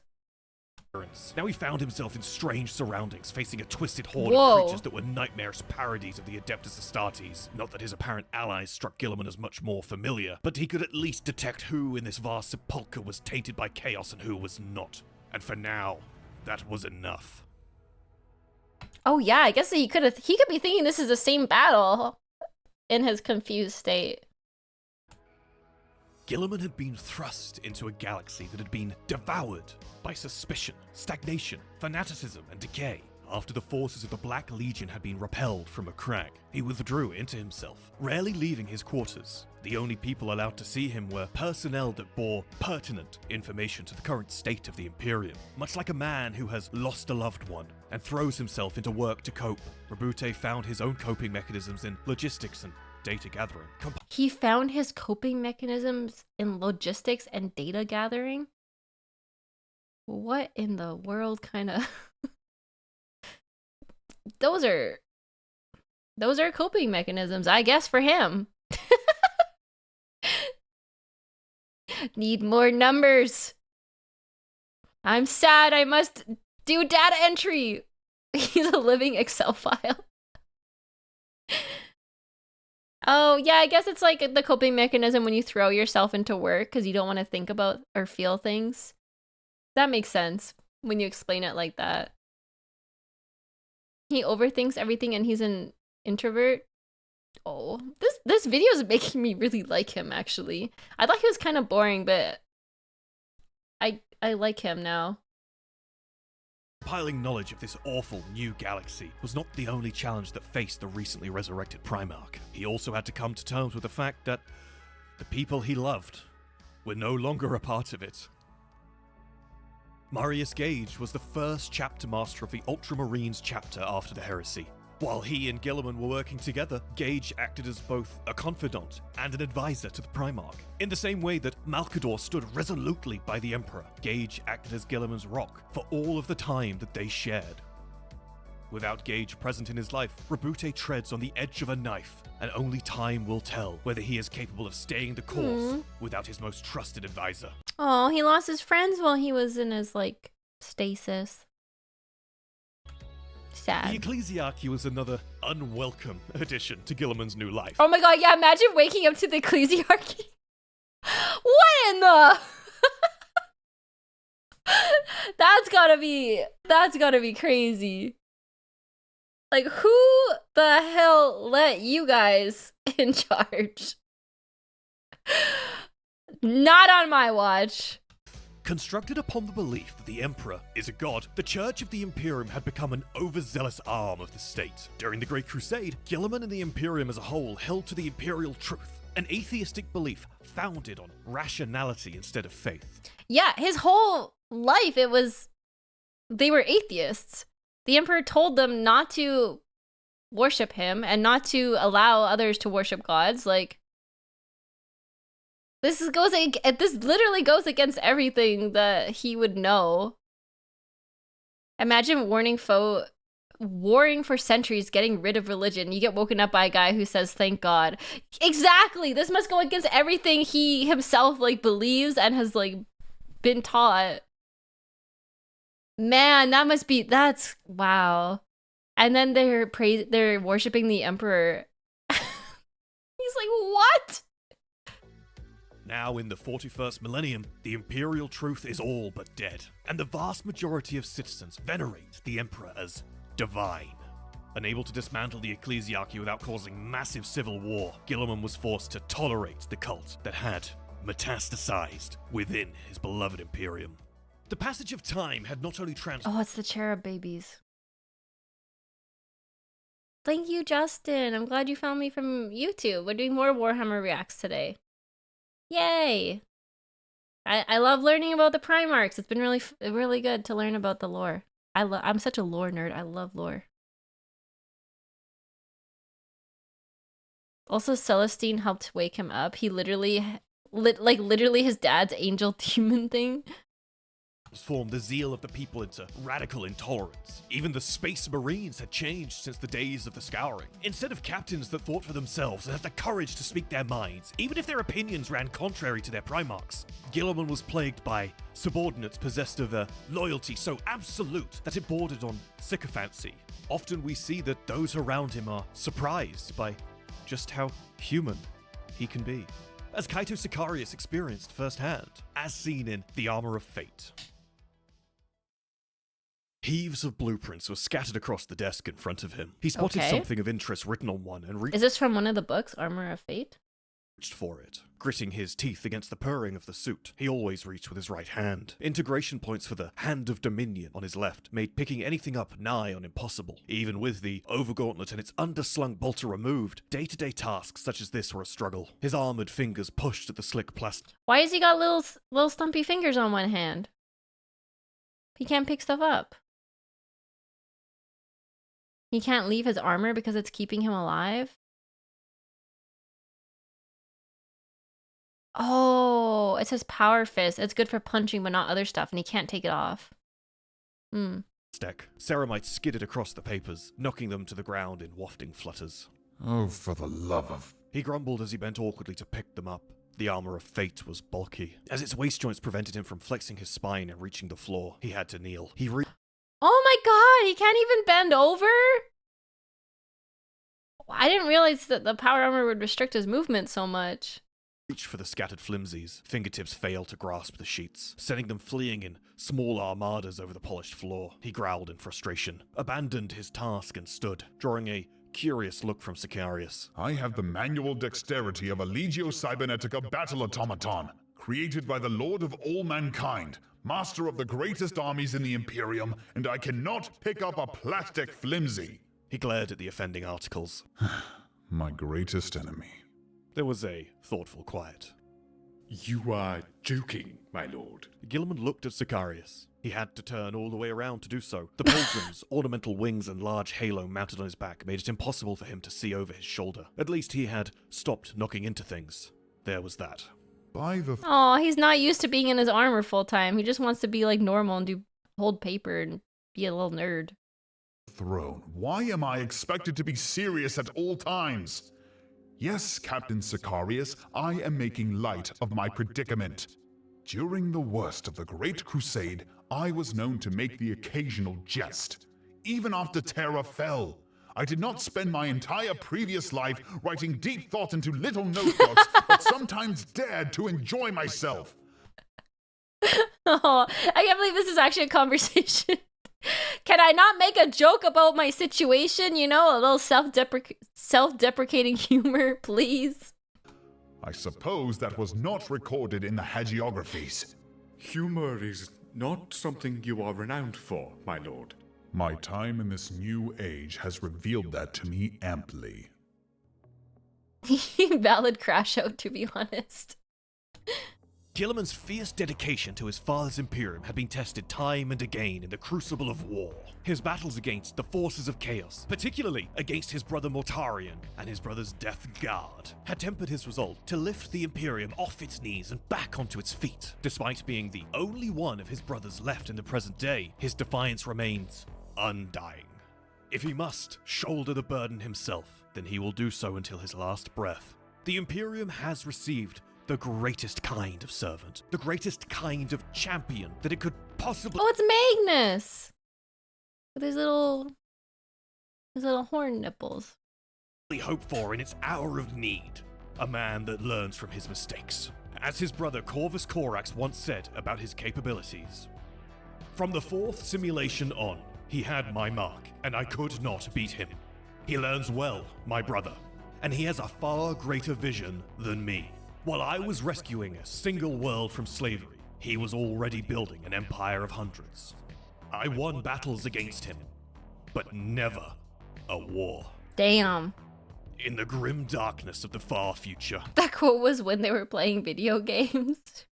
Rabute Gilliman is in his element. The board is set, and the players move their pieces in a galaxy where there is only war. The Primarch is the Imperium's greatest strategic mind, an artisan of war. Only time will tell whether he will be able to weave a magnificent tapestry of victory, or be undone by the combined horrors of the enemies of mankind. Man, that's... I hope he can... Like, this story is ongoing, right? Wait, when do they just put books out randomly to keep the story going forward? I'm curious what's going to happen with him, if he's going to be able to get rid of the Ecclesiarchy. Or do something with the Ecclesiarchy. Kinda. Because are the books the only thing pushing the narrative forward? Or do they, like, release, like, updates? Just, like... I don't know how else they would do updates. The longest time until 2017, the story was pretty stagnant. The codexes and the books. There'll be years and years. The progress is pretty slow. I guess if this has been ongoing for like how long Warhammer's been going for. The pace of forward motion has slowed recently, but hoping it picks up again. 40 years of this. Wow. The Thunderhawk's forward ramps lower, and warriors armored in blood red descend in unison. The Lion feels a pang of sorrow at seeing Sanguinius' sons. It is one thing to know that his loyal brothers are gone, but quite another to see this reminder of them. Quite unexpectedly, the Lion feels a rush of guilt. Why should I have been the one to survive? Out of all of us, why should it have been me? However, another part of him is weighing and assessing what he is seeing. 60 Space Marines is a potent force, even more so if they are armed, supplied, and organized by squads in a manner that his sons cannot currently be. What he could do if these 60 warriors were under his command. But of course they are not. They are here to do him honor, plucked away from what must undoubtedly have been other vital engagements, simply because of his status. And if their current commander decides he is a fraud, then the Lion is under no illusion that these warriors are here to kill him. Then, a new group of 10 space... What the? Who the heck is that? Dante. Old man Dante of the Blood Angels? The oldest living space marine? Holy 1,500-year-old man. That's crazy. He looks so cool. He's like is he like a commander of the Blood Angels? He's the best Blood Angel to come around since Sanguinius. Chapter Master. Wow, that's so cool. Imagine this was who you reported to. I'd be like, I'll do anything for you. I will do anything for you. He literally looks like some kind of angel monster thing. He actually wants to die. Damn, that's like a repeating theme. His books are great with the Necrons. Dante is so tired, but so badass. He spoke with the Silent King. I gotta read about that. I love that. I love Blood Angels and I love Necrons. And the Silent King was wearing a Sanguinius mask. Dante by Guy Haley is so good.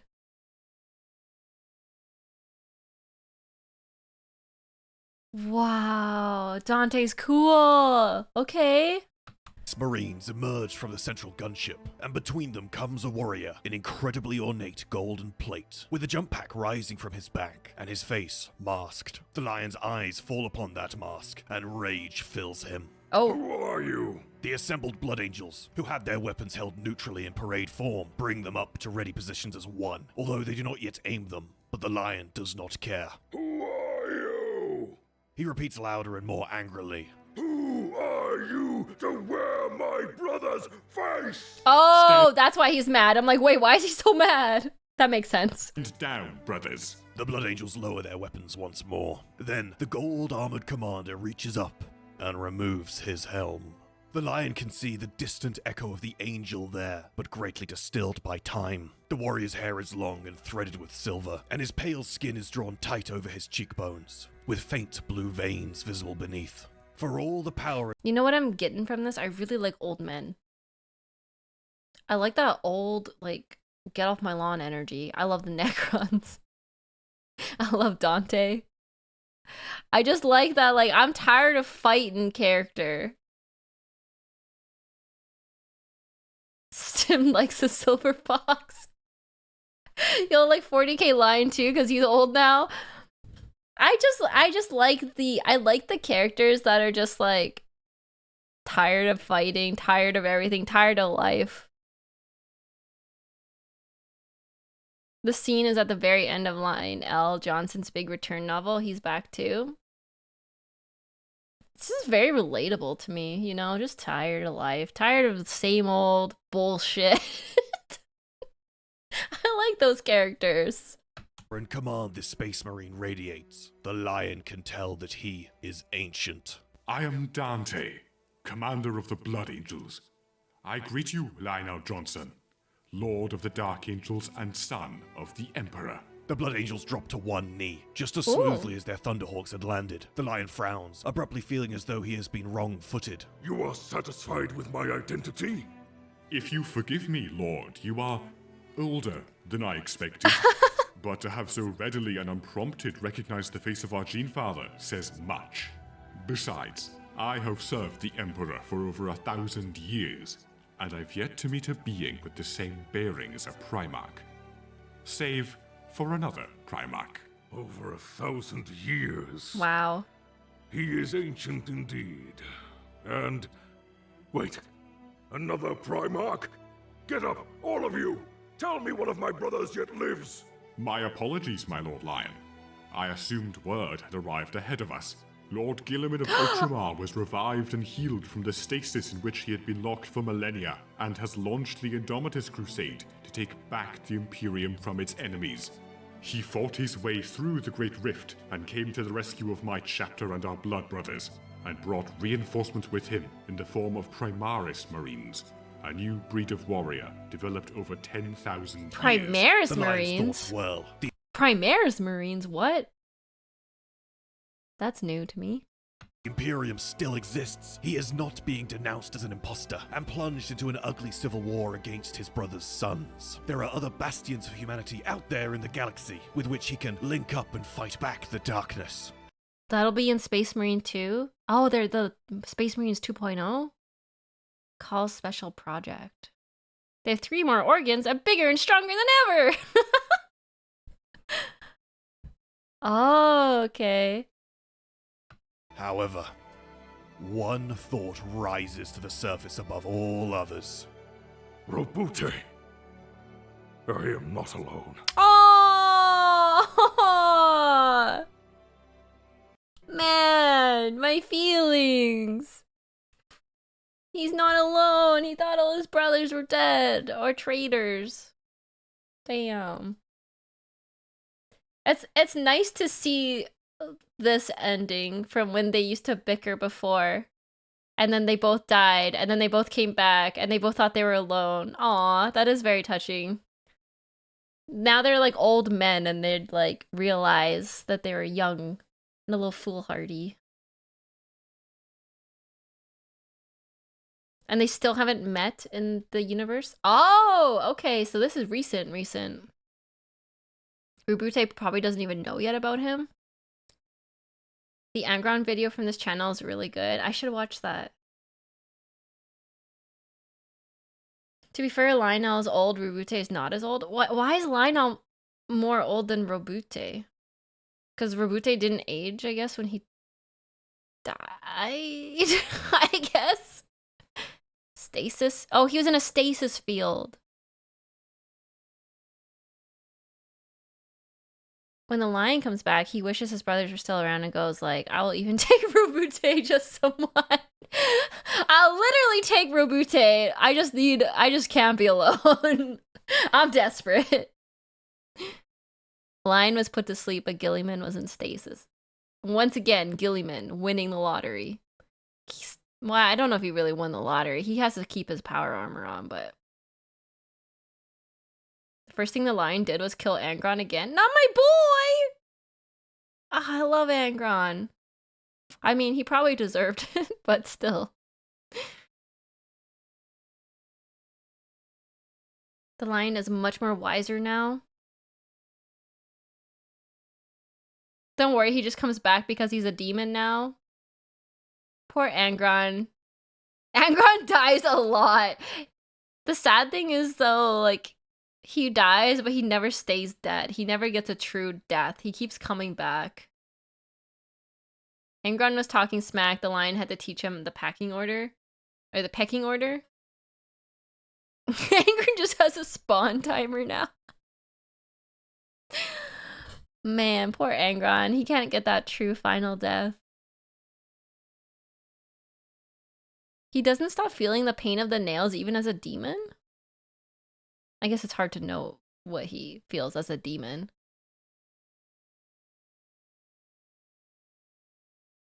You should watch the narration of the lion versus Angron. I need more Angron content. Angron did get a mega win in a book before this. If it makes you feel better, that does make me feel better. My poor, angry, sad boy.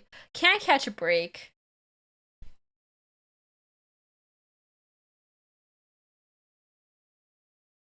Corax is around too, but he's shapeshifting.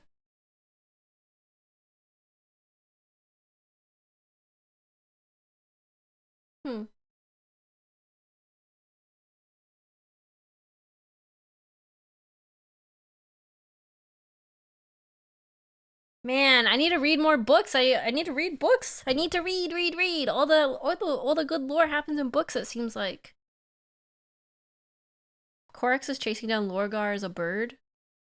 Oh, he shapeshifted into a crow? Or a raven? And Jagatai Khan is lost in the Elder Webway. I know after watching Luton's videos on the Imperium of Man, I was a bit sad that the Primarchs just kind of like disappeared or became like not important. It's nice they're bringing them back. I think the Primarchs are like bringing a lot of personality to and character to the story. They're cool characters. Like they're like hero type characters. It's cool to I think they should be part of the story.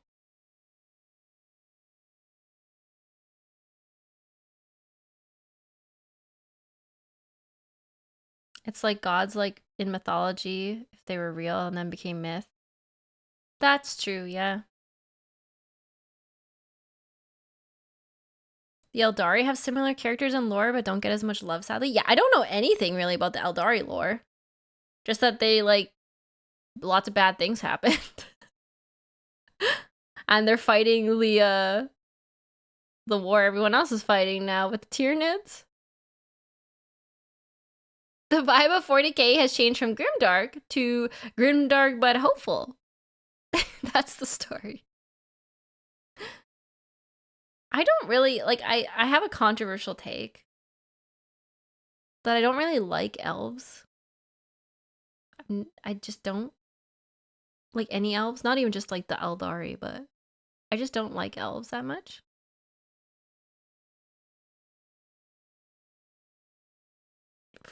Forking elves. That's not controversial. I feel like a lot of people love elves. Because they're like the hot characters, the hot class, if you're playing an elf game. But elf women are hot. I don't know. Don't get me wrong. I like my hot elf woman. But they're just not, I don't know, they really, like, all elves just don't really do anything for me. They're just kind of like, eh.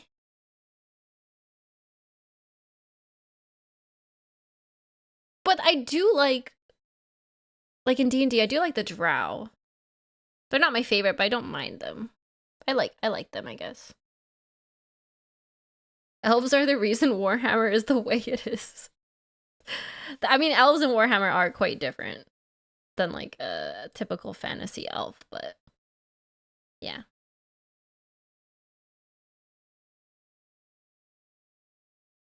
I do love Necrons. I'm taking forever to read Infinite and Divine. And I think it's the what's holding me up. Like, it's good, the rating's good, but what's holding me up a bit is the technical talk. I'm not a huge sci-fi reader. Like, I do like sci-fi, but I'm not like a huge sci-fi reader. So, and the same way with like some fantasy books that over-explain like magic systems and like how things happen, I kind of like zone out a bit. So, I need to get over that part. You just finished Infinite and Divine this week? I'm about halfway through. Mostly can skim the tech talk and just get to the rest. I know, I should do that. I should just like power through, but I'm one of those people that like to like understand everything I'm reading, so I'll like reread it a few times until I get it. But sometimes it just goes over my head. I think the audiobooks would be easier because I could listen to it while I drive or do something. I think the Commissar Kane books are a better start for new people. Well, I just love Necron, so I really wanted to like read about Trazyn because he's one of my favorite characters. Yeah, that's what I'm trying to figure out. That's my problem, is reading how Necron tech is explained is really hard for me to grasp. Because it's like magic, but it's tech, but it's words I don't understand. I do love the banter between Trazyn and Orkin.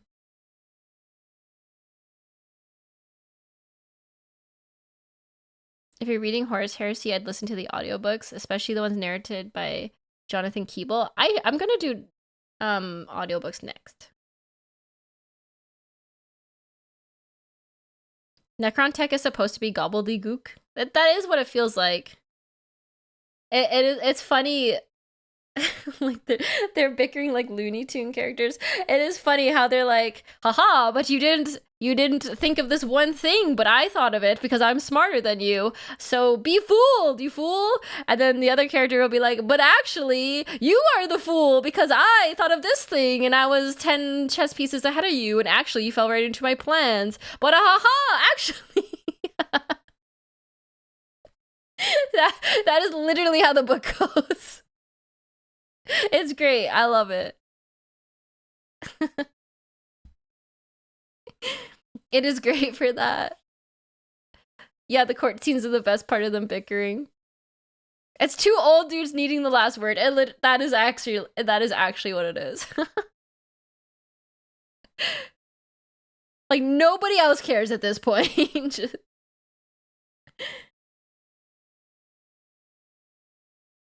It's a really good book. Yeah, I'm gonna switch to the chatting screen. So that'll be the end of stream. I went way longer than I thought. Whoopsies, I was supposed to be done by now. Whoopsie doops.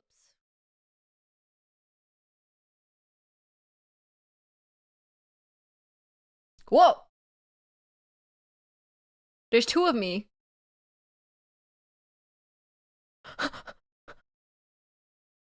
What is happening? What is happening? Oh my god. Double stim. Double the stimulation. I knew it. You're Alfarius. I am Alfarius. We're both Alfarius.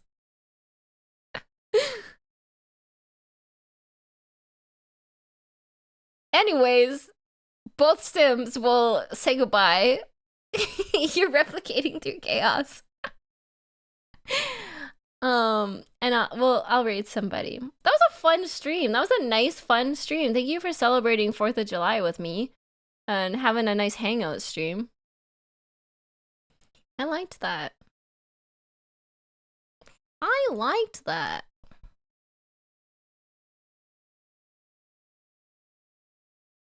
And tomorrow we're doing Space Marines 2. If you get a chance after stream, could you pick a mask for your night on Discord? I can do all 6 variants if you like them all. Oh, okay. Oh, look. Yay! Imperial Knight. Dittersdorf is making a stim pack night. That's really cool. It's really cool. The freehand painting is amazing. Had a great time hanging out. I got my work done while you yapped. Yay, I'm glad that you were productive. And you had fun. Let's see, who do we go to?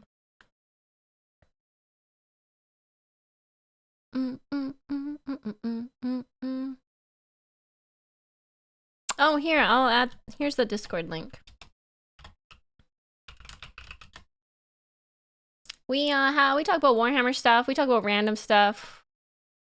It's a fun place. People can share their pictures and everything. It's a good time. It's a good time.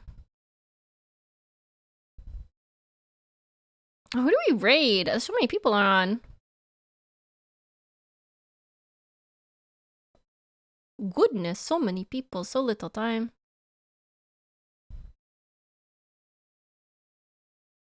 Copperhead Road.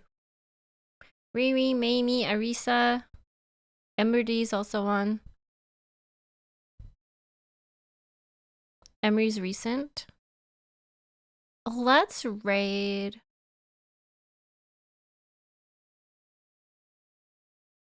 Oh, Rai is also on. Tina's also on.